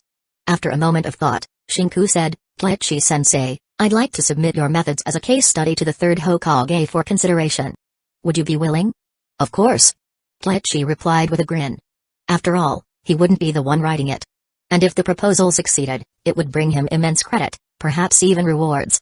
In fact, Koichi was already considering volunteering for this assignment with every graduating class. It would be an excellent opportunity to reap the benefits. Chapter 25, I've said my piece. Who agrees, who opposes? Oh? Academy training camps? During the academy exams, the 3rd Hokage had briefly used his telescope jutsu to observe but hadn't paid close attention. He was unaware of the conversation between Yui Shinku and Koichi. The next day, he received a detailed report from Shinku. The letter was filled with examples of Koichi's exceptional teaching methods, particularly his students' mastery of the 3 basic jutsus. It also included a meticulous recounting of their discussion. The 3rd Hokage read the report carefully. After finishing, he pulled out his smoking pipe and lit it, deep in thought. Academy training camps. Elite Jonin were often busy, but compared to the benefits of nurturing so many talented students, sparing a month to teach wasn't much of a sacrifice. If implemented, the advantages would far outweigh any drawbacks. However, he hadn't anticipated such a proposal. Lord Hokage, you summoned me? Ah, Shikaku, come in. It seems I've learned something from my juniors today. Take a look at this. The third Hokage handed the letter to Nara Shikaku, who had entered the room. Since the Second Shinobi World War, Shikaku had been serving as the Hokage's advisor. The third often consulted him on important matters, and this was no exception. Shikaku took the letter and began to read. At first, he wasn't particularly invested. But as he delved into Shinku's detailed account, his expression grew increasingly serious. Mastery of the 3 basic jutsus. While the 3 basic jutsus weren't flashy or powerful, they were essential for teamwork and survival on the battlefield. They were the foundation every genin needed to master. Under Koichi's instruction, his students' proficiency was unparalleled. The results were astounding. Not only that, from this single observation, one could infer the students' overall skill levels. Their precise execution of the 3 basic jutsus suggested excellent chakra control, meaning that Koichi's students were far better prepared than those from previous years. Graduating students like these would adapt quickly to missions and integrate seamlessly into ninja squads. And this transformation had occurred in just 1 month. The potential of implementing such a program across the academy was undeniable. What's more, Koichi's methods didn't just rely on his teaching ability. He had created a self-sustaining system, where advanced students inspired and guided others, a concept he called the advanced leading the less advanced. This was an exceptionally rare teaching talent. Shikaku took a deep breath and said, Koichi is a rare genius. It's a waste to have him just serve as a jonin. I've already assigned him a team. The third Hokage replied with a nod. Ordinarily, someone as young as Koichi wouldn't be chosen to lead a team. But his exceptional teaching ability made it clear that it would be a waste not to give him this role. Shikaku agreed. He read the letter several more times before speaking decisively. Lord Hokage, the academy training camps would have lasting benefits. This program should absolutely be implemented. However, I suggest having a few jonin meet with Koichi to hear his insights firsthand. Oh? Why is that necessary? The third Hokage was intrigued. The proposal was already clear. Was an additional discussion truly necessary? Lord Hokage, while the letter is detailed, it only covers Koichi's work as a ninjutsu instructor. He might have other constructive ideas in different areas. Shikaku's reasoning was sound. Koichi's written suggestions didn't represent the full extent of his knowledge or expertise. After a moment of contemplation, the third Hokage nodded. You're right. Let's gather a few available jonin to discuss this further. Understood. That's strange. I've taught Yui Shinku so much, why hasn't the system given me any rewards? Is it broken? Back at home, Koichi was puzzled. Even by evening, he hadn't received any rewards, which didn't align with his previous experiences. By his calculations, he should have been rewarded by now. The next day, he understood why. The third Hokage had sent an Anbu messenger to invite him to a jonin-level meeting to discuss academy training camps and educational methods. No wonder. His suggestions had prompted immediate action from the Hokage, leading to further deliberations. The system must have delayed issuing rewards because the matter wasn't fully resolved yet. And this time, the students would include jonin and even the Hokage himself, a higher quality of audience than ever before. With that realization, Koichi headed to the Hokage's office. In the temporary meeting room, Koichi recognized several familiar faces: Nara Shikaku, Yamanaka Inoichi, Aburame, and most notably, Minato Namikaze. His bright blonde hair made him stand out instantly. Greetings, esteemed seniors. Koichi said respectfully. As a jonin, he didn't need to bow like a subordinate, but he was still the youngest in the room, just 15 years old. Yet, none of the seasoned jonin would dismiss him. Today's meeting couldn't even start without Koichi. Shikaku gestured for him to take a seat. Now that Koichi is here, let's begin. You've all read the report, so you know why we're gathered. The proposal had already circulated among the attendees. Academy training camps are an excellent idea. Yamanaka Inoichi said. Even if future instructors don't achieve results as impressive as Koichi's, this program would still significantly reduce the time needed for post-graduation training. Aburame chimed in. Based on Koichi's suggestions, are we including all D-rank jutsu in the training curriculum? Yes. Koichi confirmed. The exact number of jutsu will depend on the students' progress. The jutsus are primarily meant as incentives to keep them engaged. Additionally, we can incorporate taijutsu, shuriken jutsus, basic ganjutsu countermeasures, and foundational medical knowledge. These are essential for battlefield survival. He elaborated further, emphasizing how this approach could foster cooperation between clan and civilian students. By offering meaningful rewards, clan students would be motivated to share their knowledge, creating a mutually beneficial dynamic. Shikaku nodded thoughtfully. Minato Namikaze stood up. I fully support this initiative. He smiled warmly and nodded toward Keiichi, a gesture of encouragement. I agree as well. Shikaku said, raising his hand. One by one, the jonin in the room raised their hands in unanimous approval. Chapter 26, a win-win situation, profits all around jonin Keiichi. After leaving the Hokage's office, Keiichi was about to take a moment to check his system panel. He had heard the notification sound earlier during the meeting but hadn't had a chance to look. However, before he could, he heard someone calling from behind. That voice. Minato no Mikaze? Keiichi turned around and, sure enough, saw the golden-haired Minato walking toward him. Minato-senpai, do you need something from me? At this point in time, Minato wasn't the fourth Hokage yet. However, after the Battle of Kikyo Pass, he had started to gain some renown in Hidden Leaf Village, completely different from a newly promoted jonin like Keiichi. I wanted to ask why you included medical basics in the training curriculum. Medical ninjutsu is a vast field, and even among jonin, not many are proficient in it, right? Minato was puzzled. Hidden Leaf Village's medical system was the most advanced in the ninja world, yet even so, not every squad had a dedicated medical nin. The requirements to become one were simply too high. In particular, the medical nin in a four-man squad wasn't just responsible for healing but also had to ensure their own safety while being targeted by enemies. As such, he couldn't understand why basic medical training was part of a mere month-long training program. It seemed too brief to be effective. However, he also felt that Keiichi must have his reasons. Minato-senpai, I don't mean to train them into full-fledged medical nin. Rather, I want them to learn basic medical knowledge, such as bandaging wounds and stopping bleeding with medicine. Keiichi explained.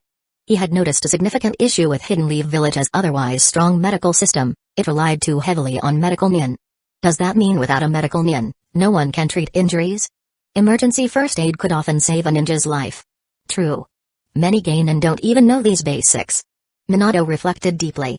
In Hidden Leaf Village, only experienced veteran ninjas typically knew these jutsus. Such valuable battlefield knowledge had never been widely disseminated, which was a major oversight. It should be promoted. His doubts dissolved, and he admired Keiichi even more.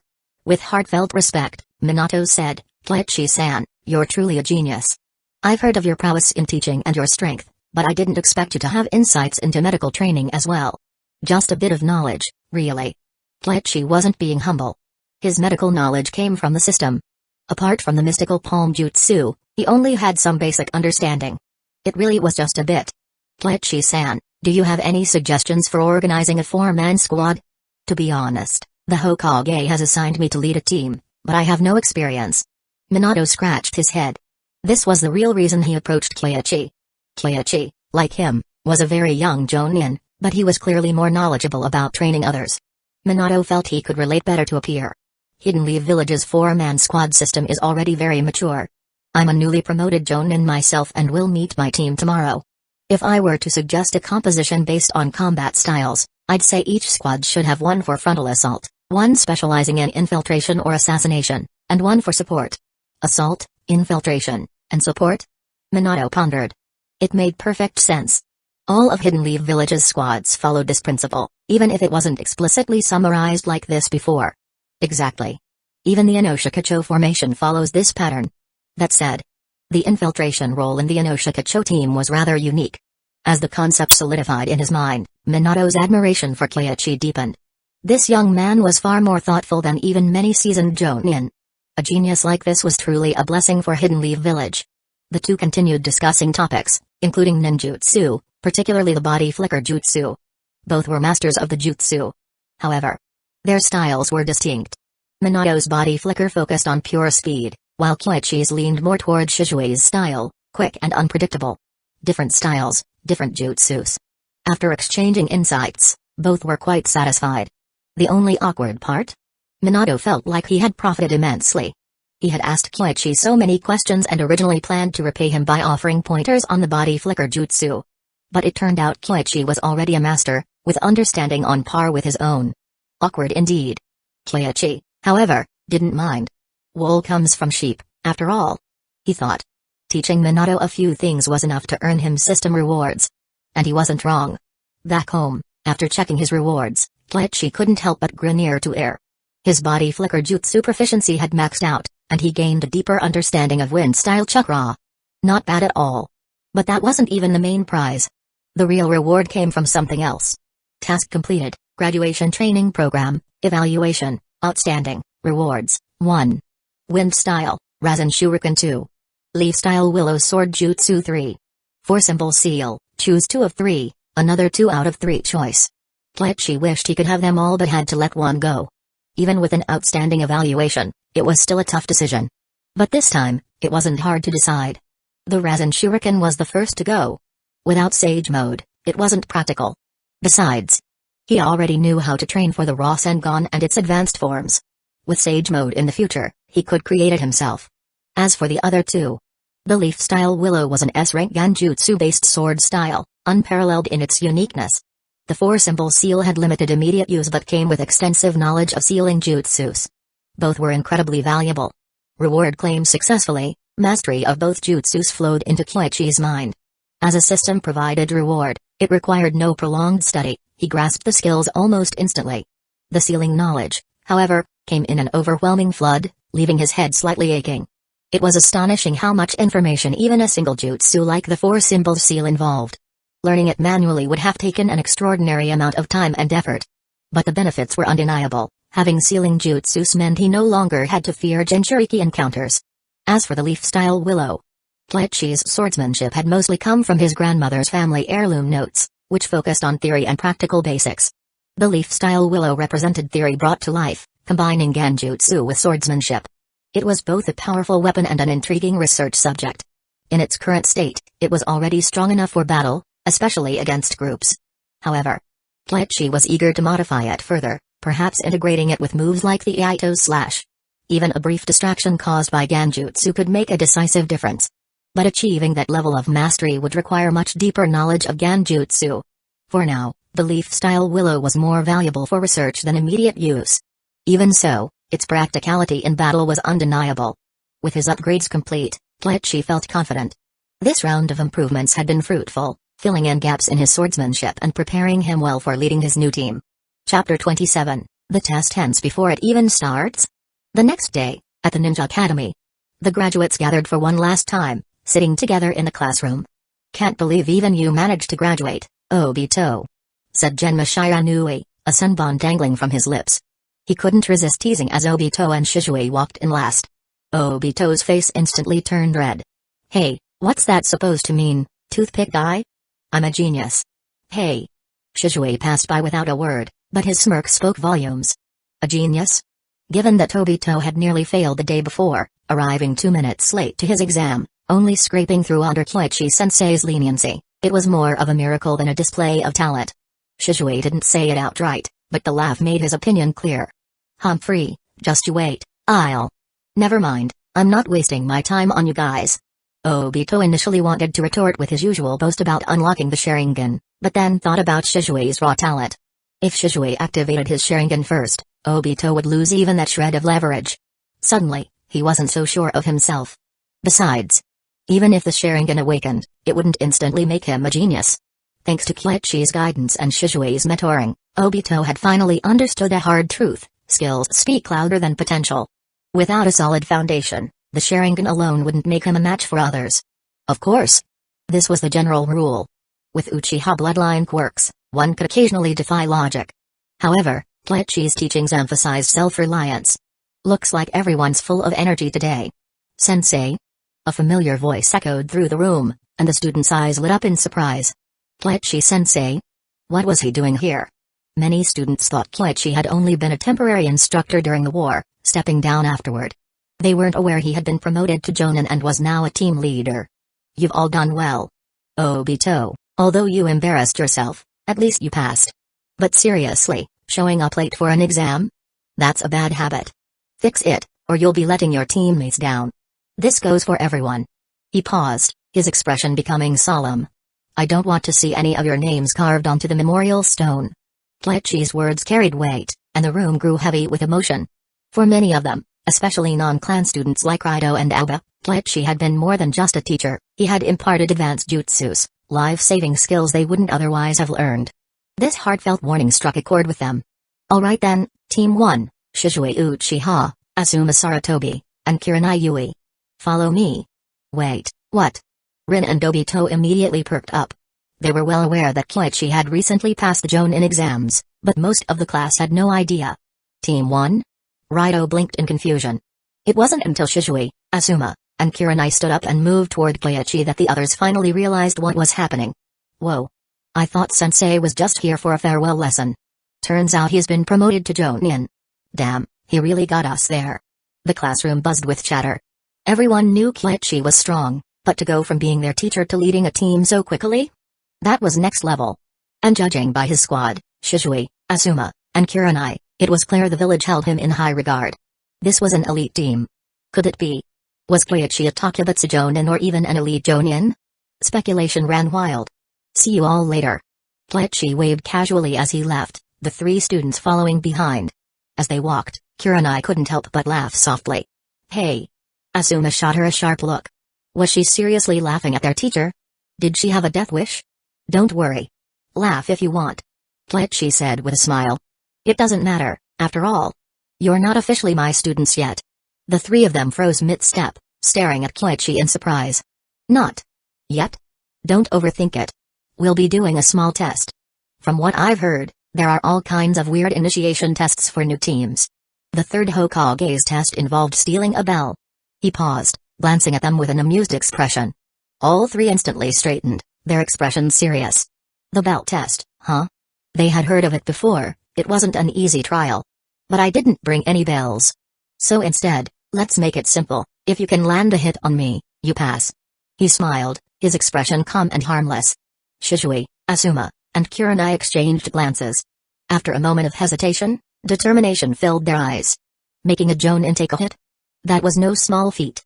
Still, it didn't seem as impossible as stealing bells. At least there was a glimmer of hope. Let's meet at the Forest of Death. Koichi said, disappearing with a sudden blur. Body flicker jutsu. Shizui's eyes widened. Asuma and Kurenai, already running ahead, stopped when they noticed Shizui lingering behind. What's up, Shizui? Sensei's body flicker is even stronger now. No, maybe he was never using his full speed before. Shizui took a deep breath. Is it? I didn't really notice. Asuma scratched his head, confused. Let's go. Shizui said, choosing not to elaborate further. Among this year's graduates, Shizui's mastery of the body flicker jutsu was unmatched. Yet compared to Koichi's, it felt like a mere parlor trick, especially now. Koichi's movements had been so seamless, it was almost like teleportation. Meanwhile, Koichi silently observed the trio from the shadows. Shizui lagged behind, clearly assessing the situation. Asuma, on the other hand, charged ahead without hesitation. At the edge of the Forest of Death, Team 1 gathered. Koichi sat calmly, waiting as the trio arrived, slightly out of breath. Physically, they were still lacking. Shizui, you stayed in the rear to observe and maintain formation. That's a good habit from your family's police force. Even if you fail this test, I'll still keep you on the team. Huh? Asuma blinked, startled. Even something like that mattered? He had been too focused on running, not considering anything beyond speed. Sensei, so that presence earlier. That was you? Kurenai asked, exhaling in relief. I couldn't pinpoint it and thought it might have been someone else. Your sensory skills are impressive, Kurenai. During the approach, you maintained a central position, providing support to your teammates. Well done. I'm willing to let you pass. Koichi smiled. Kurenai's aptitude didn't surprise him. Ninjas specializing in Ganjutsu often had strong sensory abilities. In the original timeline, Kurenai led Team 8, a squad focused on reconnaissance. Without decent sensory skills, she wouldn't have qualified. Kurenai blushed slightly but quickly composed herself upon noticing Asuma's expression. At that moment, Asuma felt completely defeated. He glanced at the others before turning to Koichi, feeling utterly helpless. Damn it. Wasn't this supposed to be a test? How had these two managed to preemptively answer the questions? Honestly, Asuma felt like he hadn't even started the test, yet it was already over. Shizui, Kurenai, since you've already passed, you're free to participate in the test. But Kurenai, if you fail, I'll fight to keep Shizui, but I might not do the same for you. Chapter 28, Is this really the water wall jutsu? The third Hokage's residence. Lord Third, it seems you don't need to worry about Koichi anymore. You might need to worry about my daughter and Asuma instead. Yui Shinku's expression was complicated. Koichi was indeed remarkable. The test hadn't even officially started, yet he had already set up various psychological challenges. It was even more grueling than the third Hokage's bell-grabbing exercise. Pass? What a joke. If Shizui and Kurenai chose not to participate, All three of them would be sent back to the academy. Haha, Shinku, don't worry so much. You need to have faith in your child. Look at me, Asuma's in this, and yet I'm perfectly calm. The third Hokage laughed heartily, taking a puff of his pipe. In front of him was a crystal ball displaying the scene of Koichi with Shizui, Asuma, and Kurenai. Indeed, Koichi was pulling no punches. The psychological tests he designed aimed to assess their understanding and recognition of their teammates. If they couldn't pass this stage, they weren't fit to be shinobi. Of course, not everyone would view things this way, but Koichi's intentions seemed clear. You're right, Lord Third. My concern stems from care. Shinku nodded, attempting to reassure himself. He wanted to trust his daughter's judgment. However, as for the Uchiha kid, he wasn't as optimistic. The Uchiha clan was often distant from the rest of the village. Yet, in the next moment, his worries proved unnecessary. We'll take the test. Of course we will. Thank you. Asuma bowed deeply. He didn't know the specifics, but he understood one thing: based on their teacher words, Shizui and Kurenai were only participating in the test because of him. So, all of you want to proceed? Koichi's tone grew sharp, and his gaze carried a hint of menace, pressing down on the trio. Their expressions wavered, but none of them retreated. Very well. You have until this sand timer runs out. If you can't land a hit on me, everyone but Shizui will be sent back to the academy. Koichi smiled and pulled out a sand timer, flipping it over. Whoosh, in an instant, all three disappeared using the body flicker jutsu. Not bad. At least they're not fools. Koichi stretched lazily, strolling leisurely toward the forest. If they had confronted him head-on, he would have seriously considered sending all three back to the academy for retraining. Time is short. For now, let's make Shizui the temporary leader. What's the plan for hand signals and tactics? Kurenai spoke up, recognizing that she wasn't cut out to lead. However, Asuma clearly wasn't either. That left Shizui as their only option. Me? Shizui was stunned. He was only 5 years old, and now he was being thrust into the role of temporary captain. The pressure was immense. But, taking a deep breath, he quickly collected his thoughts. Let's stick to the police force's methods. Hand signals will be simple gestures. I'll explain a few basics. As for tactics, you two will engage him directly while I move around for an opening. Don't worry about hurting Sensei, worry? I'm more worried we can't hurt him. Asuma smiled bitterly. He just didn't want to be the one dragging them down. Alright, that's settled. Let's set up some traps first. Later, we'll use Ganjutsu to create an opening and assess the situation from there. Once we engage, we can't hesitate or think about retreating. Both Shizui and Kurenai excelled in Ganjutsu, so it was an indispensable part of their strategy. As for withdrawing or trying to evade Koichi, they knew better than to think they could outmaneuver a jonin like him. That would be pure fantasy. Not bad. They're organized. Koichi smiled faintly. Among the trio, Kurenai was responsible for sensing and scouting, while the other two handled tactical discussions. As he walked through the forest, he hadn't spotted their whereabouts. Of course, that was because Koichi wasn't trying too hard. If he truly wanted to locate them, one chakra sensing sweep would suffice. This was a test, not an actual assassination. Like a cat playing with mice, it was meant to be gradual and methodical. As he wandered through the woods, Koichi's path seemed to align perfectly with the direction Shizui's team had retreated. Asuma gripped his kunai tightly, his palms already sweaty. Even though Koichi hadn't acted yet and wasn't even close, the sense of impending danger loomed, shrinking their breathing room with every step. Should we act? Kurenai signaled. However, Shizui quickly stopped her. Now wasn't the time. Acting now would only lead to certain failure. They needed a better opportunity.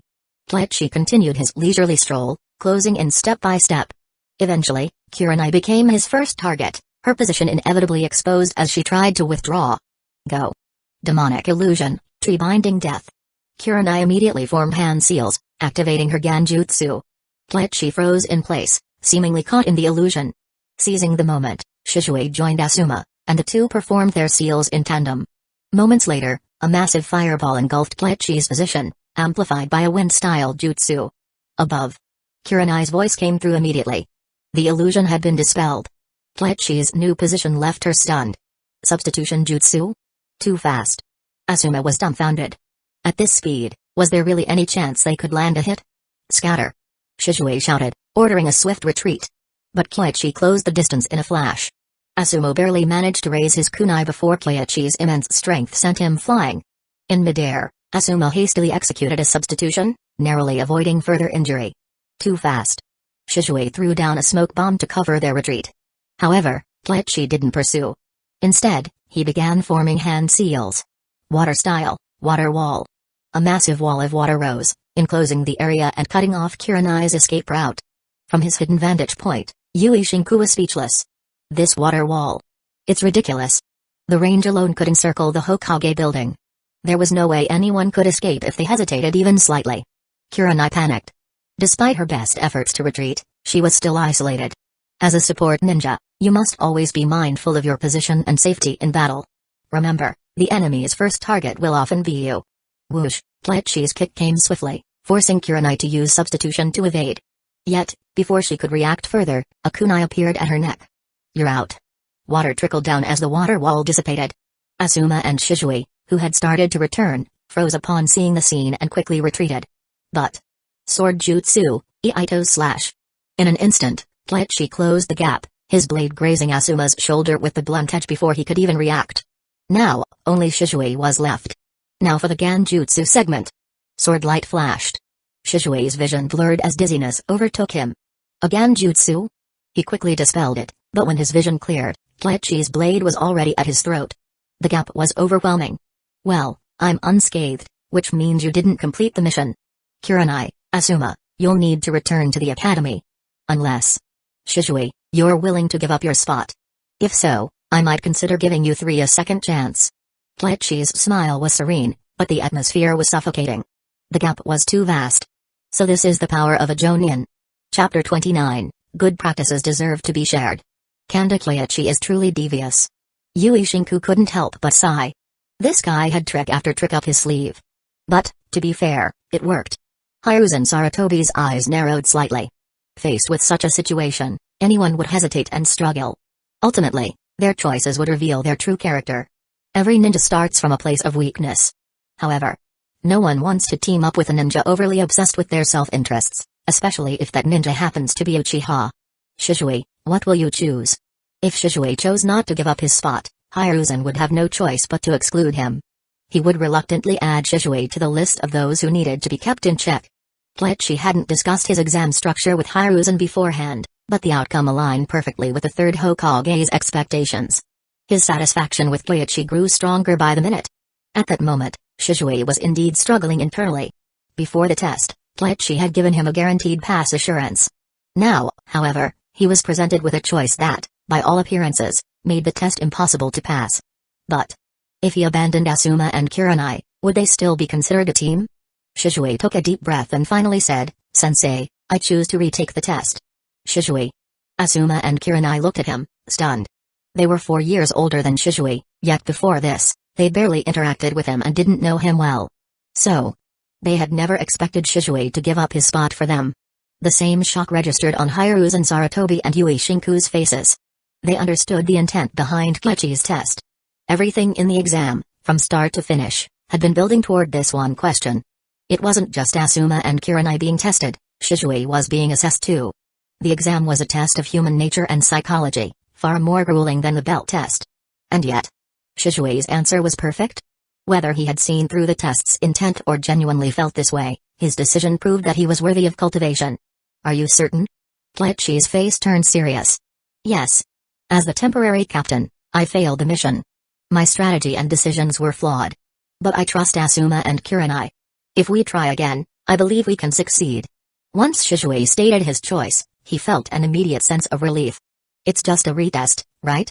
So what if he had to go back to school? No big deal. And what about you two? Kleichi asked with a smile, looking at Asuma and Kurenai. Sensei, Shizue's strategy wasn't the issue.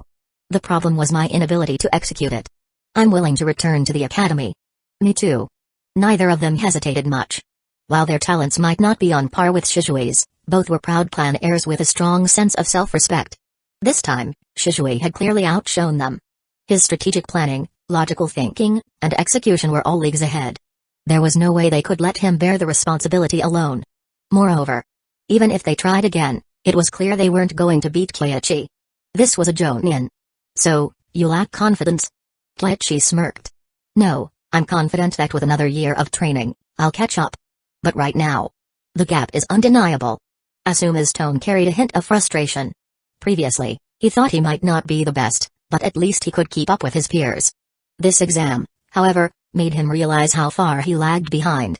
Dragging down his team, failing to hold the front line, how could he let Shizue give up his spot for him? Good. Recognizing your own shortcomings is the first step to improvement. At least you've learned to evaluate yourself. However, your overall tactics weren't wrong, Kurenai for support, Asuma for front-line defense, and Shizue for infiltration. The real issue is, I'm just too strong. So, I hereby declare that you've all passed. Kleichi clapped his hands and sheathed his sword. The trio stood stunned. They passed? Just like that? Shizue pondered for a moment, recalling some of Kleichi's teachings.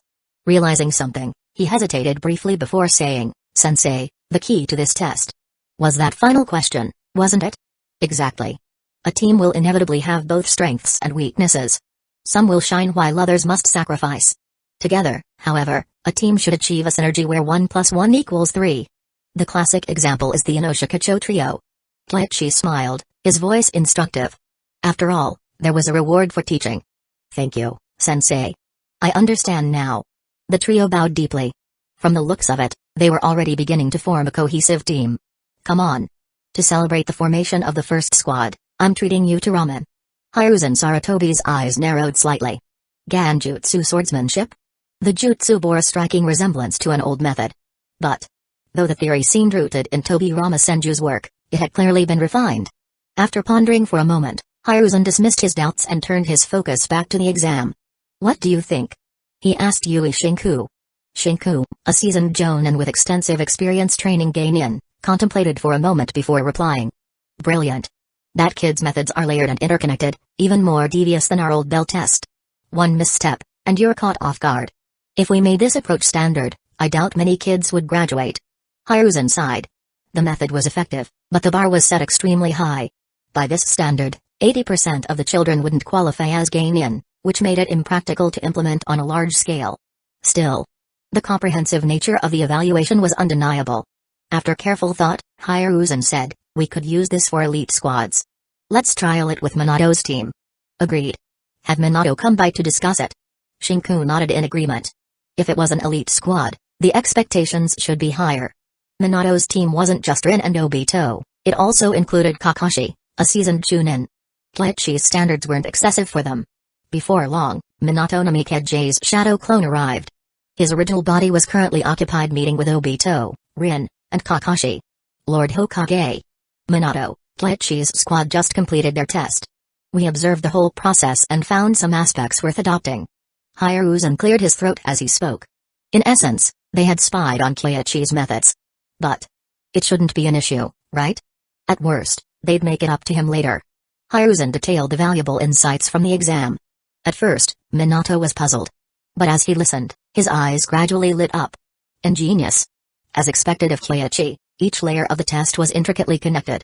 There was no need to wait until morning, he could start the evaluation that very afternoon. The only concern was, Lord Hokage, while this is an excellent framework, there's one issue. What if, and I mean hypothetically, Kakashi fails to grasp the concept and insists on working alone? Minato's initial excitement gave way to caution.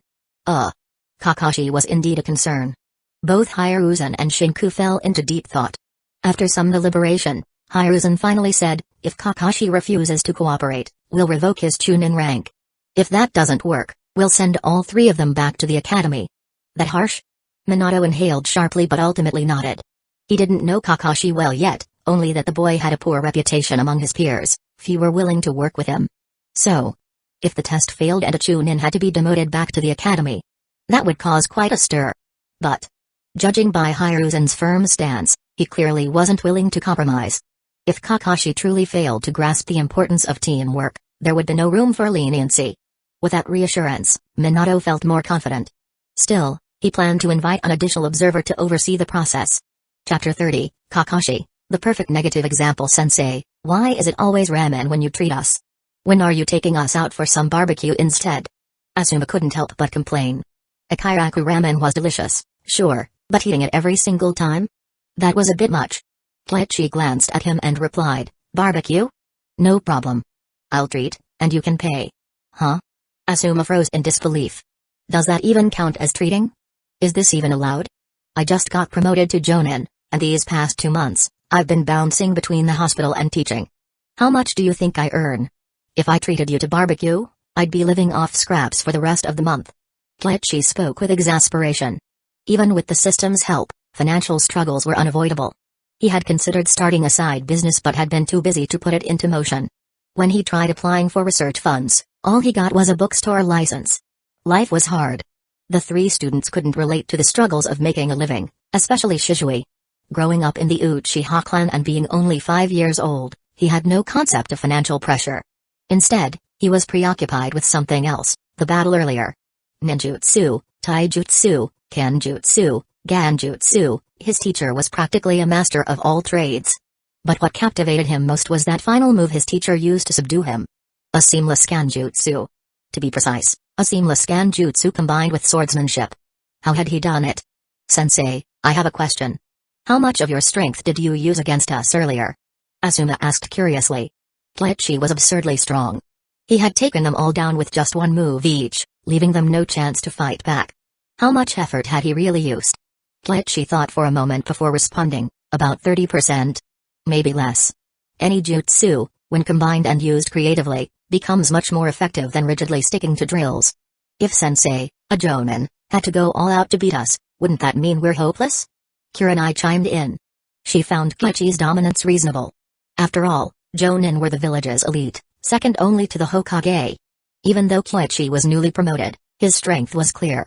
Taking them down so easily was just par for the course. Kelechi hadn't even gone all out. His taijutsu and shunshinjutsus weren't pushed to their limits, and he hadn't used the Seven Heavens breathing method, the Eight Gates, Earth Spear, or the Sword of the Thunder God's true abilities.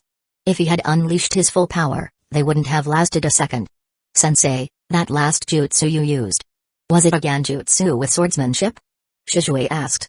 It's a theoretical sword style inspired by the second Hokage's ideas. It's not complete yet, but my goal is to make it so that drawing the blade alone traps the opponent in an illusion. Combined with an Iaido slash, it could kill instantly. That's terrifying if it works. Asuma couldn't help but recall his death at the hands of that very jutsu. If ganjutsu could be integrated into the draw, even just causing a brief moment of confusion, it would be enough to end a fight. Kelechi's speed was simply too fast. The moment you saw him draw, it was already over. And even then, he wasn't moving at his fastest. If he unleashed his full speed, that slash would be beyond devastating. Ninjutsu is rigid. Only through combination and creative use can it form your own unique style. Your ambush earlier was well coordinated. Against a Chunin, it might have worked. Kelechi didn't just criticize, he also acknowledged their strengths. Their teamwork, ganjutsu to control, great breakthrough to disorient, followed by a fireball, was solid. Against an elite Chunin, it might have been a winning strategy. As he praised them, Kelechi glanced at his system panel. Teamwork training completed, rating, excellent, reward, wind style, vacuum blade, wind style? Kelechi was a bit surprised. It was his first wind style jutsu, not because he lacked access to scrolls, but because he had been too busy. His shadow clones were tied up practicing kenjutsu, while his real body was occupied with physical training and teaching. Adding wind style training would mean creating another shadow clone, but that would stretch him too thin, reducing quality and endurance. Still, having a wind style jutsu handed to him wasn't bad. It skipped the entire nature transformation process, and as a B-rank jutsu, it wasn't trivial. As the ramen arrived, Kelechi said casually, I'm decent at ninjutsu, taijutsu, and kenjutsu, but my medical and ganjutsu skills are average. Kurenai, Shizui, you'll have to focus on ganjutsu yourselves. As for the rest, each of you can pick a specialization to master.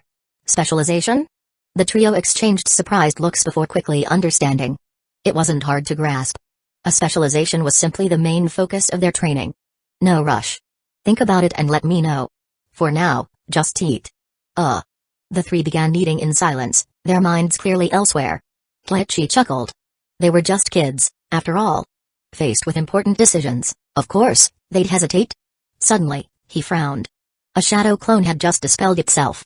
Soon, he understood why. Minato had invited him to oversee an evaluation. Sensei, is something wrong? Kurenai asked, her perceptive nature picking up on his mood.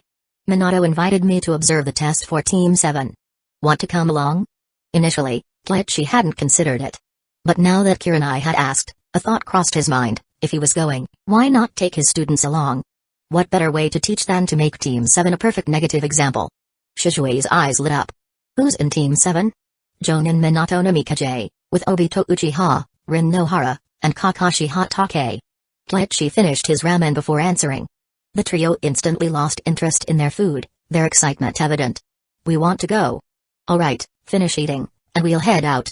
Forest of Death. By the time Keiichi and his students arrived, Team 7 had already assembled, though Minato had yet to show up. Standing on a nearby hill overlooking the test area, Keiichi outlined the plan to Minato. You could start by pretending you're inclined to let Kakashi pass since he's already a Chunin. Say Rin has medical ninja potential, so her case is undecided. Then use the 2 remaining spots to create division within the team. Good idea. Anything else? After the infighting, throw in a few additional questions to test their resolve. Got it. Minato nodded repeatedly, his expression full of admiration.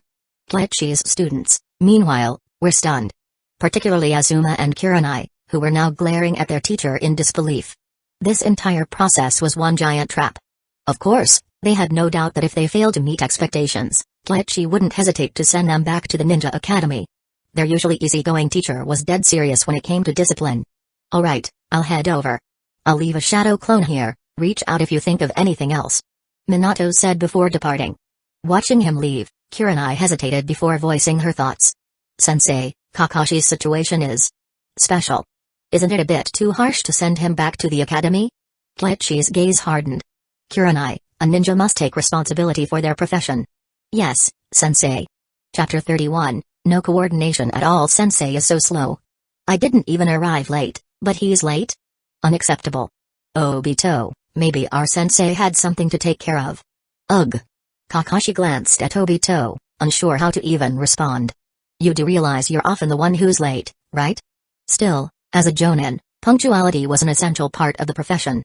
How could he be so late? Could it be he's watching us secretly? Kakashi gripped his white lightsaber and began scanning his surroundings cautiously. Moments later, his body stiffened as he slowly turned to look at the tree behind him. Good afternoon, everyone. In the next instant, Minato Namikaze appeared before them. So fast. Kakashi was stunned. That speed. Among everyone he had seen, only Keiichi had such terrifying mastery of the body flicker jutsu. Now, he had encountered a second person with similar skill. Sensei, you're so late. Obito shouted angrily. Haha, actually, I've been here for a while, just observing all of you. Clearly, only Kakashi displayed any vigilance. The 2 of you. You fail. Huh? Obito froze in disbelief. Fail? The test hadn't even started yet. Of course, Rin has demonstrated excellent potential as a medical ninja, having studied medical knowledge from a young age. She is a type of ninja we desperately need, so I'm allowing her to pass. But as for you, Kakashi and Rin, the 2 of you can vote on whether to keep Obito in the team. Minato's tone remained warm, but his words were anything but. Earlier, Keiichi had suggested that Minato didn't have enough gravitas and advised him to deliver such statements with a smile. Judging by the current atmosphere, it was clear the advice worked wonders. Obito was completely dumbfounded, his mouth opening and closing without making a sound. What the hell? He thought they were here to take a test, but now it seemed he had already been disqualified before it even began. Meanwhile, Kakashi was deep in thought. Obito really wasn't cut out for this. It wasn't about his skills but rather his carefree personality. Coordinating with him would be a nightmare. Kakashi seriously considered whether they should replace Obito. But before he could speak, Rin interjected, Sensei, that's not fair. Obito has been working hard. Please give him another chance. Well, he didn't arrive late this time. That's some progress. Minato said with a nod and a smile. I promise I won't be late again. Obito pleaded, his panic evident. He could tell Minato wasn't bluffing. As a renowned Jonin and the youngest in Hidden Leaf Village's history, Minato wouldn't hesitate to kick him out if he deemed him unsuitable. Kakashi, what's your opinion? Me? If it were up to me, I wouldn't keep him. But whatever, do as you like. Seeing the pleading look in Rin's eyes, Kakashi decided to drop the matter. Alright, the test begins now. The objective is simple, land a hit on me, and you pass. The test starts now. Minato crouched slightly, his posture relaxed, as if leaving himself wide open. Scatter. Just as I thought. Yui Shinku sighed. Expecting Obito to follow a strategy was asking for the impossible, especially with Kakashi in charge. From the very beginning, Obito and Kakashi had clashed. Saratobi Azuma frowned and glanced at Shizue before turning to watch Obito, who remained rooted to his spot. What a carefree guy. The opponent was a Jonin. The three of them, Azuma, Kurenai, and Shizue, had gone all out during their own test, coordinating their every move to the best of their ability, yet they hadn't even come close to touching Keiichi. And Obito thought he could handle Minato alone? To be fair, his fireball jutsu is quite decent. Keiichi remarked with a chuckle. Obito wasn't entirely without merit. His fireball jutsu, shuriken jutsus, and kunai handling were all solid. The problem was his impulsive nature and poor decision-making. In short, Obito wasn't at the bottom because he lacked talent, he just didn't use his brain. But a fireball jutsu alone wouldn't be enough to land a hit on Minato. As expected, the fireball only struck a substitution. Forced to retreat, Rin tried to assist, while Kakashi threw shuriken from a distance to provide cover without hesitation. Why is Kakashi holding back? Shizue asked, puzzled. Azuma tilted his head, not understanding the question. Kurenai, however, explained, Kakashi is like that, it's hard to explain. Shizue, what would you do in this situation? Keiichi asked. If I were Kakashi, I'd focus on rescuing Obito and Rin. As the strongest member of the team after the Jonin, it's my responsibility to ensure their safety. Let's keep watching. Keiichi didn't comment further. Back on the battlefield, Minato made his move. Despite Obito and Rin's efforts to resist, they were clearly outmatched. Just as they were about to lose, a flash of steel emerged from the ground. It was Kakashi. So fast. Azuma was stunned. This was the first time he had seen Kakashi go all out. His speed and decisiveness were remarkable, resembling a seasoned warrior far beyond his years. But it still wasn't enough. Minato was faster. The clash of weapons echoed across the training field. Obito and Rin tried to join the fight, but their interference only made the battle more chaotic. What do you think? Keiichi asked. They're fighting all wrong. There's no coordination at all. I agree. Shizue, Kurenai, and Azuma all shared the same sentiment. In truth, it wasn't that there was no coordination, it was just a complete lack of meaningful teamwork. Obito and Rin had some synergy, but Kakashi's inclusion threw the entire dynamic into disarray. Team battles were never about individual performance. Unless someone was overwhelmingly powerful, coordination was key. And Kakashi, for all his talent, wasn't that strong. If the three of you went up against them, do you think you could win? Keiichi asked. Us? I think we could. Azuma replied after some thought. Shizue and Kurenai nodded in agreement. Kakashi was strong, but he was only one person. If they neutralized Obito and Rin first, it wouldn't be difficult to deal with Kakashi afterward. Minato, let them join the next round. Alright. I'll wrap this up quickly so they don't exhaust too much chakra. Minato's shadow clone dispersed, and in an instant, the pace of the battle shifted. With a sudden burst of speed, Minato knocked the forehead protectors off Kakashi, Obito, and Rin in quick succession. All of you fail. Minato's expression turned serious. He glanced at the three of them before focusing on Kakashi. If this is what you think being a ninja is, then I suggest you all go back to the academy. Don't set foot on the battlefield and risk harming both yourselves and others. Ugh. Kakashi gripped his short sword tightly, glaring at Obito before turning away with a snort, clearly dissatisfied. Not convinced? Fine. Fortunately, I invited Keiichi and his first squad here. You can spar with them and see what a real team looks like. Minato's tone was sharp and unyielding. For the first time, he truly understood why Kakashi didn't fit into any Chunin team and why the third Hokage had assigned him to Minato for restructuring. With that attitude, how could he expect to function in a team? Chapter 32, You? Are you out of your mind? Keiichi-sensei and first squad? Kakashi was momentarily stunned.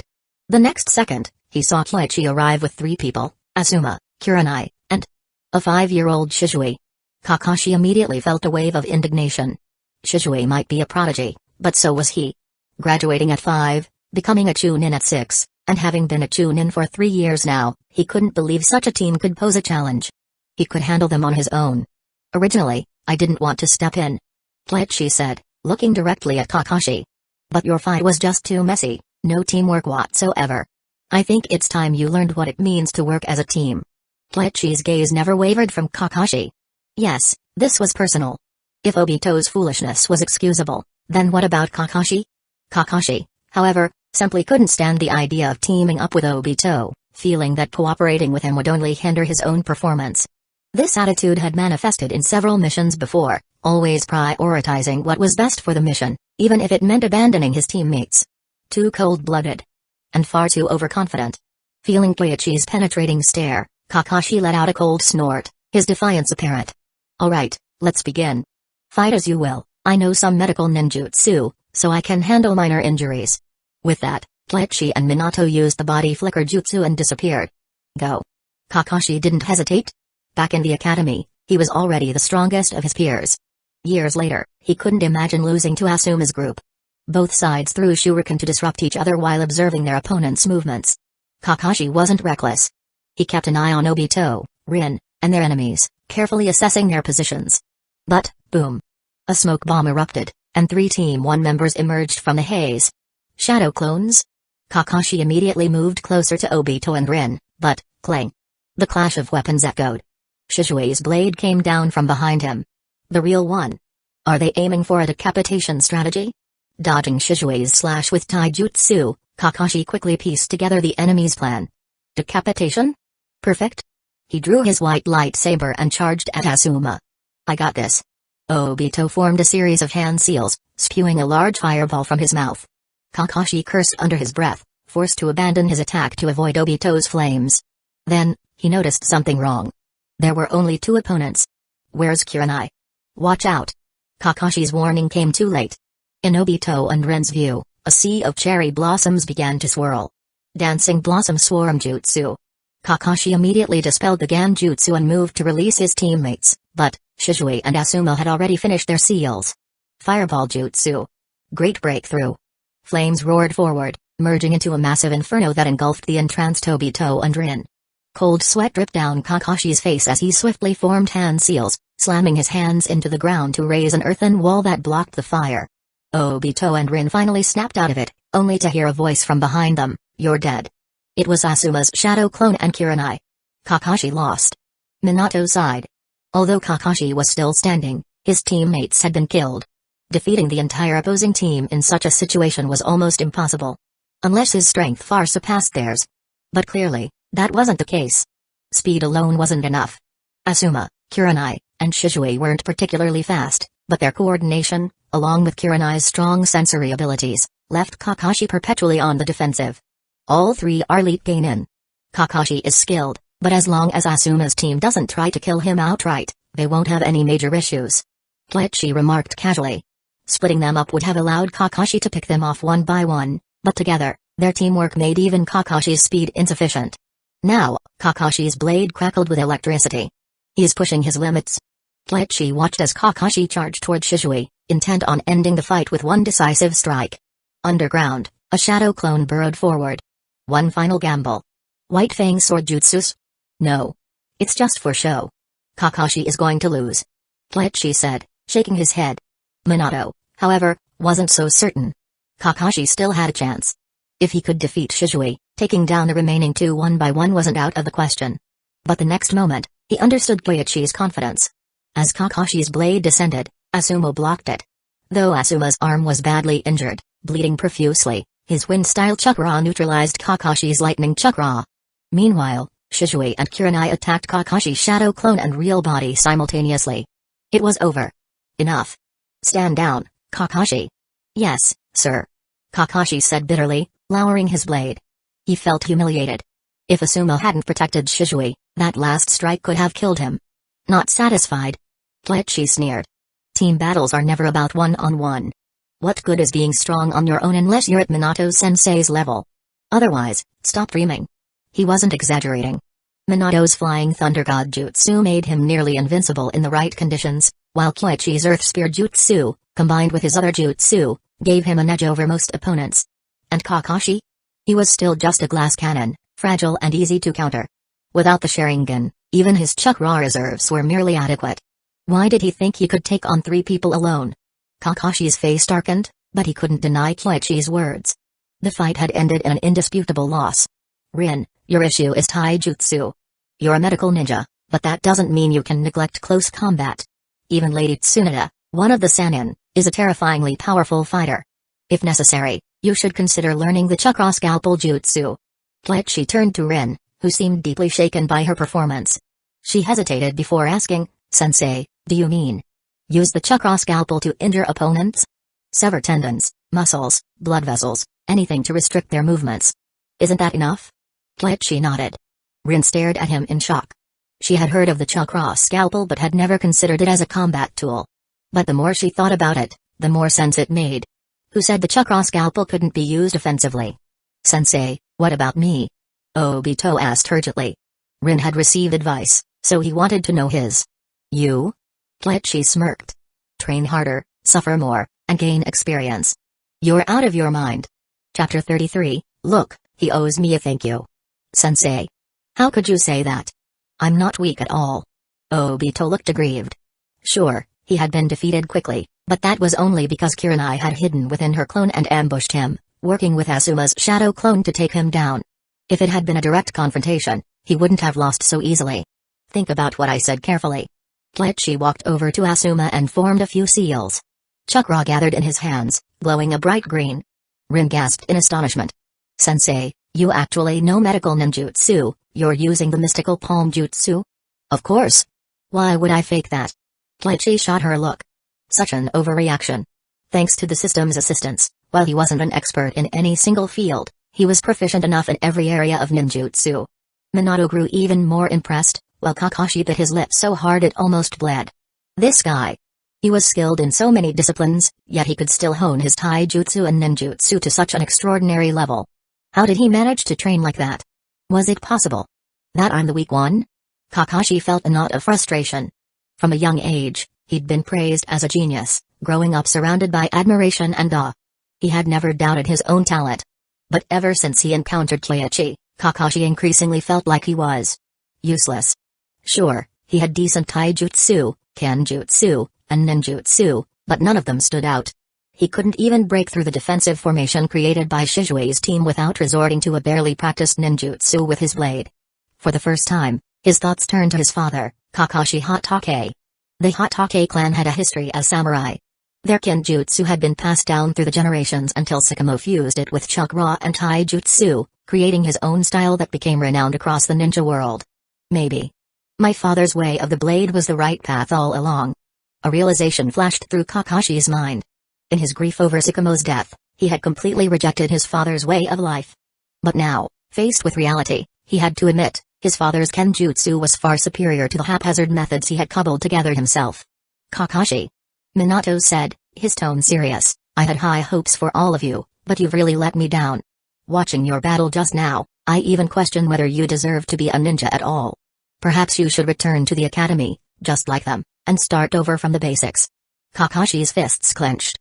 He wanted to retort but found himself unable to argue. He had lost. The mission was incomplete. Excuses were meaningless. Meanwhile, Asuma scratched his head awkwardly, sneaking a glance at his teacher. He hesitated but ultimately said nothing. He knew the truth, Kakashi had held back. If this had been a real battle, Kakashi absolutely could have killed him. Of course. Kakashi himself would have died as well. But even so, Asuma was just a genin, while Kakashi was a chunin. Given that, there really wasn't anything worth bragging about. Minato-sensei, don't be too harsh. Kleichi said, adopting a conciliatory tone. Sending a chunin back to the academy would be a bit extreme. Why not simply demote him and give him another chance to take the exam? Does he deserve to be a ninja? Minato retorted sharply. A chunin is supposed to coordinate their team's efforts and strategize effectively. Did he accomplish any of that? High mission success rates mean nothing if no one wants to be his teammate. Minato's harsh words weren't entirely his own. Earlier, during the battle, Kleichi had suggested this tactic to him as a way to confront Kakashi's issues head-on and help him overcome his emotional barriers. Minato couldn't refuse such a selfless offer. Kleichi had no personal stake in this, he had no ties to Kakashi or Sakamo. He was simply acting in the best interests of the village. And Kakashi was undoubtedly a genius. If he could understand their intentions and resolve his inner conflict, the village would gain a top-tier jonin sooner rather than later. Of course. This was mostly Minato's interpretation. Kleichi's actual reasoning was much simpler. Kakashi was stubborn, like an iron rod that needed heating and reshaping over time. This confrontation was just one step in that process. After all, if Kakashi decided to pursue the path of kenjutsu, neither Minato nor Jiraiya could guide him. Eventually, the responsibility would fall to Kleichi. Investing in a fat sheep early on was the smart move. Kakashi, meanwhile, was grappling with his emotions. His mind was filled with thoughts of his failure and Minato's scolding. Kleichi sighed theatrically. Kakashi used to be on my team. During missions, he always led from the front lines. For my sake, give him one more chance. Is that true? Minato looked genuinely surprised. Kleichi wasn't lying, technically. A couple of years ago, they had been grouped together in a temporary Chunin squad for a mission. Still, the way he framed it made it sound much more significant. Alright. Minato relented. Kakashi, you have two choices, give up your Chunin rank and retake the exam with your team, or keep your rank and leave my squad. We don't need you here. Kakashi hesitated, his emotions roiling. He clenched his fists tighter. Give up his rank? That rank had been earned through battlefield missions. But walking away felt even worse. After a moment, he made his decision. I'll take the exam. Good. This is your last chance. Minato said firmly. Thank Kleichi for speaking up on your behalf. I'll arrange for the exam tomorrow. Don't worry. Kleichi said lightly. I'll be there. He wasn't worried at all, in fact, he had no intention of attending in person. A shadow clone would suffice. Kakashi wasn't stupid. Losing to Minato was one thing, but today's loss to Shizue's team was due to his underestimation of them and overestimation of himself. Tomorrow, he wouldn't make the same mistakes. Thank you. Kakashi bowed deeply, his voice sincere. The gesture caught Kleichi off guard. He vaguely remembered their past mission together. Back then, he had just been promoted to Chunin. Now, only a couple of years later, he was already a Jonin. No need for thanks. Kleichi replied nonchalantly. I used to admire you as a genius. I don't want to see you waste your potential. Minato-sensei, we won't disrupt your training any further. Kleichi-san, thank you. Minato said, his tone full of gratitude. Without Kleichi, this situation could have spiraled out of control. Kleichi merely smiled and left with his team. As they walked away, Rin couldn't help but notice the strange expressions on Kurenai and the others' faces. She wanted to ask about it, but Minato's continued lecture soon distracted her, leaving the mystery unsolved. Chapter 34, The Blessing of a 996 work ethic. Back at the village. Sensei, what were you talking about with Lord Minato just now? Yui Kurenai couldn't help but ask, curious about the earlier exchange. Hey, just putting on a little show. Otherwise, that brat Kakashi. Kleichi shook his head with a sigh. Asuma thought for a moment and then nodded lightly in agreement. Indeed. That Kakashi guy was tough to handle. If he were Obito Uchiha, teaming up with Kakashi would be just as impossible. Too peculiar. Shizue remained silent. After a few steps, he finally asked, Sensei, did you really team up with Kakashi before? Yeah, about a year and a half ago. I had just been promoted to Chunin and was assigned to a mission where we formed a temporary team. 2 teammates died during that mission. Why did that happen? Shizue asked in shock. Was the mission that dangerous? Kleichi shook his head, unwilling to elaborate further. Kurenai whispered to explain, Kakashi went through some things. He believes that a ninja's duty is to complete the mission at all costs, so he sometimes... I see.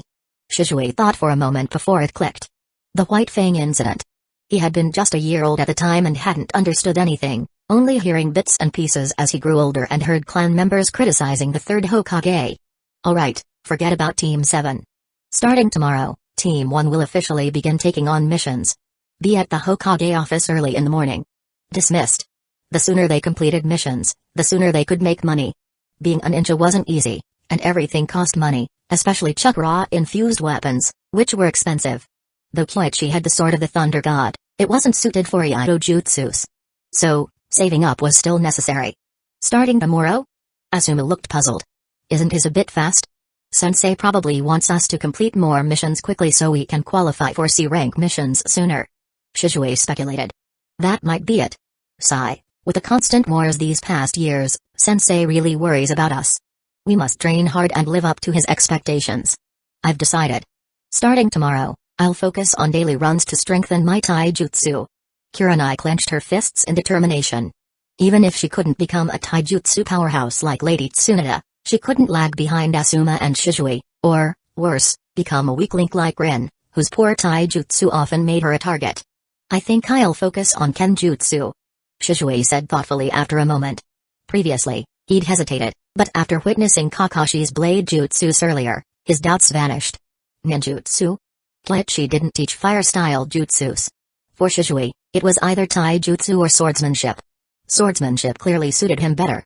Besides, jutsus like kenjutsu and illusionary blade jutsus might fit him even more. If you're choosing swordsmanship, I'll stick to taijutsu, Asuma said with a smile. His plan: focus on taijutsu, with ninjutsu as a secondary skill. As for swordsmanship, it wasn't his strength, he preferred short weapons instead. I'm not good at close combat. I'll train in taijutsu just enough not to drag the team down.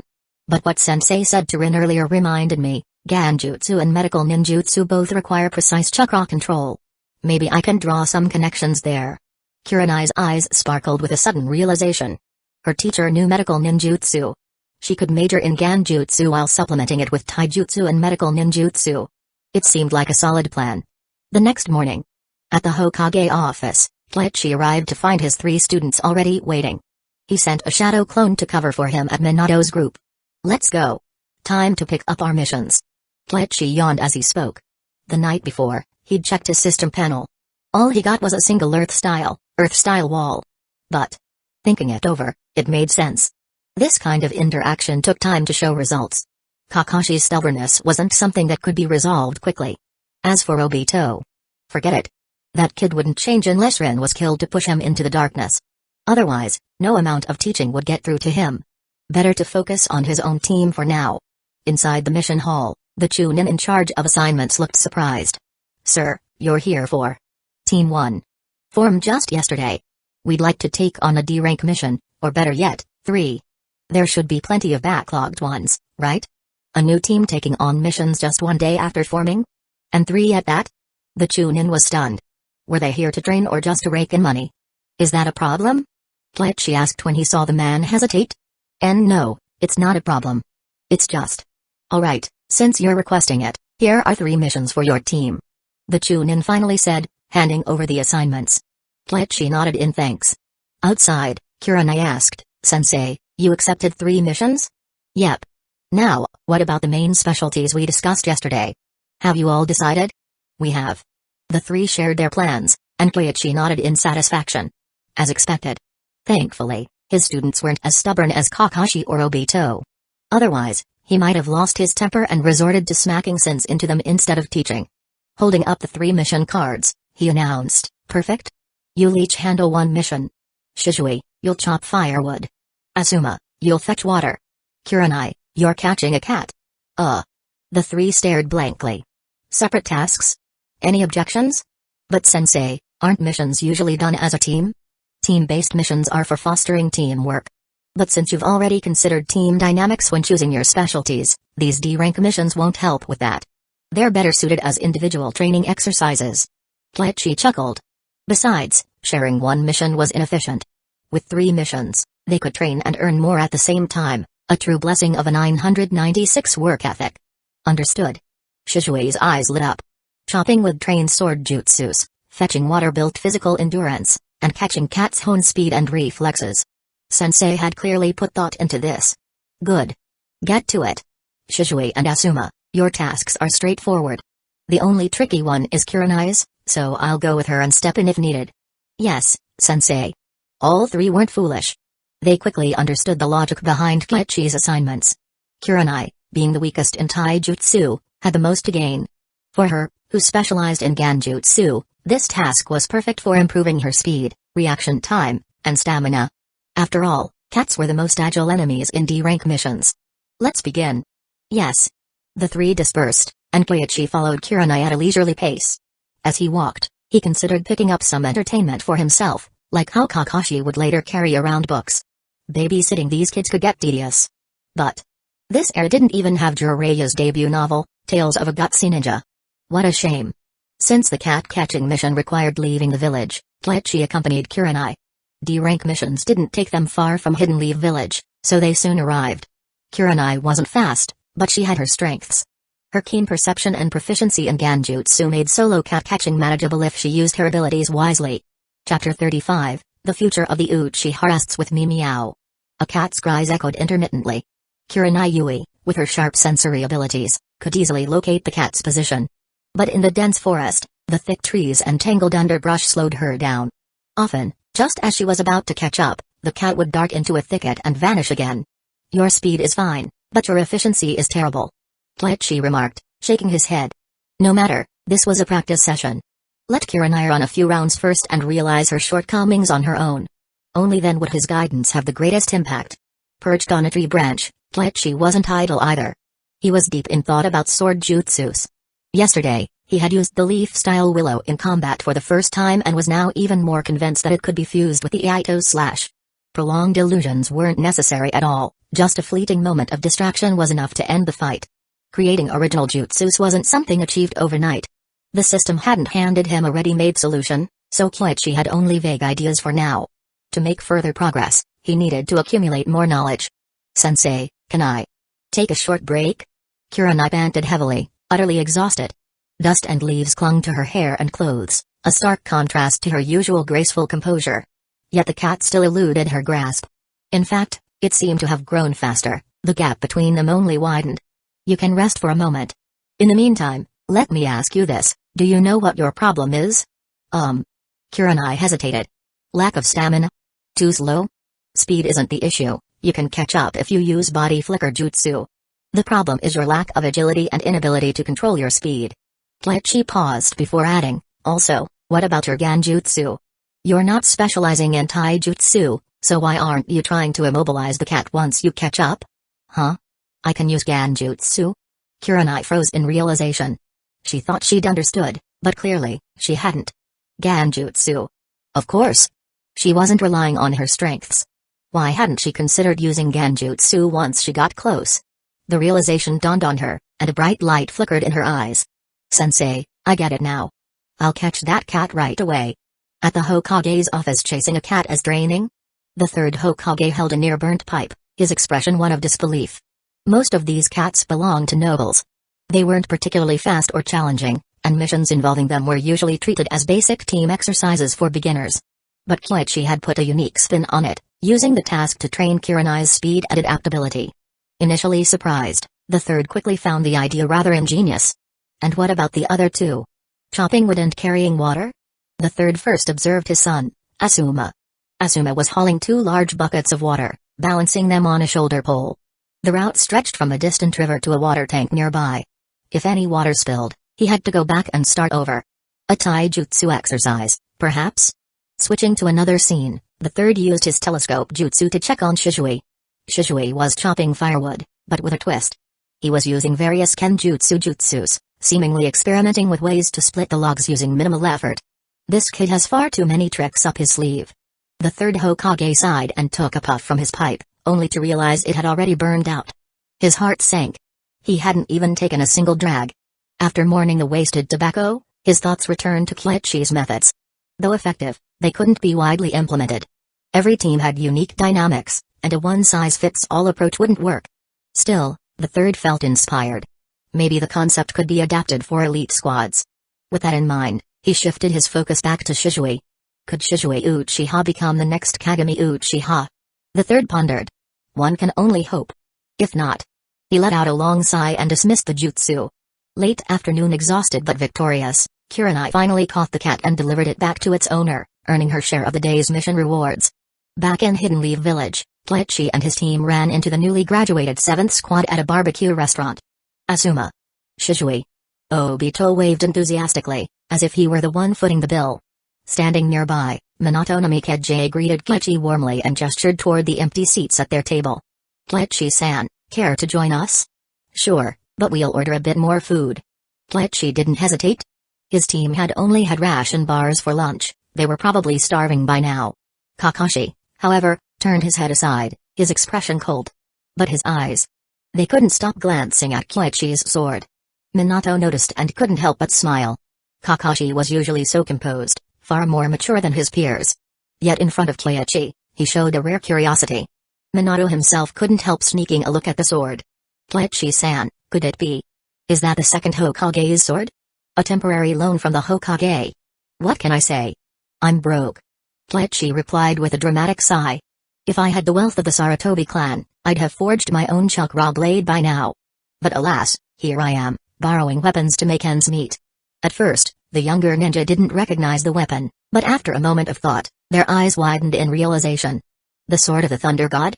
That's the one." Kleichi drew the blade. It was long and thin, its edge razor-sharp yet fragile. Without chakra to reinforce it, the blade would shatter after just a few strikes. Like the famed white lightsaber, It was a chakra weapon that required skillful handling. Shishui, with his interest in Kenjutsu, recognized its potential immediately. His mind returned to their recent training session. Sensei hadn't even been trying. If just one person like Kletchi-sensei is this powerful, how can the clan still think so highly of itself? Those fools sitting in the police force, growing arrogant by the day, they're utterly blind. Shishui's thoughts churned. He had begun to understand the clan's ambitions, power and prestige. They believed the Uchiha, as one of the founding clans, deserved greater recognition and rewards. But times had changed. Could anyone in the Uchiha clan match Kyoichi? Or Minato no Mikaze? The more Shishui observed, the more convinced he became of his choices. The clan couldn't rely on outdated thinking. Its future would depend on individuals like him, and perhaps even Obito. Chapter 36, The Improved Activation Jutsu. Kyoichi glanced at Shishui and Obito. The two of them were polar opposites. Obito was carefree and unburdened, happy as long as he had food to eat and games to play. His disposition was extraordinarily kind, but he lacked critical thinking. In contrast, Shishui. He wasn't exactly a genius either, but ever since meeting Kyoichi, it seemed like his thought process had found the right path, and he didn't seem so clueless anymore. At this moment, he appeared to be deep in thought. Kyoichi's assumption wasn't baseless. You have guided Shishui Uchiha's thoughts and altered the course of his life. Evaluation, good, reward, Mist Pavilion Genjutsu. This was the first time an evaluation had appeared so mysteriously. Clearly, Shishui had gained some sort of insight just now, and Kyoichi was curious about what exactly he had been thinking.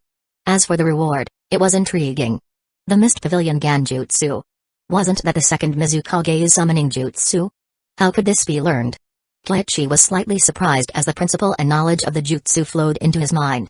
His expression turned odd. This jutsu. How should one put it? It was a half-finished product. The Mist Pavilion Genjutsu used dense mist to create mirage-like illusions, thus achieving the effect of Genjutsu.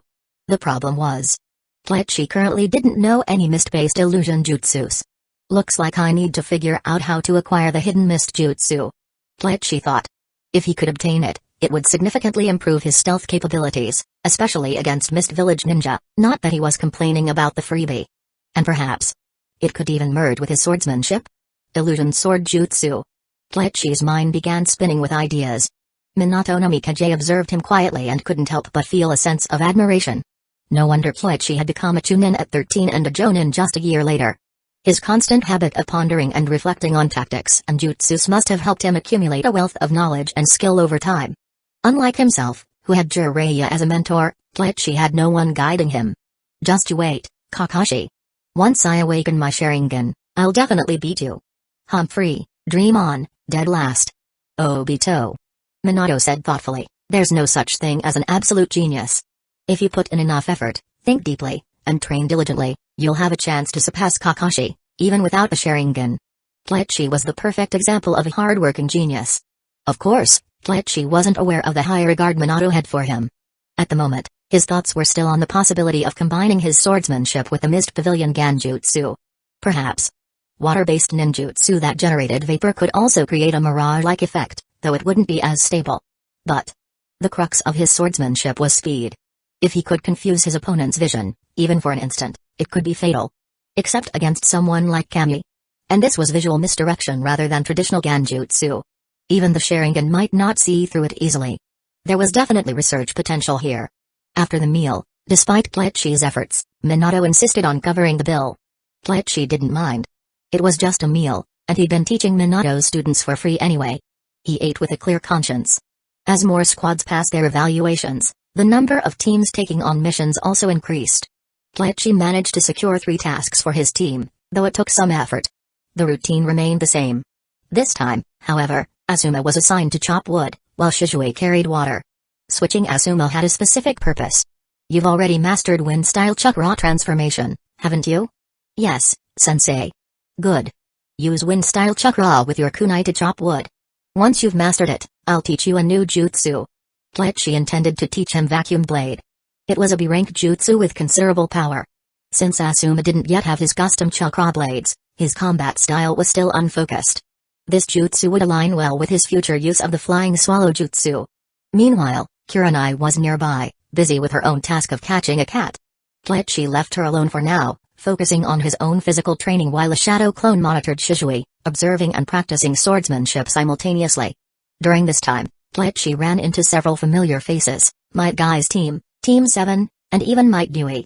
Unlike Guy's team, Might Dewey was a veteran Geinin who had long surpassed the age for team assignments. For over 2 decades, he had trained and undertaken missions alone. Today was no exception. However, Dewey seemed unusually pensive today. "Dewey-senpai, what's with the sighs?" Kleichi asked from a tree branch. Logically, Dewey should be in high spirits, considering he was on the cusp of a promotion. Could he actually be troubled by it? Kleichi-sensei. It's hard to explain. Dewey sighed deeply. Kleichi flashed to his side. After a brief chat, he learned that the Hokage had spoken with Dewey about the 8 gates. Hiruzen didn't demand the forbidden jutsu from him. Instead, he expressed his intent to promote Dewey to the rank of Takebutsu Jonin, specializing in taijutsu. This should have been great news. But after being a Geinin for 2 decades, Dewey had grown accustomed to his role. Suddenly being elevated to Takebutsu Jonin left him at a loss, unsure of how to adapt. So, despite the promotion, he still took on a D-rank mission, carrying water. Takebutsu Jonin is different from Jonin. Kleichi explained. You're being recognized for your unique expertise. There's no requirement to lead teams or take on special assignments unless you want to.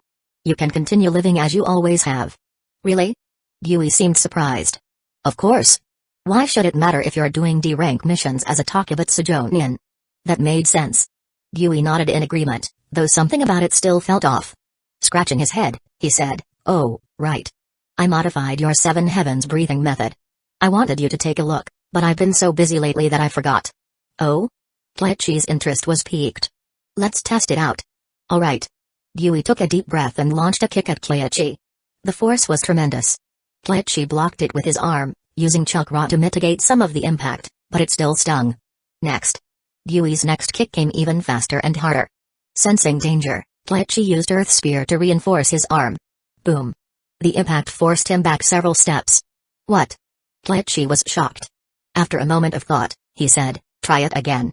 "All right." Dewey took another deep breath before attacking once more. This time, Kleichi was ready and managed to grab Dewey's ankle. At that moment, Dewey's other leg swung toward Kleichi's head. "It's definitely effective. But are you sure this isn't close to opening the first gate?" Kleichi asked. "When I use the improved jutsu, I feel the first gate partially opening on its own. It gives me better control over my body." Dewey nodded earnestly. His modifications were based on intuition rather than theory. Whether they were good or bad remained to be seen. Chapter 37, A C-rank mission in Hikuen Town. I see. So, the way you developed this active jutsu was similar to how you created the 8 gates. It was just a result of blind perseverance, rather than intentional design. The repeated activation of the gate of opening must have loosened your chakra locks, enabling this effect. The 8 gates are essentially chakra locks within the body. Training in the 8 gates gradually reduces their side effects. For someone like Might Dewey, opening up to the 6th gate was almost effortless, but he hadn't trained much beyond that. As a result, his strong physical condition unconsciously allowed him to partially open some chakra locks, not fully activating them but still gaining certain benefits. This was a unique advantage others couldn't replicate. At least not Kleichi. He could only open up to the 3rd gate of the 8 gates, far from being able to access the gate of life, let alone accidentally loosen the gate of opening. Moreover, Kleichi's chakra control was highly refined, so such unintentional breakthroughs were almost impossible for him. Is that a good thing or a bad thing? Might Dewey asked, slightly confused. It's great for you and Guy, but other Jonin probably can't learn it. Kleichi said honestly. Might Dewey's improvement method was something Kleichi could theoretically mimic, but it was impractical. The jutsu demanded an extremely high level of physical strength, which most Jonin simply didn't possess. However, developing a weaker version of the active jutsu would require an in-depth understanding of cells and medical ninjutsu. Unfortunately, Kleichi's knowledge in these areas was rudimentary. If only Tsunade were still in Hidden Leaf Village.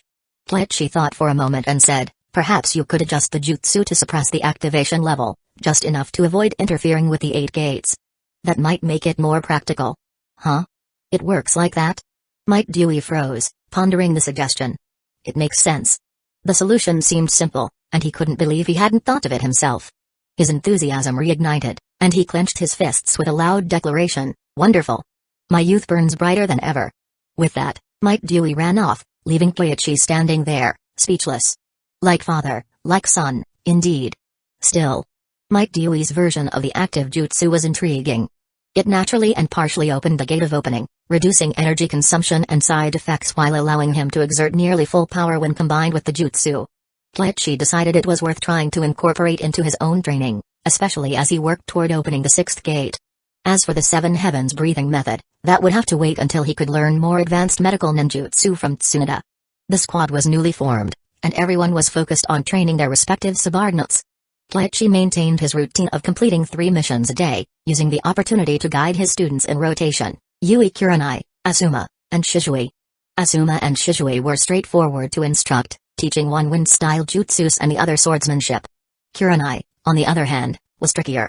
Kletchi only knew 2 Ganjutsu jutsus, neither of which was suitable for her to learn. His medical ninjutsu knowledge was similarly limited to the mystical palm jutsu, which required significant foundational knowledge and couldn't be taught quickly. Thus, the only viable option for Kurenai was Koichi's modified body flicker jutsu. Fortunately, Kurenai was diligent and eager to learn, which made up for the limited material he could offer. And, of course, the system rewarded him daily for his teaching efforts. Over the past 10 days, while no high-level jutsu had been awarded, Kletchi had gained several useful jutsus, such as Great Breakthrough and Hell Viewing Jutsu. Most satisfying was the incremental improvement in his swordsmanship. Although small, it saved him months of shadow clone practice.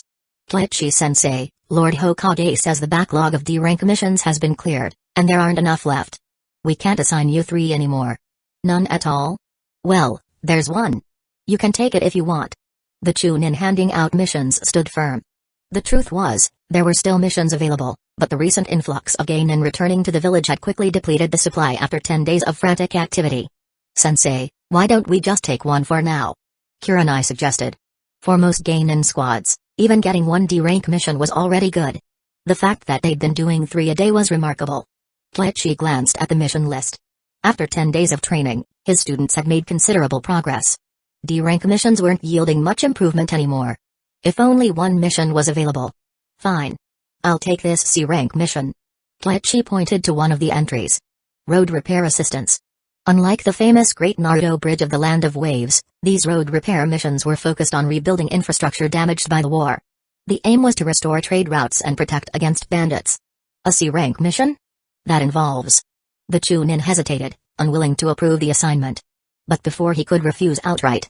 Clang. Kletchi slammed the sword of the Thunder God onto the desk, startling the Chunin. You think being a Jonin lets you intimidate people? The Chunin thought, stunned and flustered. After a moment's hesitation, he mustered the courage to argue, newly formed squads aren't allowed to take C-rank missions. That rule applies in peacetime.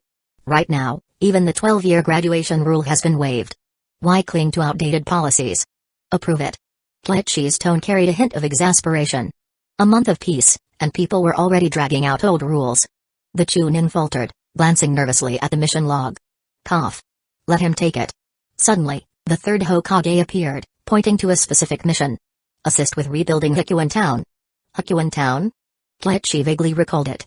Situated in the western part of the Land of Fire, it wasn't a former battlefield but was near the Kikyo Pass area. Understood. Thank you, Lord Hokage.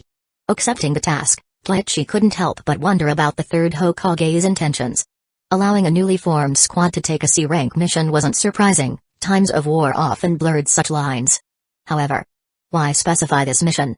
Something about it seemed unusual. Still, Kletchi didn't voice his doubts. His students, Asuma and Kurenai, were visibly excited about their first C-rank mission. Shishui, accustomed to patrolling with the Uchiha police force, was more indifferent but none less eager to learn. Be cautious in Hikuan Town. The third Hokage said.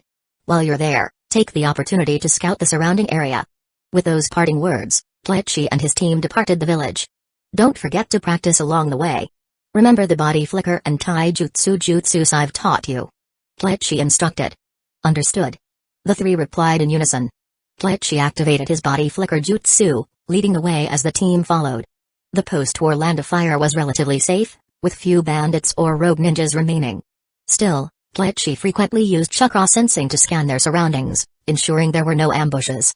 He even wished for an attack. It would be a good opportunity to test his team's abilities. Unfortunately, the journey was uneventful. Still, Kletchi had a hunch that Hikuan Town held some hidden trouble. Chapter 38, The Wandering Samurai, First Battle Northwest of the Land of Fire. This region, near the land of rivers, the land of rain, and Kikyo Pass, was a chaotic zone. Yet, it also served as an important trade route connecting several northwestern nations. As a result, the area bustled with activity. So this is Hikua Town? Asuma looked around, taking in the unfamiliar sights of the town. That's right. I was here just a few months ago. Kleichi nodded. Back then, a team of Sand Village shinobi attacked this place, but we managed to drive them back. Since the war ended, the area had begun to recover, and many trade routes were being rebuilt. However, being close to the land of rain and the land of rivers meant this place often attracted bandits and rogue ninjas. While the presence of Hidden Leaf Village's forces during the war had kept such threats at bay, the withdrawal of troops had left the area vulnerable. With only a few shinobi patrolling the borders, bandits began resurfacing, forcing the town's leader to issue a request for aid. Kleichi leaned against a wall, activating his chakra sensing jutsu. Got them. To the northwest, toward the land of rivers, a group of wandering samurai had formed a gang of thieves. Emboldened by previous successful raids, they were still lingering in the area, continuing to loot and pillage. What's the plan now, sensei? Kurenai asked, glancing around. Around them, townsfolk were busy repairing streets and rebuilding homes. The main roads were mostly restored after a month's effort. For now, the area seemed peaceful. No rush. Let's scout the area first and get a feel for the terrain. Kleichi instructed.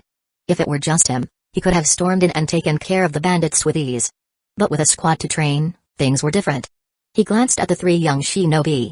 After some thought, Kleichi said, for missions ranked C and above, there's always a risk of combat. You need to be ready to fight and kill at any time. Now, if I left the planning to you, what would you do? Scout the terrain, set traps, and prepare defensive positions. Asuma responded without hesitation, reciting textbook answers. Where would you place the traps? That's. Asuma hesitated, unable to provide an answer right away. His lack of experience showed. Shizue thought for a moment before replying, to the west. The land of rivers doesn't have a hidden village, so it's a hotspot for wandering samurai and rogue ninjas. Bandits often form gangs there, and patrols tend to focus on that direction. Not bad. Your clan's police force has taught you well. Kleichi remarked. The Uchiha clan might be arrogant, but they were undeniably skilled.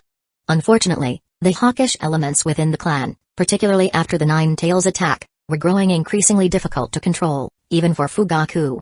Turning back to the three, Kleichi instructed, head west, scout the area, and set up traps. If you encounter the enemy, assess the situation and decide whether to engage. Remember what I've taught you, and you should be fine. Yes, sensei. The trio set off as instructed. Kleichi followed from a distance, while sending a shadow clone to observe the townspeople rebuilding the area. Driving off bandits alone wouldn't ensure the long-term recovery of Hikuen Town. For young shinobi, even basic missions had layers of complexity. While Shizue, Asuma, and Kurenai patrolled, Kleichi pulled out a book and began reading. It was a medical text on cell theory. Borrowed from the third Hokage, this book complemented the system-gifted basic medical knowledge he already possessed. In his spare time, Kleichi would study it to deepen his understanding. Recently, his research into cell activation jutsus had shown promise. While human skin has limited breathing capabilities, if cell activity were enhanced, could the skin absorb more oxygen and increase overall vitality? Experiments confirmed the theory's potential. His breathing jutsus, particularly those involving chakra flow, saw significant improvement. While he hadn't reached the pinnacle of cell activation jutsus, he believed he was on the right track. By activating skin cells first and then gradually extending to blood and muscle tissue, a simplified version of the activation jutsu could become a reality.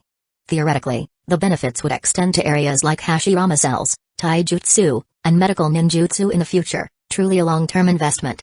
After a while, Kleichi set the book aside and shifted his attention to Kurenai. Have they found the target? 2 to 3 kilometers ahead, Kurenai signaled with hand gestures, holding kunai and shuriken ready. Kleichi wasn't too worried. In the past 10 days, Kurenai had become proficient in the body flicker jutsu, Asuma had mastered the vacuum blade, and Shizue's improvements in swordsmanship and mobility were evident. Their collective strength should suffice. What concerned him was how they would handle their first real kill. As the trio approached the bandits, who were wandering aimlessly after their recent plunder, Kleichi mused, perhaps it's time to teach Kurenai chakra sensing jutsus. Her natural talent for precision could make her excel at it. The difference between chakra sensing and Kurenai's innate abilities lay in range and focus. Chakra sensing allowed for broader detection, while Kurenai's abilities were sharper in close proximity. Both had their uses. The wandering samurai soon came into view, A group stained with blood and carrying bags of loot. Judging by their appearance, they had just killed and looted again. Shishui and the others took cover, having already set traps. A moment later. Boom. Explosions rang out. Such a waste. Tletchi sighed. The cost of those explosive tags was higher than the reward for a C-rank mission. Only kids with wealthy backgrounds could afford such extravagance. Ordinary Gainen couldn't dream of using them so liberally. Still, it was their first mission. The expense was understandable. There are ninja among us. Amid the chaos, the trio launched their attack. Fire-style jutsus like Fireball Jutsu and Great Breakthrough added to the confusion, scattering the bandits. Taking advantage of the disorder, Kurenai threw shuriken, killing 2 or 3 in quick succession. Blood and charred flesh filled the air, creating a grisly scene. Charge. Asuma was the first to react, enhancing his kunai with wind-style chakra to form a vacuum blade. He rushed into the fray. I'll support with Ganjutsu.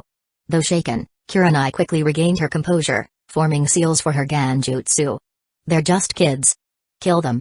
Seeing their attackers were young, the bandits regained some of their nerve, their killing intent flaring. But Shishui was faster. Using clones and transformation jutsus, he infiltrated their ranks, combining stealth and swordsmanship to take them down one by one. Retreat. Stay back to back or we're all dead. The bandits quickly regrouped, standing back to back with weapons drawn. Kurenai activated her Ganjutsu, while Asuma closed in, piercing one bandit's heart with his kunai. Blood splattered across his face. 3 or 4 bandits retaliated immediately, their blades aimed straight for Asuma. No tricks, just speed and ruthlessness. These guys are relentless. Tletchi muttered, observing their desperate ferocity. Caught off guard, Asuma froze. Asuma! Kurenai shouted, hurling shuriken in a panic. Shishui intervened, cutting down one bandit. But the remaining bandits showed no mercy, sacrificing their wounded comrades to focus entirely on killing Asuma.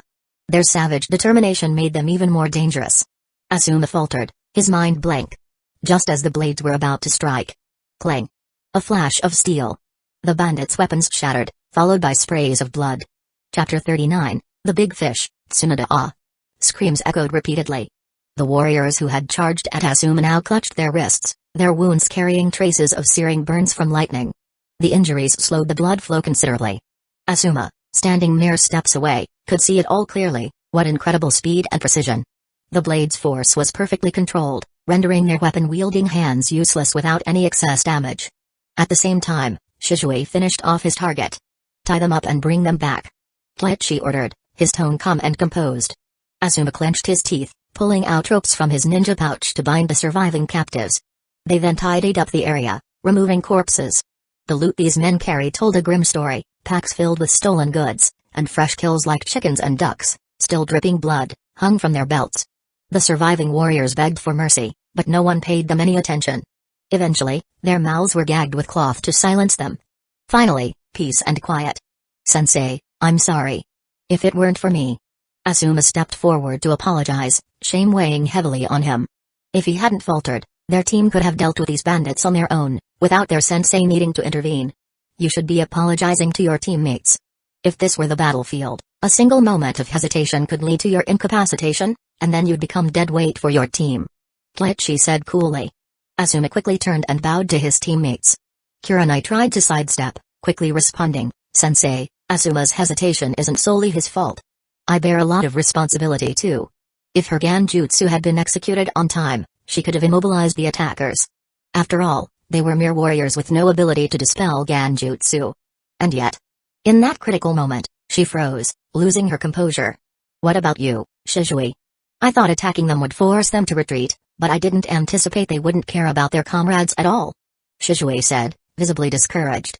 Tletchi smiled faintly and said, in Hidden Leaf Village, we hold to the will of fire, protecting and supporting one another. But they're different. They're bandits who live by the sword, where death is just part of the game. Losing a comrade means nothing to them. I understand now. Shishui nodded thoughtfully. Had he realized this earlier, he would have chosen a different strategy, using a wider-reaching jutsu to secure their position instead of the approach he took. This kind of student was easy to teach, he didn't make excuses and was quick to reflect on his mistakes. Unlike Kakashi or Obito, who would often argue back, Shishui's humility made mentoring him far less frustrating. In fact, compared to a typical rookie team, their performance had been quite impressive. Most rookie teams would have fumbled far more disastrously in this situation. Kleichi didn't push them too hard, saying, "The important thing is that you've learned from this. Real combat is entirely different from training or sparring. There's no substitute for the experience of blood splattering in your face." "Yes, sensei." Asuma, feeling ashamed, nodded. Kleichi had hit the nail on the head. The moment he faltered earlier wasn't just because of fear, it was also because blood had splattered into his eyes, momentarily blinding him. "Let's bring these captives back to the town chief. After the mission is complete, we'll make the rounds to return the stolen goods to their rightful owners," Kleichi instructed. Yes. These bandits had likely just looted a nearby village. The stolen items were meager, but Kleichi had no intention of keeping any of it. When they returned to the town, the chief was supervising the construction of the defensive walls. Asuma and the others were surprised to find Kleichi's shadow clone helping with the repairs. They stared blankly for a long moment before regaining their composure. "Then, Chief, we encountered a group of wandering warriors during our patrol. Are these the bandits who attacked your town?" Yes, that's them." The town chief didn't recognize them immediately, but a nearby foreman did, pointing out the culprits. He had narrowly escaped death during one of their previous raids. Kleichi nodded. It seemed their suspicions were correct. He had Shizue hand over the prisoners before instructing, "Asuma, help them with the construction. I'll go investigate the area." Yes. Asuma had no objections. Even though they were clan heirs, they weren't strangers to hard labor like carrying water or farming. Ninja work often required such tasks, and they were used to it. Leaving his shadow clone behind, Kleichi ventured deeper into the town. Earlier, his chakra sensory jutsu had detected someone with an exceptionally large chakra reserve nearby. Although he wasn't certain who it was. This was still the land of fire. Kleichi had a suspicion, if this wasn't an enemy missing nin, then it could only be one person, Tsunade of the legendary Sannin. Using his chakra sensing ability, Kleichi located the source. When he arrived, it was at a casino. No sooner had he reached the entrance than he saw a group of angry men rushing inside. Judging by the situation, they were likely debt collectors. Better wait outside for now. If he went in, he might end up being mistaken for a sucker to pay her debts. The problem was, he wasn't exactly rolling in cash himself. While he'd earned some mission rewards recently, compared to Tsunade's debts, it was barely a drop in the ocean. Kleichi perched on a rooftop, chewing a blade of grass as he watched the scene unfold. A while later, from a window on the other side of the casino, a woman leapt out, followed by a young girl. "What a tragic life," Kleichi muttered under his breath. Shizune, who had been traveling with Tsunade since she was 5 or 6, had likely spent the past few years living this way. But where was that pig she always carried around? Hadn't they adopted it yet? As he watched the scene, a mob of angry men poured out of the casino, chasing after Tsunade and Shizune. But against a ninja, what chance did ordinary people stand? A quick turn and a transformation jutsu later, and Tsunade was gone without a trace. Chasing Tsunade for debts, now that's a losing battle. Kleichi mused. If the debt collectors had been ninja, they might have even ended up getting beaten for their trouble. Just then, he sensed someone approaching behind him. "You brat. Sitting up here watching the show, huh? Didn't even think to come help me out?" Turning around, Kleichi saw her, Tsunade herself. "Wow. What a dazzling necklace." Kleichi quickly averted his eyes and said, "Lady Tsunade, you didn't need my help. I'm just a poor guy, even if I stepped in, I couldn't pay off your debts. Besides, wouldn't you just rack up more next time? Rule number 1, never lend money to a gambler, even if it's Tsunade." "Humphrey." Tsunade snorted, giving him a once-over before turning her head with a dismissive look. Gambling was way more fun than dealing with boring kids like this silver-haired brat. He probably took after Tobirama with how dull he was. "Lady Tsunade, where are we going now?" Shizune climbed up onto the roof, only to spot the silver-haired boy sitting with Tsunade. Seeing their similar features, she hesitated. Tsunade ignored her and said, "Hey, kid, how about we go for a drink? Didn't you lose all your money?" Ugh. She really hated this brat already. Chapter 40, Casinos? Not something you can handle. Inside a tavern. Tsunade and Shizune sat on one side of the table, while Kandakiachi occupied the other. 2 bottles of sake sat on the table between them. "Kid, you're way too young to be drinking. Focus on your training instead, that's the right path," Tsunade said as she pulled both bottles toward her side. Kleichi was speechless. "If you just want to drink more, just say it. I'm paying anyway. I can't cover your debts, but I can afford some sake." "Lady Tsunade, who is this?" Shizune asked curiously. "Oh, right. I forgot to introduce him. This is Kandakiachi, the one the old man wrote to me about a few days ago. Technically, he's a relative. Tsunoda said casually, her tone softening after a sip of sake. Though she found his overly serious demeanor annoying, she appreciated his straightforwardness in treating her to drinks. Oh, so it was the Hokage who wrote about him. No wonder he specifically asked you to lead this mission. Lead a mission? Tsunoda paused, then glanced at Koichi with renewed interest. You're a Jonin now? Yes, I just got promoted. Koichi nodded. Tsunoda stared at him for a few moments. Her expression dimmed slightly, and she tilted her head back to take a few more sips. Shizune observed this and nodded silently to herself. Indeed, he is clearly part of the clan. But Koichi's demeanor and actions seemed to resemble the second Hokage far more than the first. Tsunoda finished her first bottle, then reached for the second and poured herself another glass before speaking again.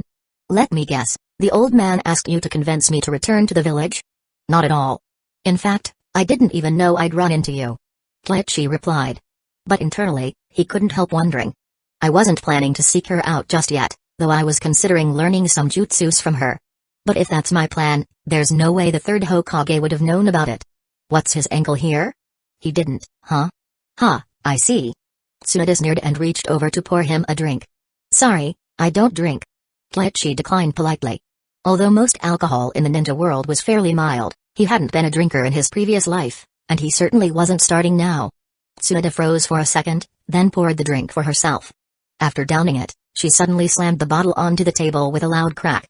The glass fractured, and the remaining alcohol began to seep through the fissures. Shizune flinched in surprise. She had been with Tsunoda for 3 years and had never seen her this upset while drinking, not even when she was drinking alone. What's going on? Enough of this. It's boring. Let's go. Tsunoda muttered, grabbing her green coat and leaving her seat in frustration. Koichi's mind raced. Judging by her mood, it seemed that the third Hokage must have talked to her about something. Though he hadn't assigned Koichi any specific mission, it was clear he wanted to use Koichi as a bridge to coax Tsunoda back to the village. Moreover, building a closer relationship with Tsunoda would also strengthen Koichi's ties to the Hokage faction. TCH. He sighed, got up, and followed her. Tsunoda walked down the street, heading toward the area where Asuma and the others were working. Eventually, she stopped at a spot near a railing overlooking the scene. She gazed at the 3 young ninja hard at work. The Hokage's kid. One of the others must be from the Yui clan. And the shorter one, an Uchiha. Yes, Shizue Uchiha. He's a descendant of Kagami-senpai. He's only 5. Koichi explained. Kagami.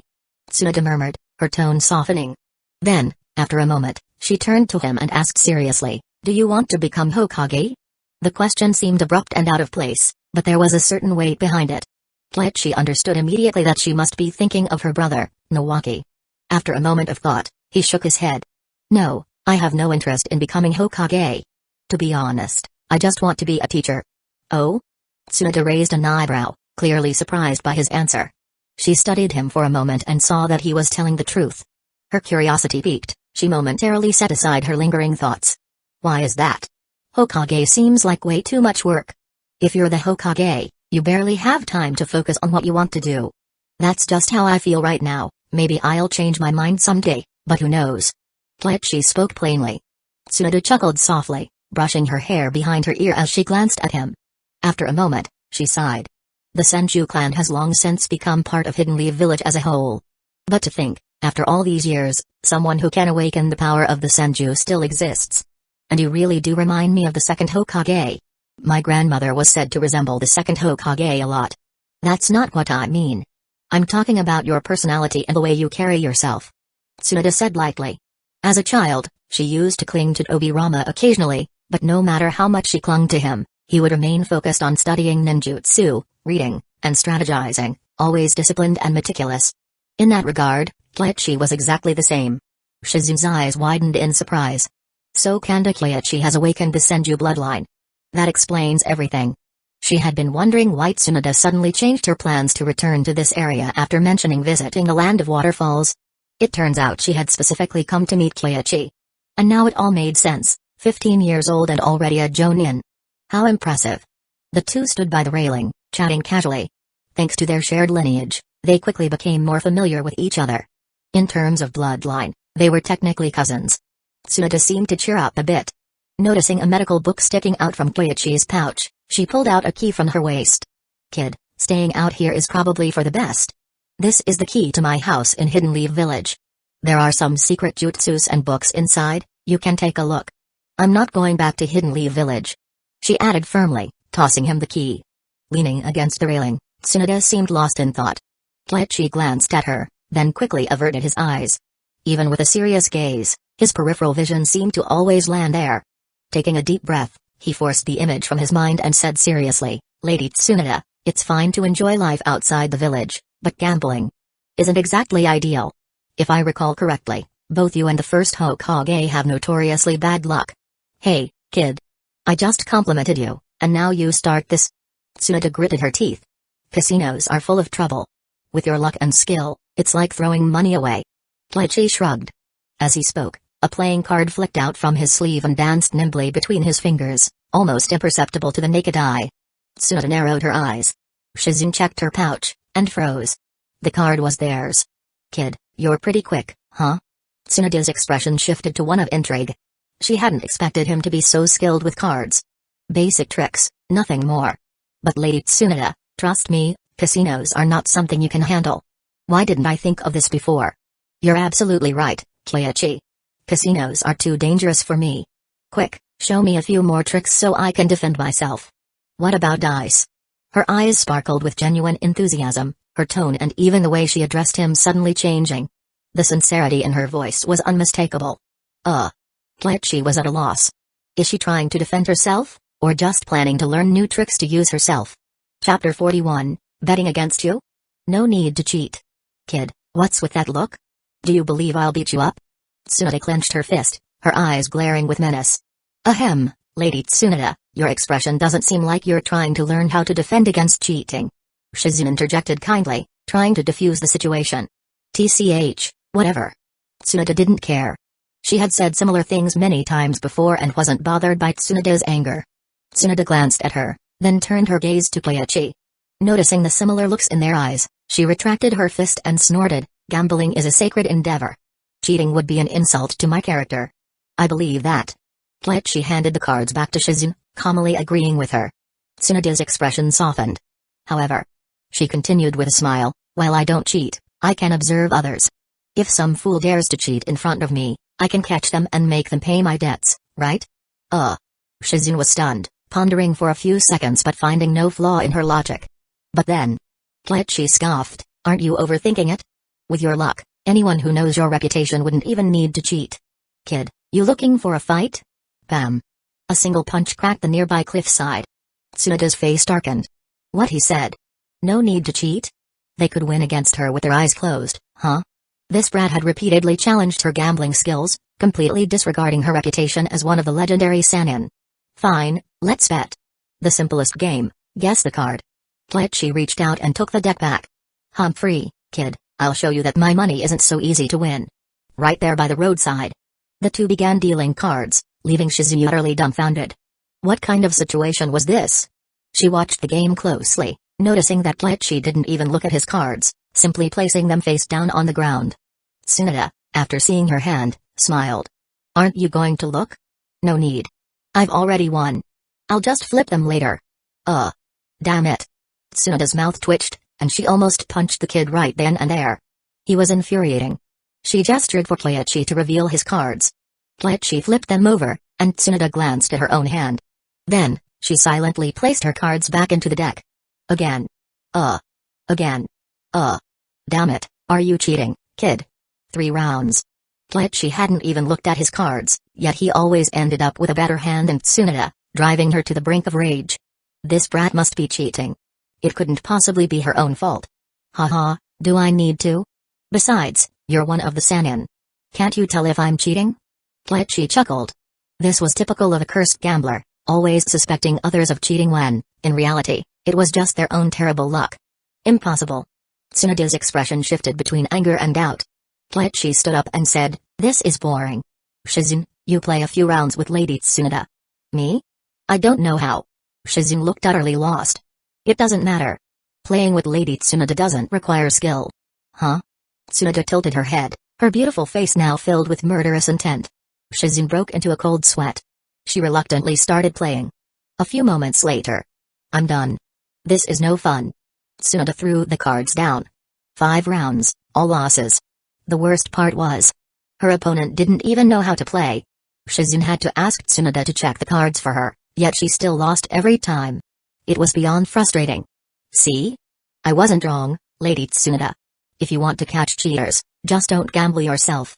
Otherwise, who would even need to cheat against you? That made sense. If she stopped gambling and just observed, she could catch cheaters and extort money from them. Even better. If the casino itself was cheating, she could directly blackmail them. Tsunoda held gambling in high regard and despised underhanded tactics, but this wasn't about gambling, it was about making money to pay off debts. Brilliant. She was delighted, completely missing the underlying meaning of Koichi's words. Bad luck? Wasn't that just common sense?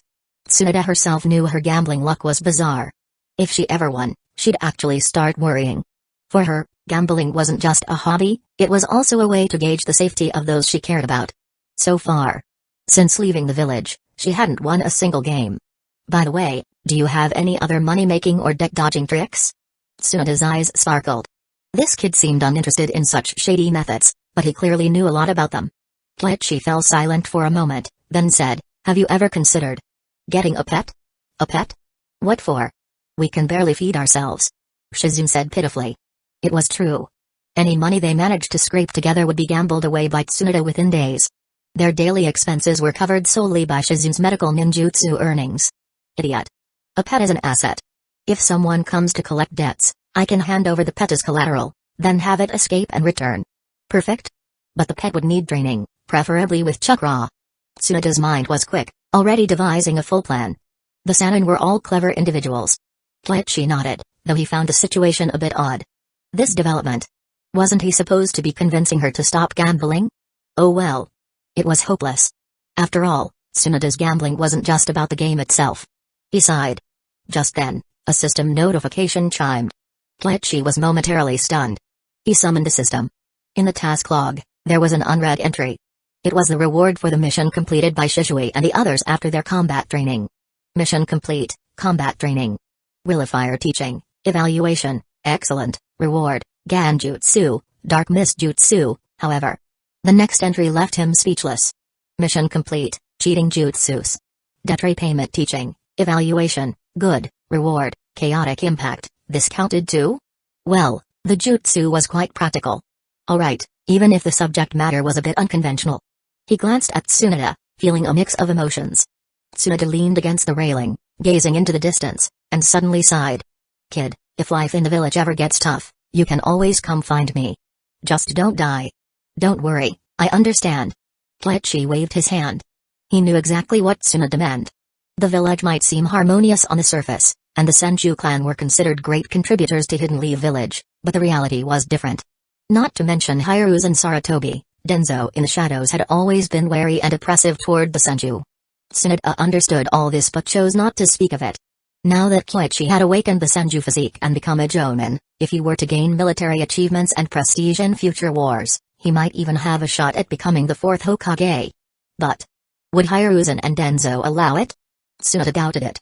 That old man didn't truly see Koichi as one of his own, otherwise he wouldn't have gone to such lengths to arrange this meeting between her and Koichi. She patted Koichi's shoulder and said, "You're like a brother to me. As long as you're not rebelling, no one will dare say a word if you leave the village. If that day ever comes, I will." Chapter 42, A single tree does not make a forest. Shizune, you mustn't speak of these things carelessly in the future. Tsunoda was uncharacteristically serious. Shizune nodded. Although Tsunoda hadn't explicitly acknowledged it, Shizune was essentially her disciple. If such words were to spread, it would reflect poorly on both Tsunoda and Koichi. Naturally, Shizune wouldn't dare to speak recklessly. Kid, I'm leaving. Tell the old man not to look for me. I have no plans to return. Won't you stay for a meal? Koichi felt a pang of reluctance. Tsunoda had been blunt and unceremonious with him, but it was precisely this lack of formality that made him feel as though he had encountered a kindred spirit, someone with whom he could speak openly and honestly, as one would with family. TCH, do you really think I'm so broke I can't afford a meal? Tsunoda waved her hand, exuding an air of carefree detachment. The large character for gambling on the back of her green attire was impossible to miss. Koichi didn't try to stop her. With the current turmoil in Hidden Leaf Village, it might be for the best that Tsunoda, who suffered from hemophobia, was leaving. Koichi looked down, staring at the key in his hand. After a moment, He clenched it tightly and placed it in his ninja pouch before turning to join Shizue and the others. On the hillside of Hikuan town, Tsunade stood atop the high ground, watching Koichi's retreating figure with a complex mix of emotions. Only when he disappeared behind the village walls did she let out a sigh. If Nawaki were still alive, he might have become a jonin by now. Does he resemble Nawaki? Shizue asked curiously. No, he's more like the second Hokage. As for Nawaki, Tsunade shook her head. But she couldn't help but think of Nawaki. After all, Nawaki was only a few years older than Koichi, so the age difference wasn't significant. However, I'm just reminiscing, that's all. Lady Tsunade, you mentioned earlier that Hidden Leaf Village is in a precarious situation and that other villages might launch probing attacks. If another war breaks out, will you return? Shizue asked. The war with Hidden Sand Village had ended. But according to Tsunade, this was only the beginning. Since the death of the second Hokage, skirmishes between Hidden Leaf Village and other villages had never truly ceased. After the Sanin's battle with Hanzo, there had been a brief lull of 2 or 3 years, but conflicts soon resumed. Over the past few years, Tsunade had traveled to many countries and understood the attitudes of the major nations surrounding the Land of Fire. They all long for Hidden Leaf Village's defeat. Peace wouldn't last long. If I return, what could I even do? We'll see when the time comes. Tsunade shook her head. The third Hokage had sent Koichi to find her, clearly hoping that he could help her overcome her inner turmoil and return to serve Hidden Leaf Village. But she suffered from hemophobia, a fact known to very few. Even if she returned to Hidden Leaf Village, what could she do? Tsunade turned and left. Koichi glanced back in her direction. Tsunade was truly gone. While it was a pity, her current state made it clear that pressing her for answers or trying to cure her hemophobia was futile. Nawaki and Bankato had died only a few years ago. Tsunade herself was a master of medical ninjutsu. If psychological wounds were so easily healed, they wouldn't have persisted for so long. Some things required not only the passage of time but also a stroke of luck or a pivotal moment. Asuma, maybe you should take a break. No, I'm fine. Asuma focused his chakra, continuing to use wind-style nature transformation to cut through the stone bricks. Shizue, too, concentrated his wind-style chakra, attempting to use chakra nature transformation in conjunction with his katana to slice through the bricks. This was the training regimen assigned by the shadow clone. As for Kurenai, she was carrying stone bricks. The workers had initially refused to let the ninjas do such labor, but after hearing the shadow clone explain that it was part of their mission and training, they relented. However, thanks to their efforts, the work progressed much faster. What would have taken several days was nearly completed in just one afternoon. That evening, at the town mayor's insistence, Koichi and his team attended a celebration organized by the townsfolk. The meal was lavish, and the villagers were warm and welcoming. Sensei, I used to think that villagers were difficult to get along with, that they were at odds with us Uchiha. But now I see that it wasn't the villagers who were out of sync, it was us Uchiha. Shizue spoke with newfound insight. This journey had taught him many things. The villagers weren't hard to get along with. As long as you didn't act superior and treated them as equals, they would respond with warmth and kindness. The Uchiha, however, were different. The barriers of the police force, the high walls of their clan compound, and the reputation of being Hidden Leaf Village's foremost noble clan had isolated them from the outside world. And within the clan, there had never been any intention to engage or communicate with outsiders. With such an attitude, how could they ever hope to attain the position of Hokage? It wasn't that simple. It's good that you understand. A single tree does not make a forest. If you don't integrate and help the forest grow, the loggers will come and cut down the tree standing alone. Sensei, I think I've read something similar before.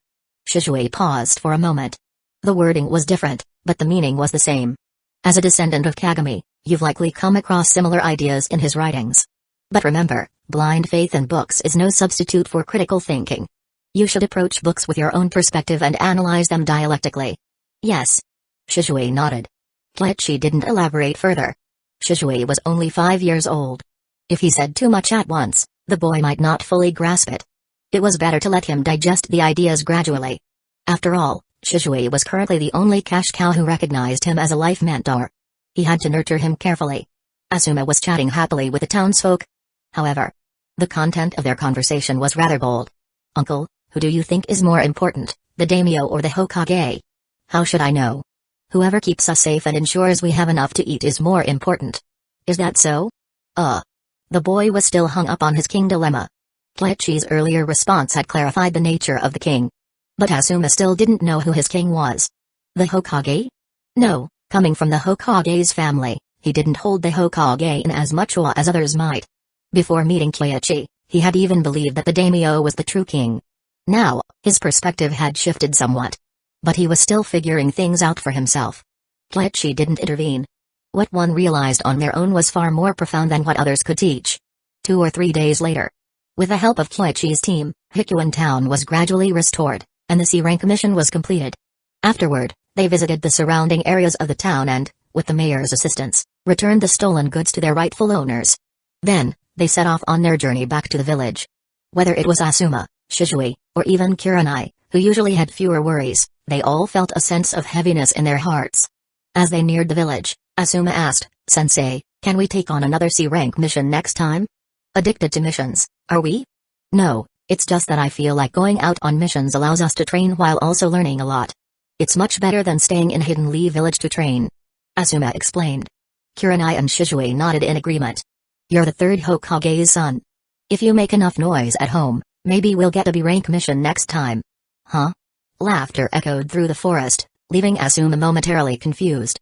It took him a while to realize that his teacher was joking, leaving him speechless. But a B-rank mission?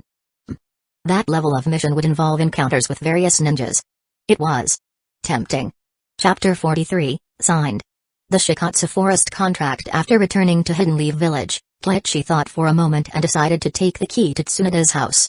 Tsunada's house was easy to recognize. It was the former residence of the first Hokage. Though not large in scale, it was located in a prime area and exuded an ancient, timeless charm.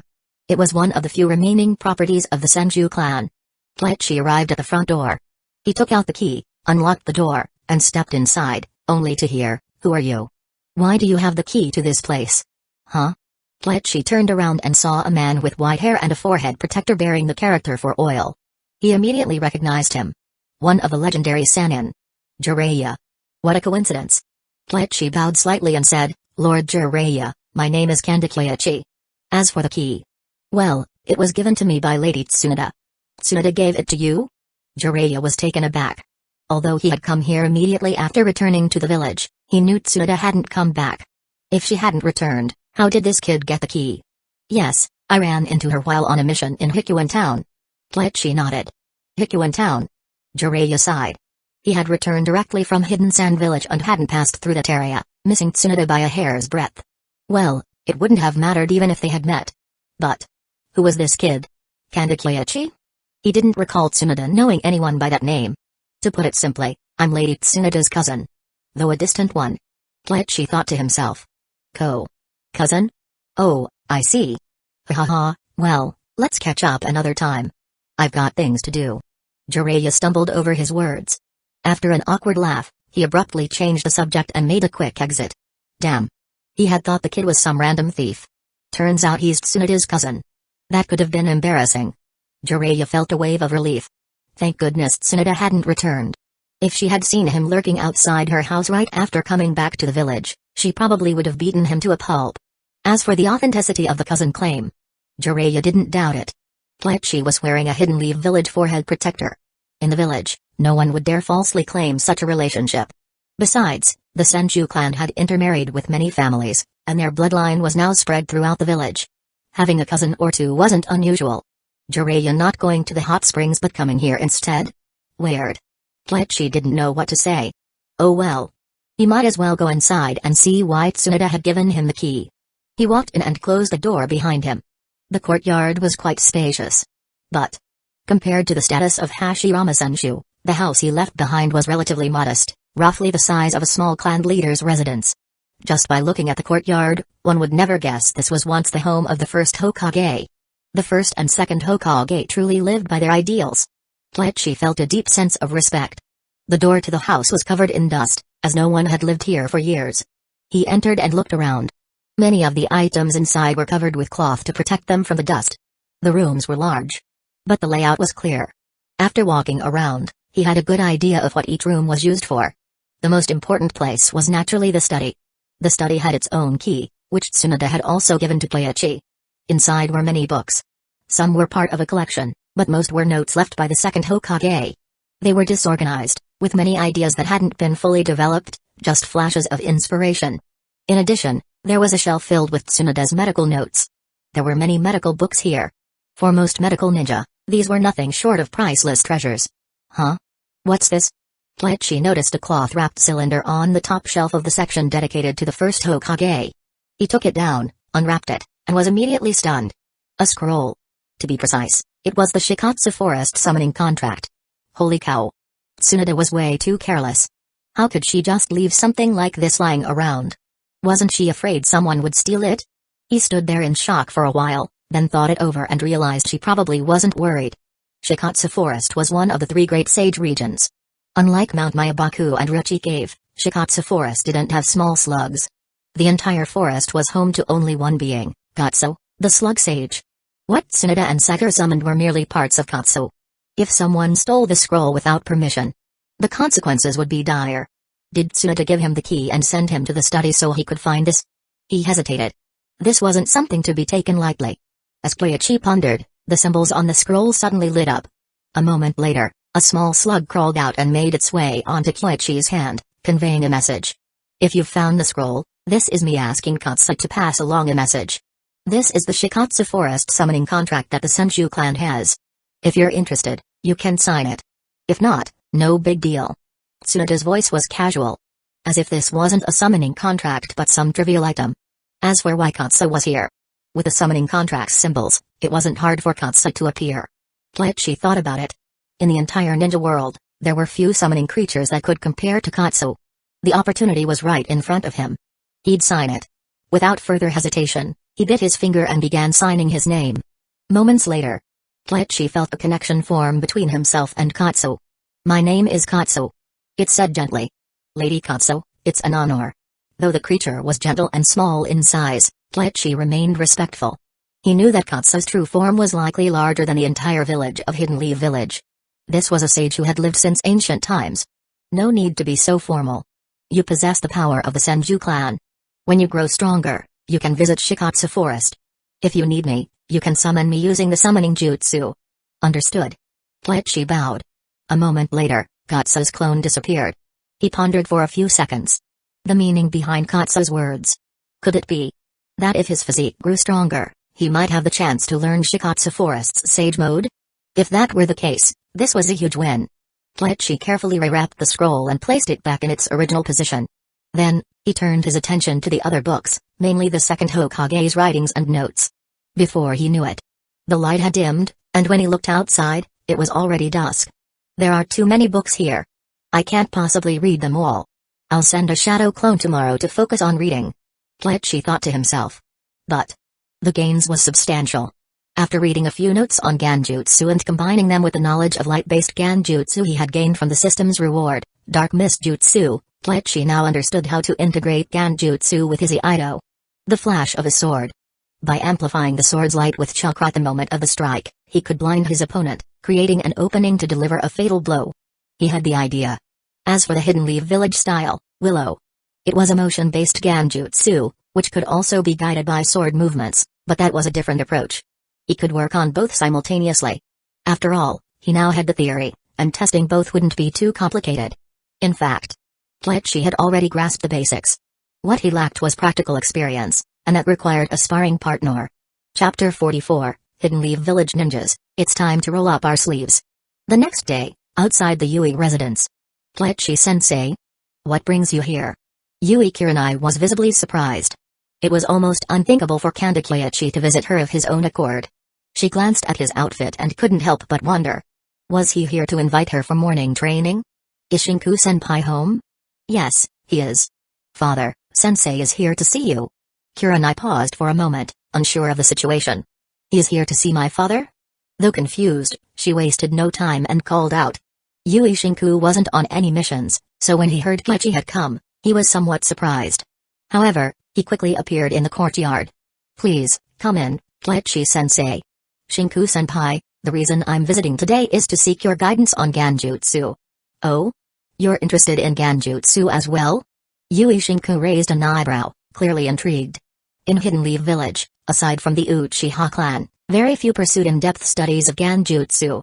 Most ninja considered it sufficient to merely know how to dispel illusions or master a few basic jutsus. It was rare for someone to show such dedication and actively seek advice. I've been having some thoughts lately. Sensei always claims he's not great at genjutsu, but his jutsus are incredible. He even has a sword jutsu that creates illusions.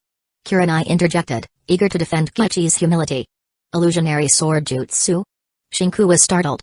Back in the day, the second Hokage had also experimented with combining swordsmanship and genjutsu.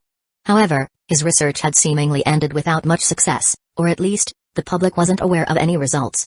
Could it be that Keiichi's jutsu was based on those foundations?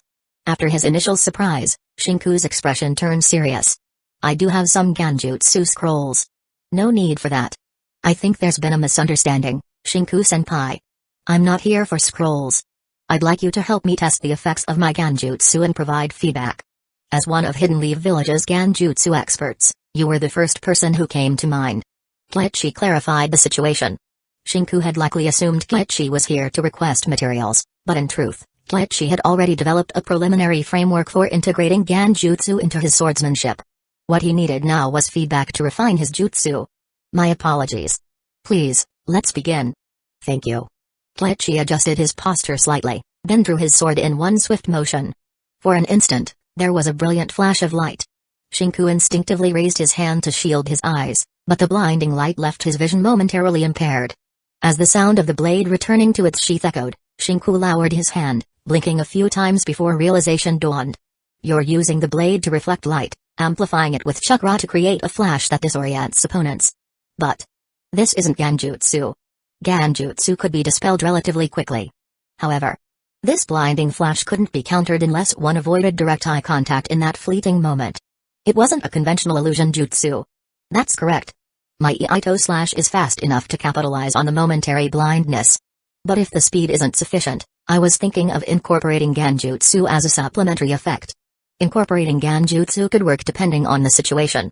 For instance, if I were wearing glasses or caught the flash from my peripheral vision, the effect might diminish. Shinku offered several suggestions. As expected of a genjutsu master, each piece of advice was highly practical. Keiichi then demonstrated a simplified version of his willow jutsu, this time integrating guiding genjutsu through the blade's motion. Shinku watched intently, then commented, your movements could be further streamlined. The genjutsu doesn't necessarily need to be channeled through the blade, it could be triggered by a hand gesture or even executed before drawing the sword. Sometimes, casting an illusion first and following up with a sword strike yields better results. Though not a swordsman, Shinku's insights into combining genjutsu with combat were invaluable. Keiichi absorbed everything he said, gaining a wealth of knowledge. Meanwhile, Kurenai stood to the side, utterly engrossed. Keiichi's approach to genjutsu was completely different from what she had learned growing up.